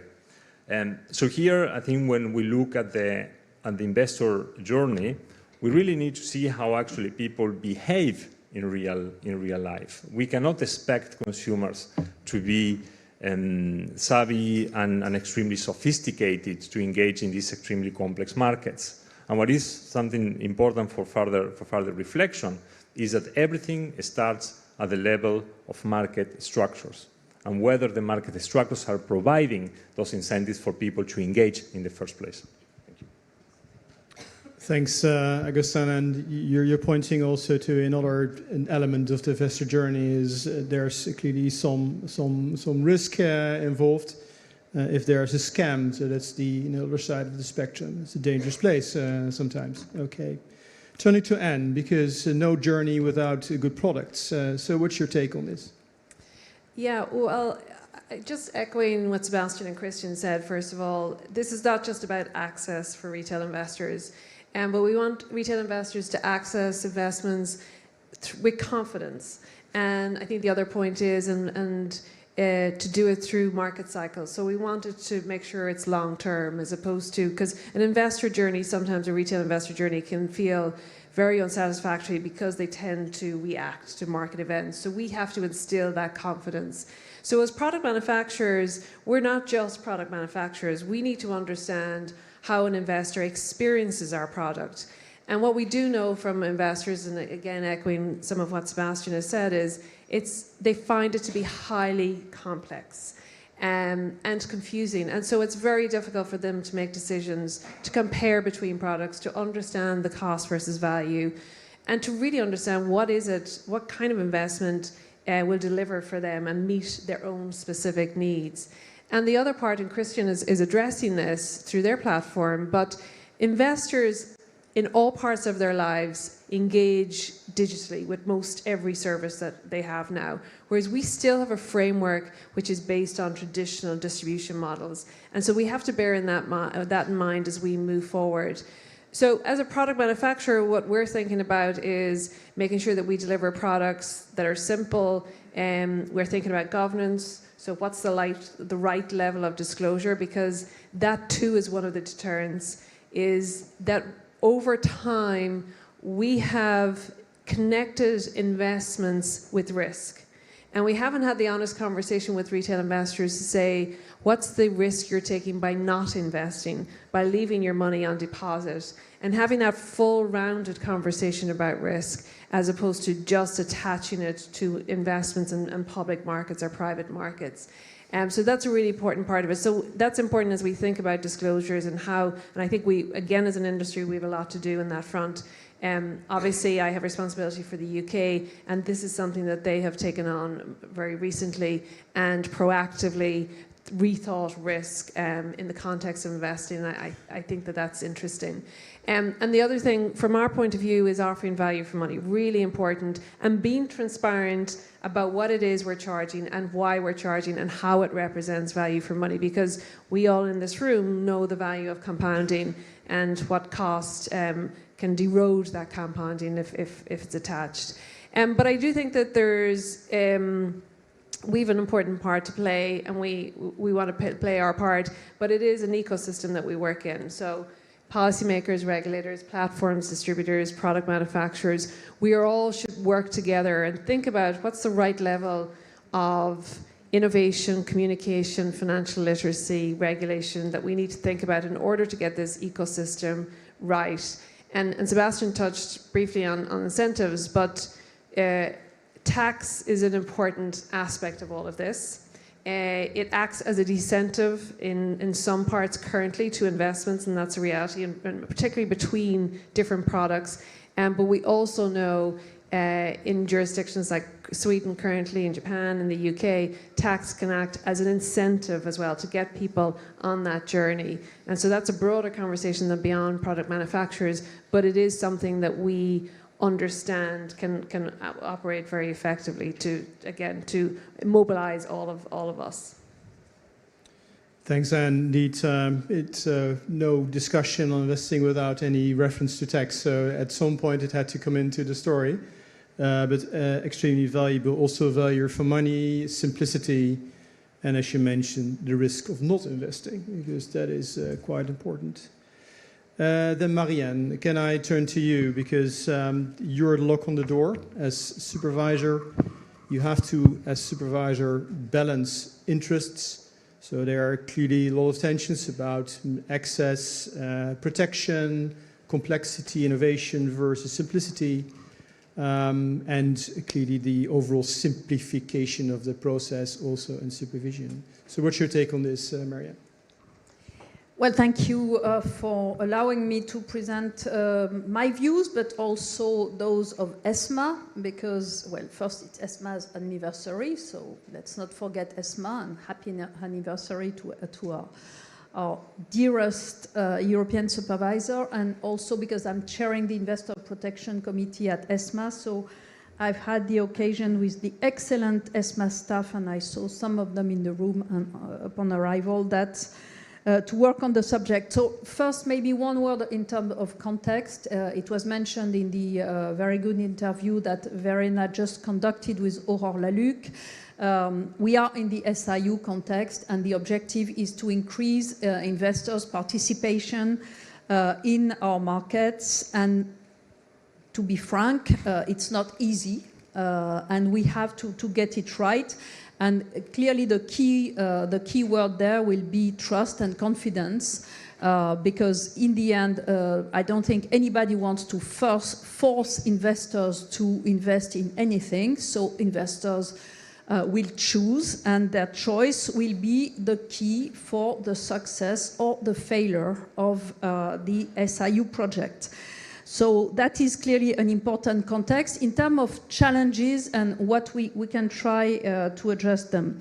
I will mention 3 specific challenges very quickly. Some of them will be addressed, I think, later in the panel, and the major one, which is for us supervisors to find the right equilibrium or the right balance between protection and access. 3 other challenges. First of all, let us not forget AML and terrorism financing prevention. I know there are a lot of criticisms concerning red tape or administrative burden, but let us not forget that part of these burdens are also there to prevent criminal activities within the financial sector, and what is worse for trust and confidence than letting criminal activities develop. We've just had an important summit in Paris, both of the G7 mentioning this point, and also the No Money for Terror summit. Second challenge that I wanted to mention, the investment gap concerning women. As you may know, we are looking at that. We've been looking at that quite carefully at the French IMF for 2 or 3 years. There is still a tremendous investment gap. Women are investing far less than men. They are far less confident. They are far less confident in their competencies. By the way, when we check the competencies after having asked in our surveys how people feel confident, the competencies are quite similar, but the trust and the confidence in their competencies is very different. So once again, I will say very loudly to the financial industry that they have to take care of this subject, because if we want to increase participation in our markets, this is also something that we have to address, and we have just decided to launch a specific action plan in terms of financial literacy that will be dedicated to women. Last but not least, digitalization. We will discuss that later, but we see a lot of opportunities, but also specific problems with digital journeys for investors. And we will come back to that. So let me now go to the main challenge, and the one that I probably was expected to address foremost, which is how can we find the right balance in terms of how can the regulators find the right balance between regulation and access. It's fair to say that over the last 10 to 15 years in the EU, we have developed investor protection regulations a lot, including with MiFID II and also the sustainability requirements. So what we can say about that is that it's certainly very useful, but I'm not completely sure that we have reached the right balance, and that all the documentation that investors are provided with and all the tests and questions that they are asked when they want to invest are not a little bit deterring them from making investments. So this is something that we are taking very seriously at ESMA. We have launched a call for evidence back in May of 25. And the board, so we have gathered a lot of contributions. I have to say it's not easy to have clear takeaways from the contributions we have gathered, because I think even the industry is both split between two approaches, which is once we have adjusted to a new piece of regulation or new pieces of regulation, please don't change anything because it's difficult and our IT is a nightmare and the like. And also the fact that they are criticizing very heavily the regulatory investor journey. So we got a lot of input, maybe not as concrete and maybe not as consensual as we could have hoped, but it doesn't prevent us from going forward. And so we got a steer from the ESMA Board of Supervisors to focus on 3 areas, to streamline the disclosure requirements and tackling the information overload for investors, reducing complexity in suitability and appropriateness assessments, and simplifying MiFID requirements on sustainability preferences once the SFDR review has been finalized. So we have clear steering from the board. Not easy to implement. I'm saying that to Verena. As IPSC chair, we will have a lot of work to do, because once that is said, it's not easy to achieve. But at least ESMA decided to include that in its strategic, in its very focused strategic projects in terms of simplification and burden reduction. And so we will certainly try and progress rapidly and make sure that we don't reduce the level of protection. That's clearly not the objective. I'm not only saying that because the Buke representative is next to me, but almost next to me.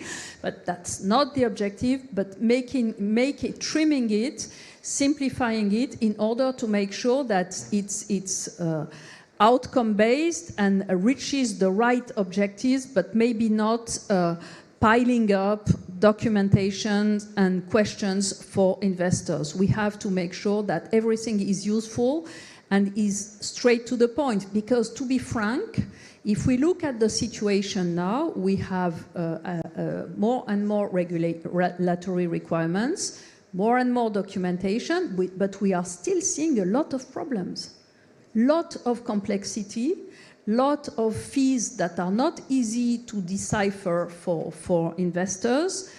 In some cases, mis-selling, or at least situations where we are not sure that the advice is adequate. So let us not hide behind the existing regulatory framework, think it's perfect and it has solved all the problems. It has certainly produced some progress, but it has also produced a lot of burden, of administrative burden, and maybe not completely achieved the objectives that we have in mind. So I will stop with that. Thank you, Marianne. And indeed, quite an addition to the problem analysis that we have. I think the ESMA work that you're referring to, again, all the best there. If there's someone who can pull it off, it's you. So for sure at IPSC. And again, also flagging the gender issue as part of the problem analysis, which is very powerful as well. I think this prompted Agustin to want to intervene. So go ahead very shortly.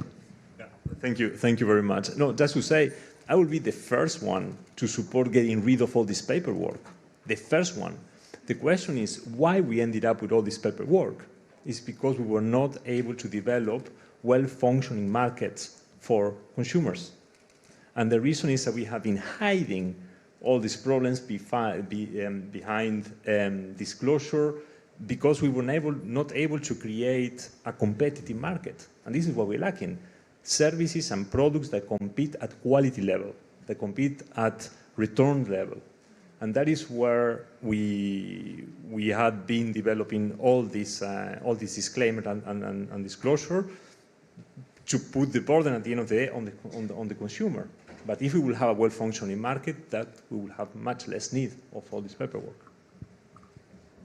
So now I've provided Agustin with a short possibility to respond. And maybe Christian or Andy want to also quickly jump in? I guess I think we're all agreed that the level of disclosure is an impediment. And but we need to retain the protection, and that's really important. And I think that there is an opportunity through technology, digitalization, to rethink this. But also, to my point earlier, it is rethinking and reframing the whole question of risk and what it is we are trying to protect people from, and then how best we do that, and think about the mechanisms of doing so. Thanks, Anne. Christian? Yes, I mean, just from our point of view, I would maybe challenge the statement that markets are not working in the favor of the client, because, I mean, we have seen, at least from our stance, that clearly people are going for ETFs with like a TR of 15, 20 basis points, and people are going away from actively managed funds, expensive products, right?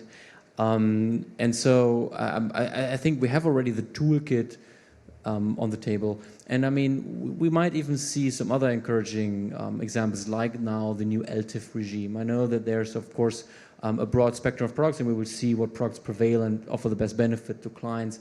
But then again, I think that is a frontier where Europe maybe can provide earlier access than maybe historically to exciting opportunities. Now, of course, all that comes with caveats and control.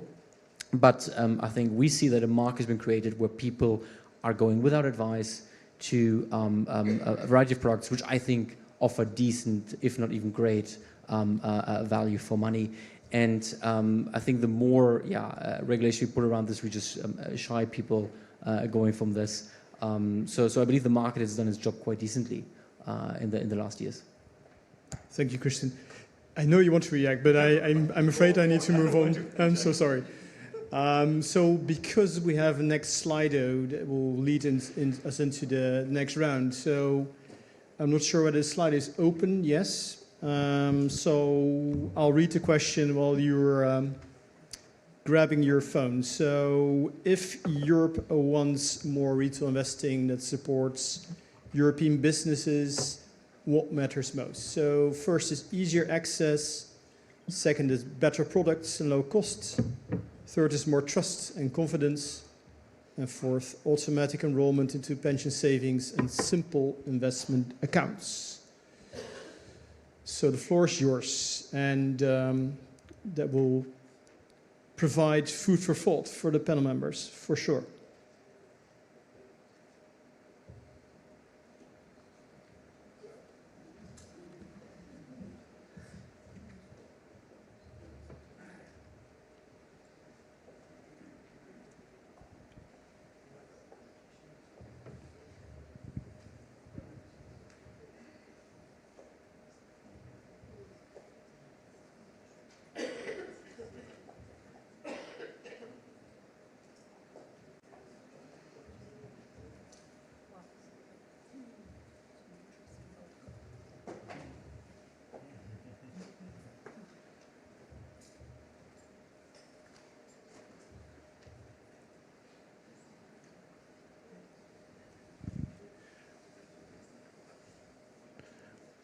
Well, it seems we have a very clear winner.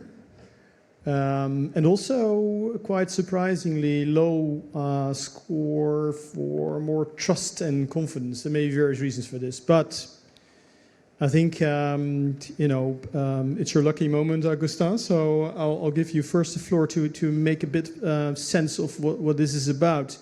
Because in this round, we'll be looking into, so what can we do to make this a better investor journey. So please go ahead.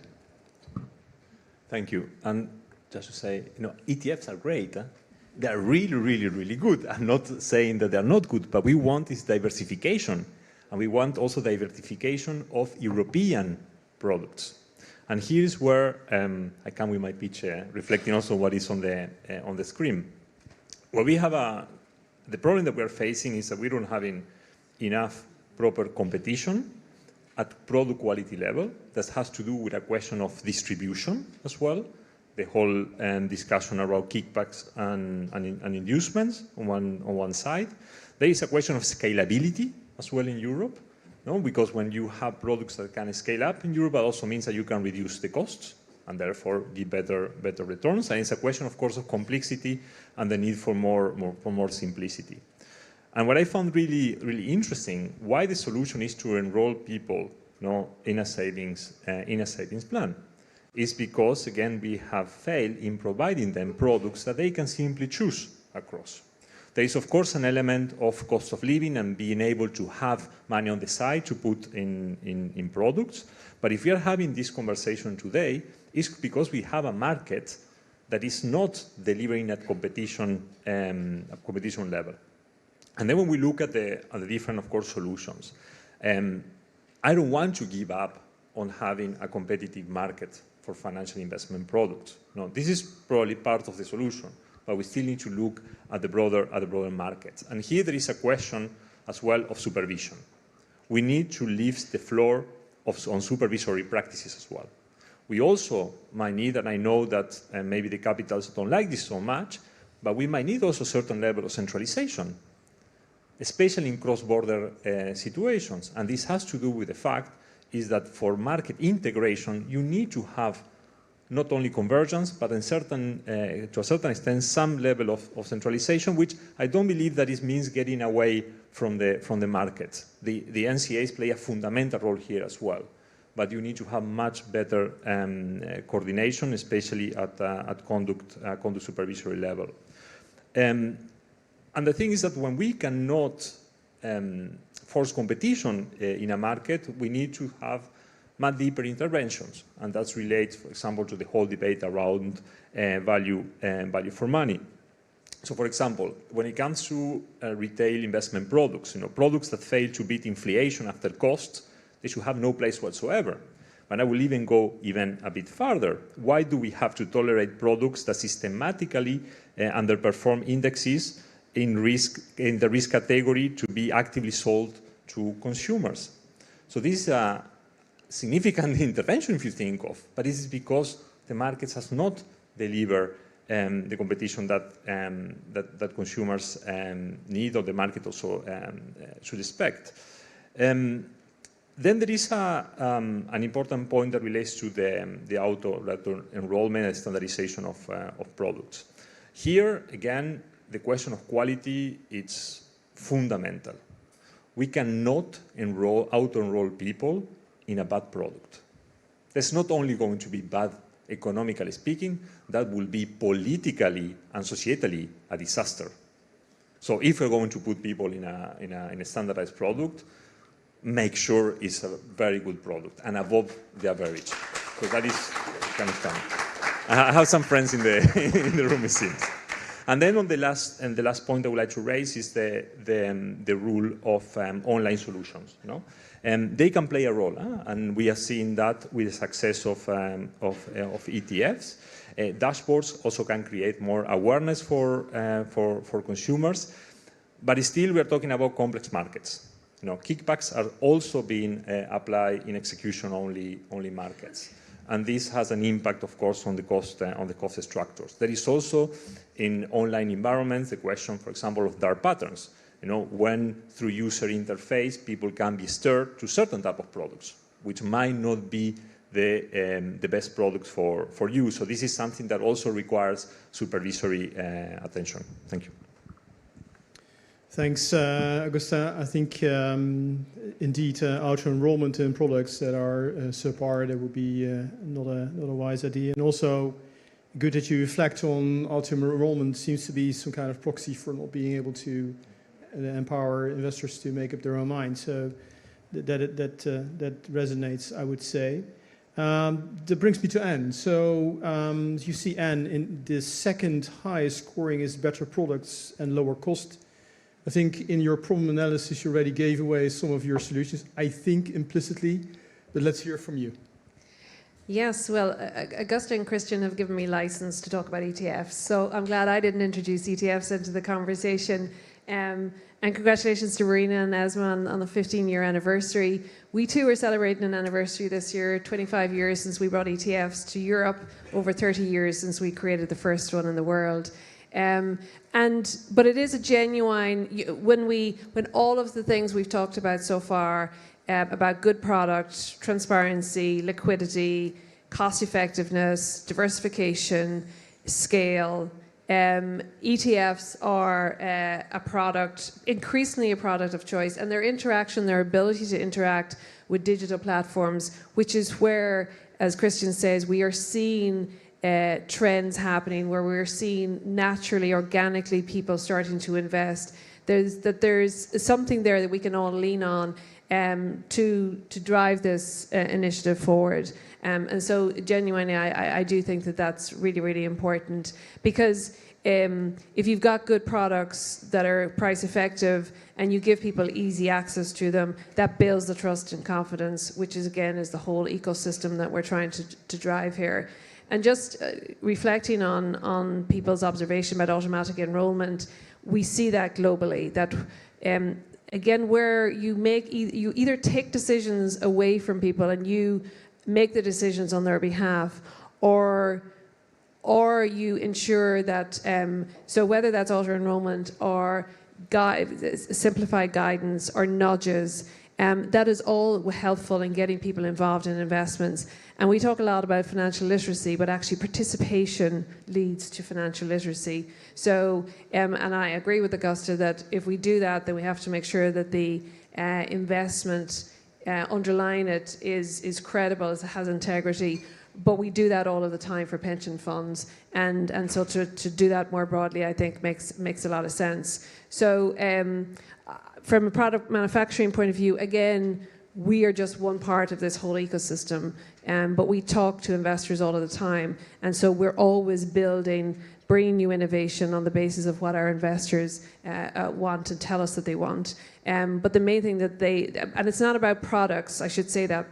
We're not just thinking about building products for investors. It is more an outcomes-based approach. So what is it you're trying to achieve? Are you trying to save for your retirement? Are you saving for a holiday?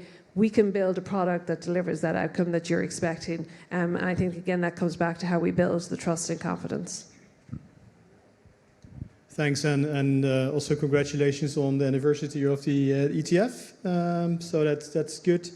I think you also very much rightfully point out to the ecosystem's responsibility, and that everyone has to play a role in this for sure, and a proper target marketing, which is clearly also very, very important. Also important is, again, a supervision in this exercise. So, Marianne, we haven't discussed that much another demographic. So it's the younger investors in general. They tend to be extremely online, very apt to dealing with apps. I don't have to tell Christian likely, but it's likely that. So the question is, in this digital consumption of investments, is there a requirement for a different way to supervise? Should it be stronger, differently? And oh, by the way, if you look at, for example, neo-brokers and finfluencers, how they communicate with investors, is there something supervisors can learn from this in their practice? Well, that's a lot of questions. I will try and address them. So, first of all, yes, we see a lot of younger people getting more and more involved in investment. That's good news. That's very good news. We have in our surveys the highest level, and that's not only for the younger people, by the way, but we have the highest level of intentions to invest in equities over the last 11 or 12 years, and that's a very good sign, I think. We also have identified that there are more and more people who are willing to invest, and obviously younger people. So this is something that we have reviewed very thoroughly. We conducted back in 2023, but actually the OECD conducted for us a very thorough study on new investors, those that have basically started to invest with COVID, and this gave us a lot of information. They are obviously younger. We discussed ETFs. ETFs are very popular, but 54% of these new investors invested in crypto assets. 54%. They invest mainly via digital intermediaries. They use the information they are using are different from, I would say, the general investors. So they are using social media a lot. Now AI, by the way, also. The main reason for them to invest is to seek better returns. So that's obviously an interesting point. And also to diversify their portfolio. By the way, we talked about ETFs. I can say they are very popular, and the investment in ETF has doubled within 1 year in France and multiplied by 5 in the last 5 years. But let us look at things more thoroughly. Does it provide for diversification? That's not sure, because they are usually based on the largest world indexes. And as we know, this has two consequences. It's directing investment to the US, where the returns are higher. So it's up to us in the EU to make sure that the returns are better in the EU. That's the whole SIU project.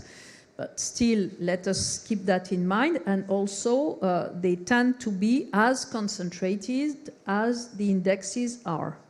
And we know that some indexes, that's true for the French market, that's very true for the US market, are quite concentrated in terms of sectoral investment and in terms of firms. So let us not just have such simple ideas as ETFs means native diversification, and it also has impacts on market structures and the like, but that's another story.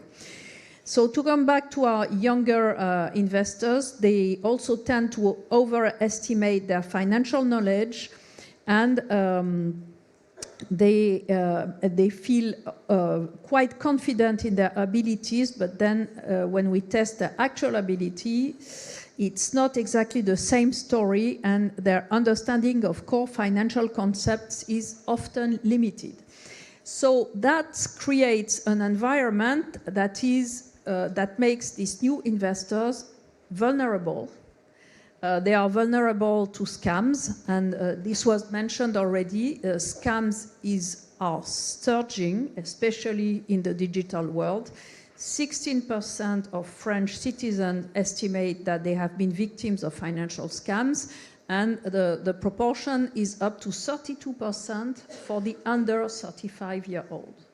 So it's a drama, frankly speaking, and the average amount that is declared to us in terms of loss in case of scams is 35,000 euros, so 34,000 euros. So it's a lot of money, it's a disaster, it's a real societal phenomenon, because it's so many people that are confronted to scams.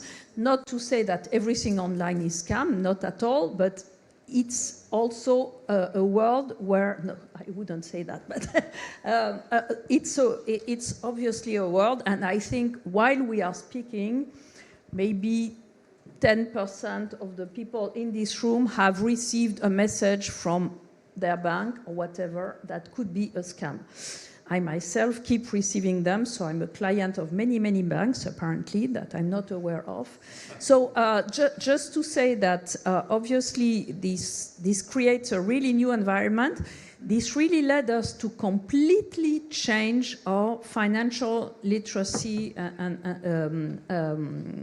programs and make it very different using the codes of games, video games, and so on, because we want to reach to the younger investor and make them aware of some very basic things that, let us not assume, everybody has in mind.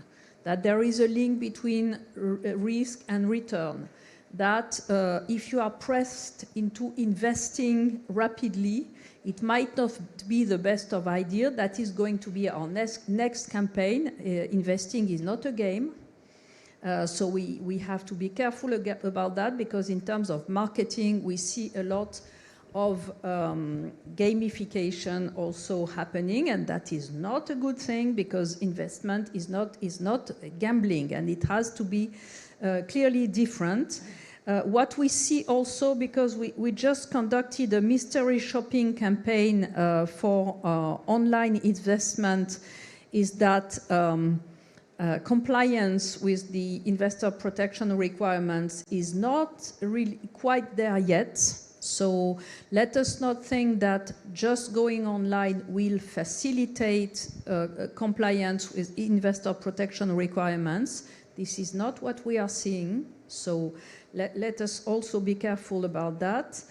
And also in terms of challenges, you have mentioned the role of influencers. That is clearly something that all market regulators have clearly in mind, that we must be active on that point. So as some of you may know, we have a piece of legislation in France concerning influencers. So we have leveraged on that, and we have worked with the self-regulatory body for advertisement that is working on influencers, and we have produced a certificate for responsible influence in the financial aspects. So this is a completely new world in a way. It is not bad in itself. let me not be misunderstood. It can bring much easier ways for clients to invest. It can bring competition, but it brings also some other problems in itself. And by the way, I think UK is doing something very interesting, which is to engage with platforms. Maybe, if I understood, it's more of a litigation.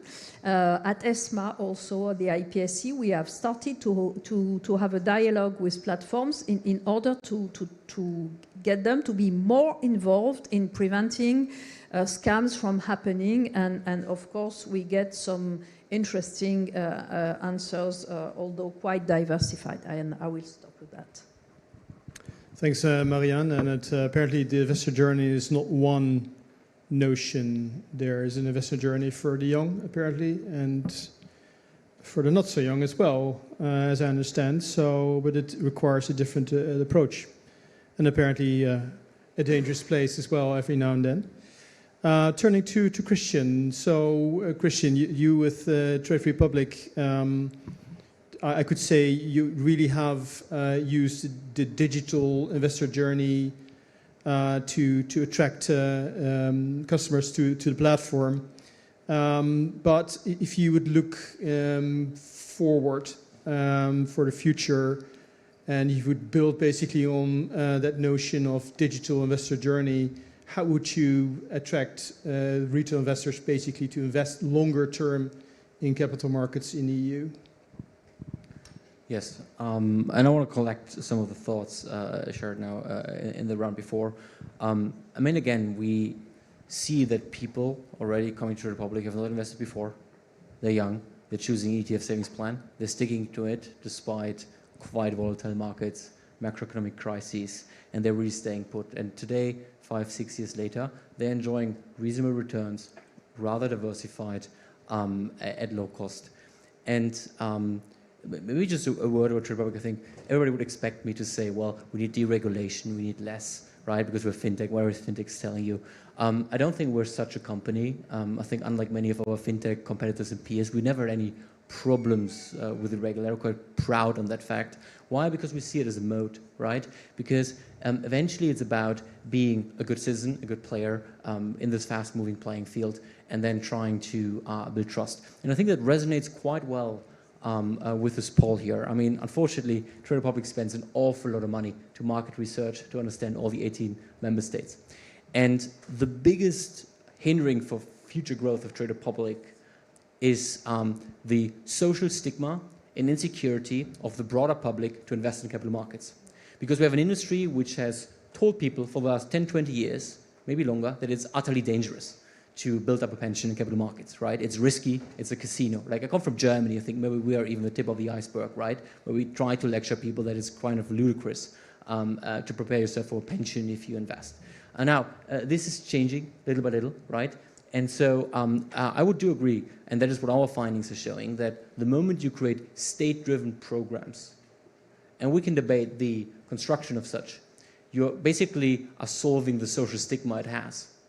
Because when the state tells you it is okay, if not even wanted, to put your money to work, right, then it lifts this kind of insecurity the broader public is feeling. And we need many, many more ingredients for the insecurity to vanish, right? And the consumer protection is doing the part, and regulators doing the part, and hopefully we can contribute as well. Now, I studied philosophy, so please take it with a grain of salt. No idea how I ended up here after 6 years. But more like as a candid perspective, right, about what we have seen in the last 6 years. And I think it's no secret that we are amidst a pension crisis.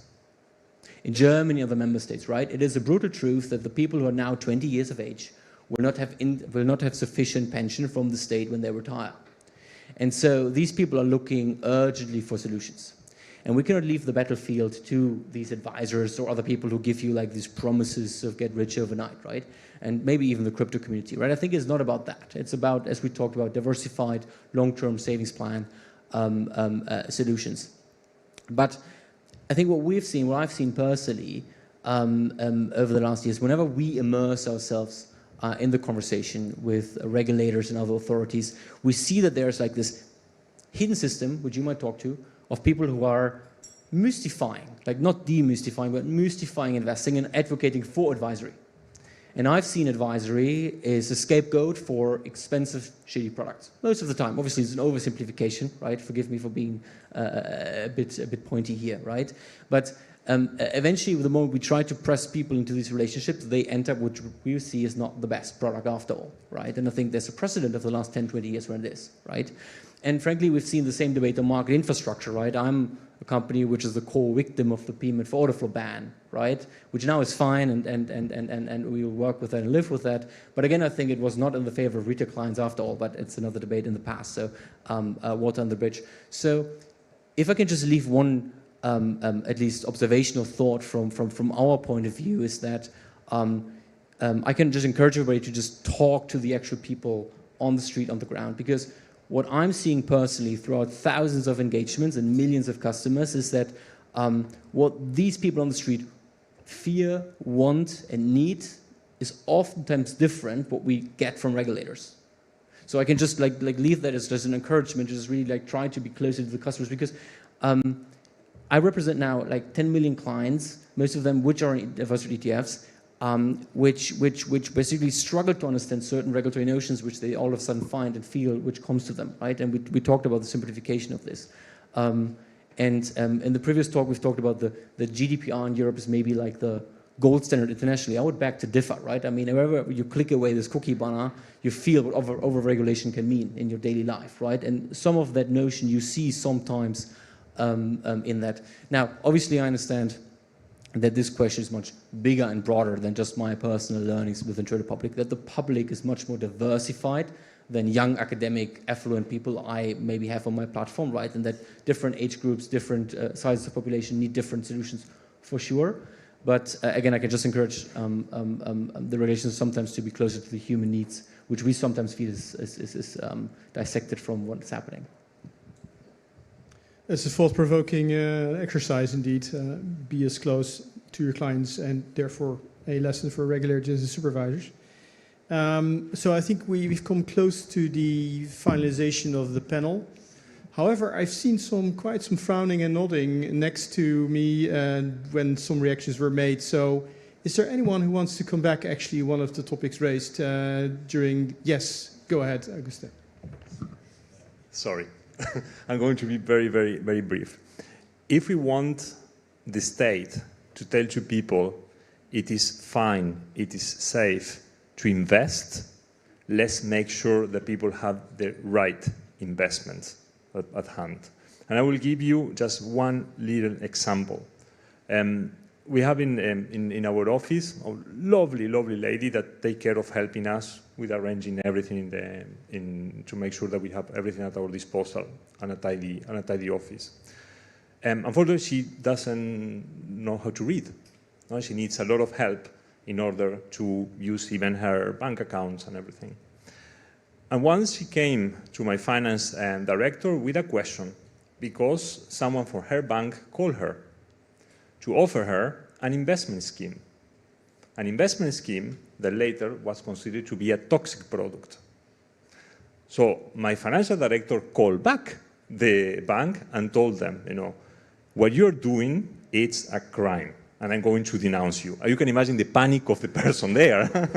And on top of that, she works for the European Consumer Organization. This example is just to show you that the market is not there for everyone.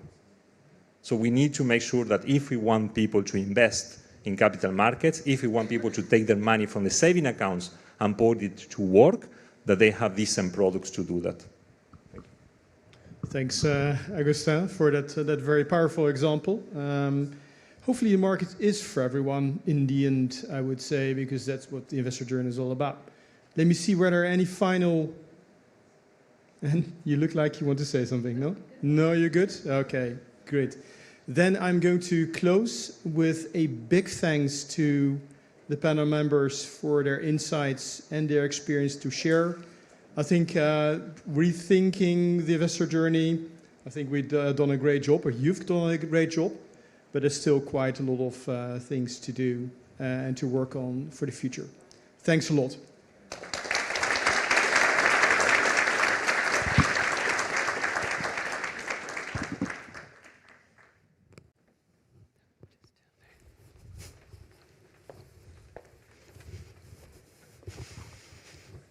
So thank you very much to the last panel of the day. And after that very engaging discussion, I now have the pleasure to welcome Enrico Letta, President of the Jacques Delors Institute and former Prime Minister of Italy, to give the final keynote speech of the day.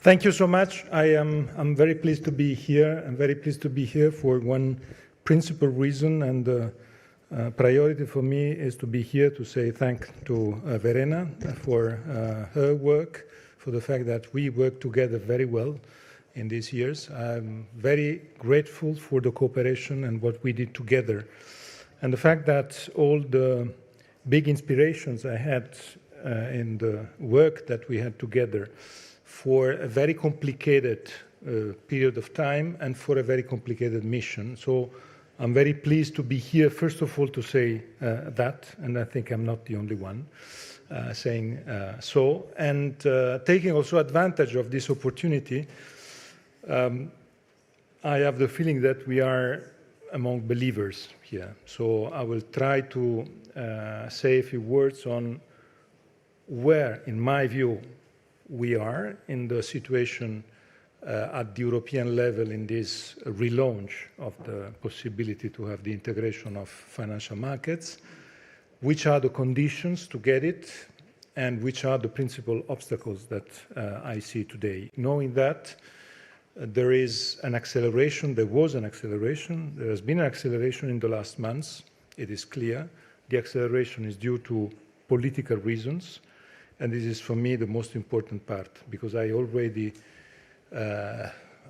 underlined at the beginning, and I always said that for me the main problem is more political than technical on this lack of capacity of the integration of financial markets as one of the key engines of the launch of European competitiveness. I see, and I think we all see, an acceleration that is related to political reasons, I would say external, mostly external from the European Union.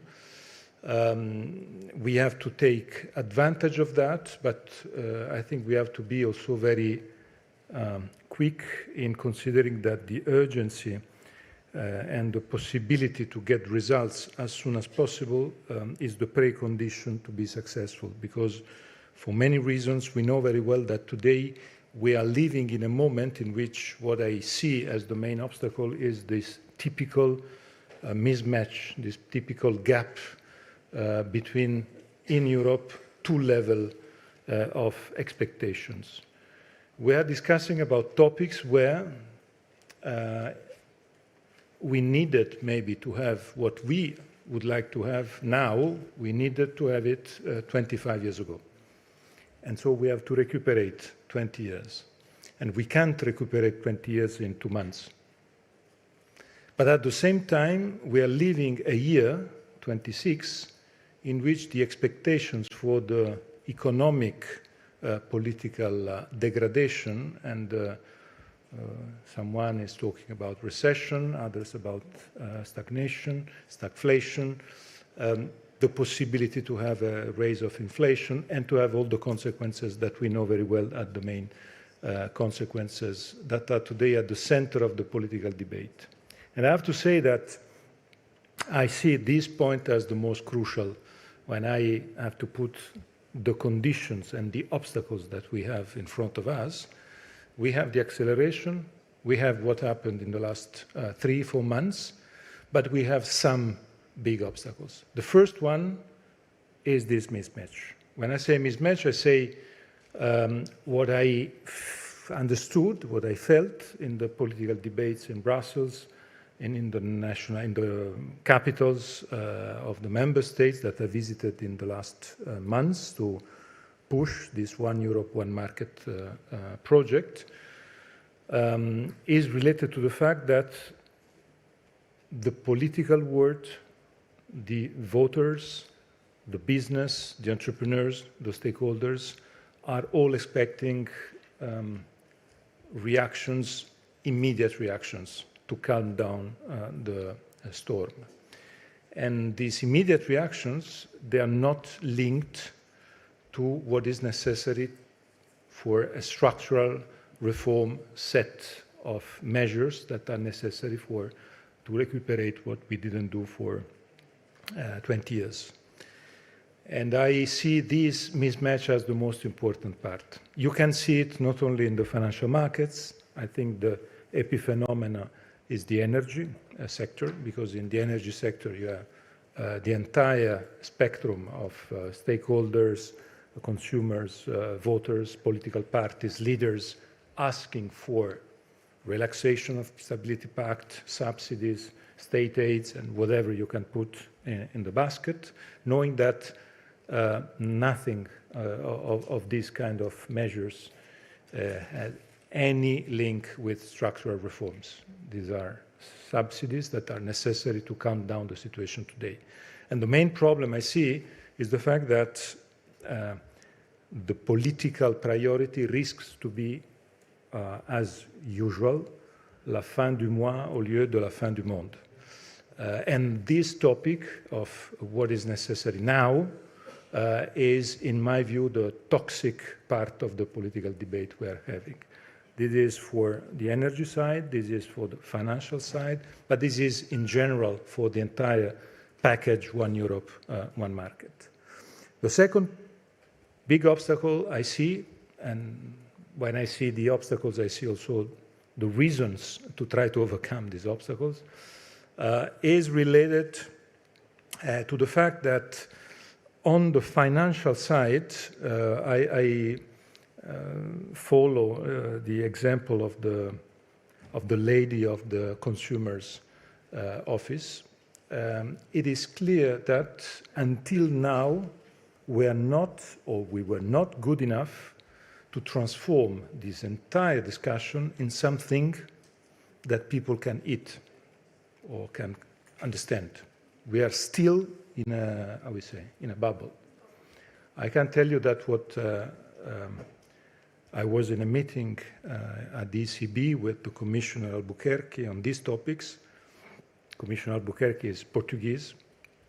And in this meeting, I was trying to elaborate on this problem of visibility, advertising, how to expand the role of Savings and Investments Union. And I asked AI, what is for you SIU? And the answer of AI is an answer related to Portugal and to a very famous Portuguese figure, but is related to Cristiano Ronaldo, not to Maria Luisa Albuquerque, because CU, SEU, is the way in which Cristiano Ronaldo celebrates usually his goals. And 99% of the links to SIU in the, I would say, word of the internet is not for Albuquerque and the Savings and Investments Union, but is for Cristiano Ronaldo and the goals of Cristiano Ronaldo. I say that, and I'm sorry to say that, because I'm among experts and so on, and you can feel very, very, I would say, low level what I'm saying. But if we are not able to transform the perception of the people about what we are discussing here, we can be perfect in technical solutions and so on. It will be a failure. Because at the end of the day, the key principle is being able to transform this idea, the savings union, and the link between savings and investments to something that people can feel as positive for us, for them, and investors can feel as something that can be a game changer for the lack of investments that we have in Europe. This lack of investments is today, we are all aware of the fact that it's the lack of investments that are creating the weakness of the European competitiveness.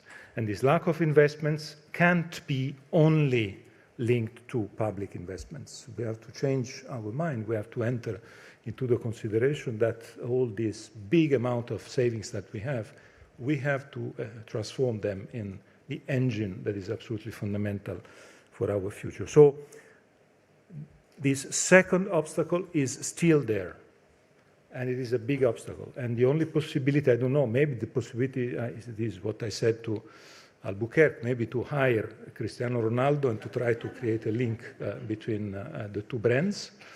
I think is expensive, Cristiano Ronaldo. But the possibility for the leaders to understand that this is the big mission for them, not to leave it to the technical bodies or to the Eurogroup or to whatever, but to take this topic and to launch this topic in a way in which savers, voters, entrepreneurs, consumers can understand that is the main challenge to relaunch European competitiveness. And without a success here, it will be impossible to get the rest. And for me, this is the fundamental point.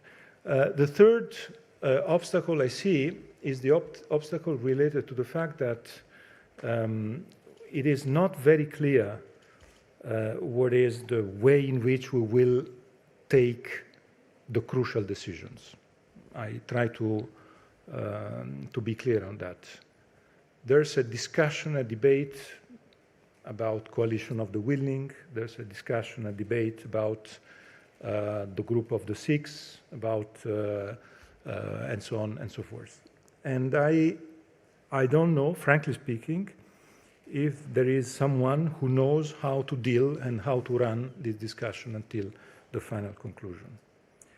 And I see there a potential problem, because all this discussion about format, coalition of the willing, different speeds and so on is a complicated discussion in Europe. And it's complicated also because on these topics for me, is a little bit toxic discussion also, because it is a discussion that is giving the public opinion the idea that everything in Europe has to be decided at unanimity. That is not true. There are 90% of the decisions can be taken at majority. And in reality, this is, in my view, what we have to do also in this field. We have to, I would say, being able to put within the rules and within the behaviors the idea that the urgency means that we have to decide if it is at 20, at 22, at 26, at 19, but we have to decide. And maybe with different majorities, different topics. It is not the same format on all the different aspects. And I see on that, I would say, some obstacles too. I don't think this is a topic that is solved. I think this is a topic that is still unsolved. On the other side, I see many important improvements. When I said acceleration, I have to say that the decision of April 24th in Cyprus, in my view, is a great decision. The decision to upgrade and to have one package, the 42 measures, one Europe, one market, a slogan that works if we use it. If we don't use it, it doesn't work, of course. We have to use it, one Europe, one market. And this package with the 42 measures, within these measures, a large part of the measures that are fundamental in this debate here are there. And these measures, the entire one Europe, one market operation can be successful only in the logic of the package.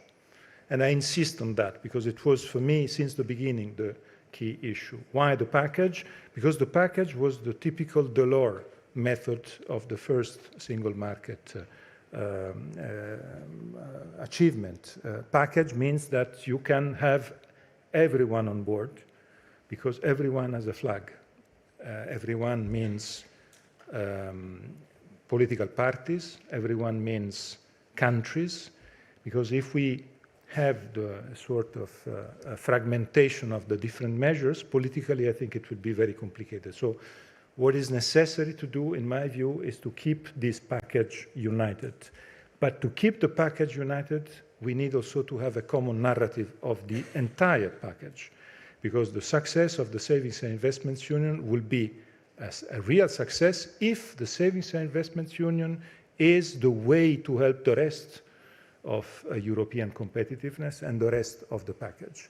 If Savings and Investments Union is in a corner alone, I think it would be very complicated. So I see there, the package is there. It was presented 2 days ago. Von der Leyen was in front of the European Parliament presenting the package as a package. And I think this is a very important point. Another very good news is the determination of the president of the Eurogroup. I think Kyriakos Pierrakakis is doing a great job. I think the fact that he is Greek is another big push, very positive, because in terms of a positive narrative of this entire operation, the fact that Greece, that was 15 years ago when ESMA started, Verena, was in a very difficult situation, and Greece today is leading the Eurogroup, I think is a narrative that is only positive for the future of Europe. If we are able to use this narrative, and to use this narrative the right arguments, and it is, in my view, the other fundamental part of this entire topic. And the other, I don't know if it is a good news or bad news, but news is the fact that the pressure from abroad is continuing, and I think will continue. I don't see a pressure from abroad at the end. I am afraid that this pressure from abroad will continue, and it is clear that this pressure is fundamental also to find the energy and the reasons to go. Trying to find also some easy ways to explain to the people why here we have a problem, and we have to solve this problem. And if we don't, the problem will be the big P problem of the European Union. I always use these 4 numbers that are, for me, the numbers that are really so clear in considering our problem. The difference between Europe and the US in terms of real economy power is not such a big difference. We are 18, they are 25. It's not so big, the difference. But when it goes, as you know better than I do, to market cap, the 18 becomes 12, and the 25 becomes 60. And so 18, 25 on real economy, and on market caps, power, on the financial side, it is 60 to 12. And I think this is the key reason why this battle has to become a global battle of the European Union, because this is power. This is power. And if we are not able to understand and to explain that the fragmentation of the financial markets are weakening the European Union, as the fragmentation of the energy markets are weakening the European Union, and the fragmentation of the telecom and the connectivity and the digital markets are weakening the European Union, and the fragmentation of the corporate law rules is a way to weaken the European Union, I think we miss completely the target. This is the target. And what is very important today is to give the sense d'une dynamique. La dynamique is there. The presentation of EU Inc. by the Commission, I think, was a very important step. I liked very much 28 regime. As Brand, I know that it's non-correct because there will be a 28 state, Iceland or Montenegro or Albania, so it's correct to change the name. But I think the message is very strong, and the message is very positive. So, in a nutshell, I would like to conclude saying that I attended many of these events, May events in Paris.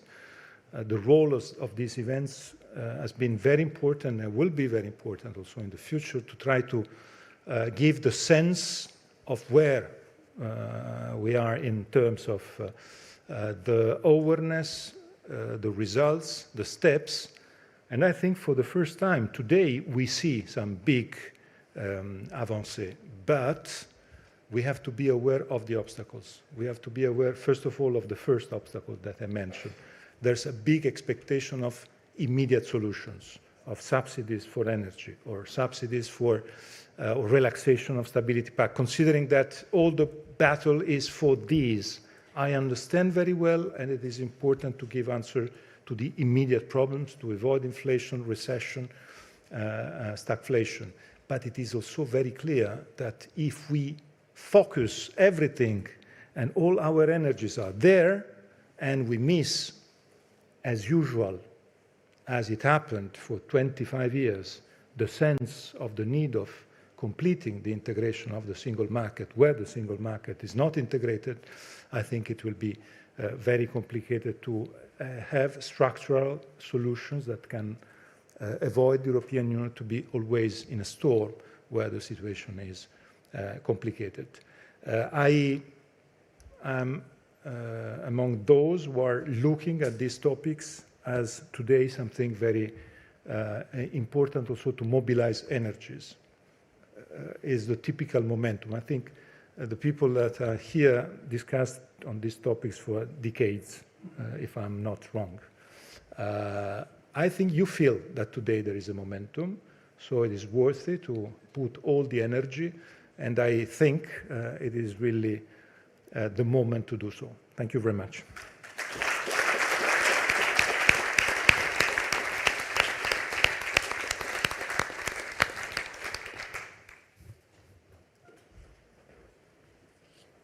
Thank you very much, Enrico. It's always a pleasure to listen to you. And I think, you are in a way the birth father of the Savings and Investment Union with your first report, and the vision of how to now bring this forward and actually making it happen on the ground is absolutely essential. I want to thank you. I want to thank all the speakers today for what was a very, very interesting and inspiring debate. I want to thank everyone in the audience who's bared with us, both here in the room on a sunny day in Paris and online. It's been great to have these discussions. I think it was, from my perspective, a really good debate between different parts of the views from people, and it certainly has brought us a step forward. Before I close and do thank yous also to the team and invite you for a drink, let me just allow one final short video of testimonies of people who have been accompanying ESMA along the journey of its last 15 years.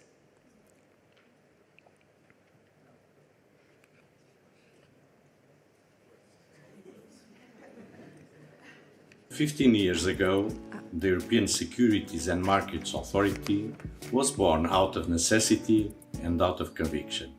I remember when we started this journey together, the three ESAs back in 2011. Several authorities with new powers were established, and one of them was ESMA. In the aftermath of the global financial crisis, ESMA has represented a decisive step towards more integrated European supervision. And ESMA has been changed from a committee of securities regulators to an authority for the European financial markets with a broad range of mandates. I still remember the intense negotiations that went into setting up the three European supervisory authorities.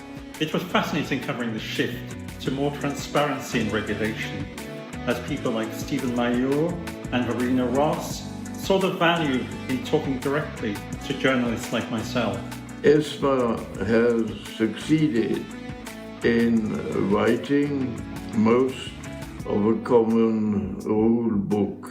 It's really been impressive what has been achieved by all involved, also by the staff involved. ESMA has done its job with great skill, with great competence. ESMA has had huge amount of initiatives when it comes to investor protection.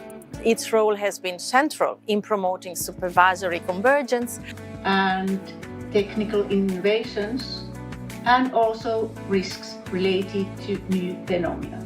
SMSG advice is not only heard, but also answered. this discipline of response is what gives stakeholder engagement credibility. It's a lot of hard work, and it is thanks to this hard work that we made this huge progress. And as we celebrate ESMA 15th anniversary, today is really a good moment to reflect not only on how far ESMA has come, but also on the impact it has had on the functioning of Europe's financial market. Not only recognizing the achievements that have been made, but also looking ahead with ambition and determination. And looking ahead, the challenges will, of course, continue to evolve. They relate to innovation, to economic growth, to productivity, to sovereignty. And for all these challenges, capital markets can play an important role. And because capital markets can play an important role, also ESMA can play an important role. ESMA, as you all know, is still a work in progress. Looking at the future, we know that we need more integrated markets in Europe. Only coordinated European action could deliver markets that are accessible, adaptable, and predictable for those who use them. I am confident that ESMA will continue to rise to that responsibility. I would like to congratulate Verena, Natasha, and all members of the Board of Supervisors of ESMA. Congratulations to ESMA. Thank you for what you have built. Happy birthday, ESMA, and congratulations to everybody who has worked so hard over the last 15 years. Congratulations to ESMA on this important milestone. So, happy anniversary, ESMA, and good luck.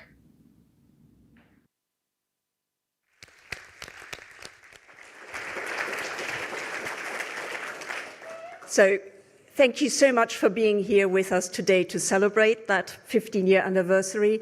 Someone was saying earlier, 15 years, it's a teenager. We're in the growing phase with some troubles every now and then, but clearly it is also the time where urgent change is needed, and I think where we have the prospect of moving ahead and becoming an ESMA adult over the next few years. I want to give a big, big thank you to the team in ESMA who have organized this event, in particular Solveig, Christina, and the whole of the team who have been behind the scenes and making this possible. Thanks again to all the speakers who have been here today, to the moderators, to everyone who has spent their time listening and contributing. And I wish you all a very good rest of the day. We have some drinks upstairs to actually celebrate the 15 years. And I look forward to seeing, hopefully, still many of you there. And if not, enjoy the sunshine in Paris. And thank you very much. And looking forward to whatever comes next. ESMA is ready.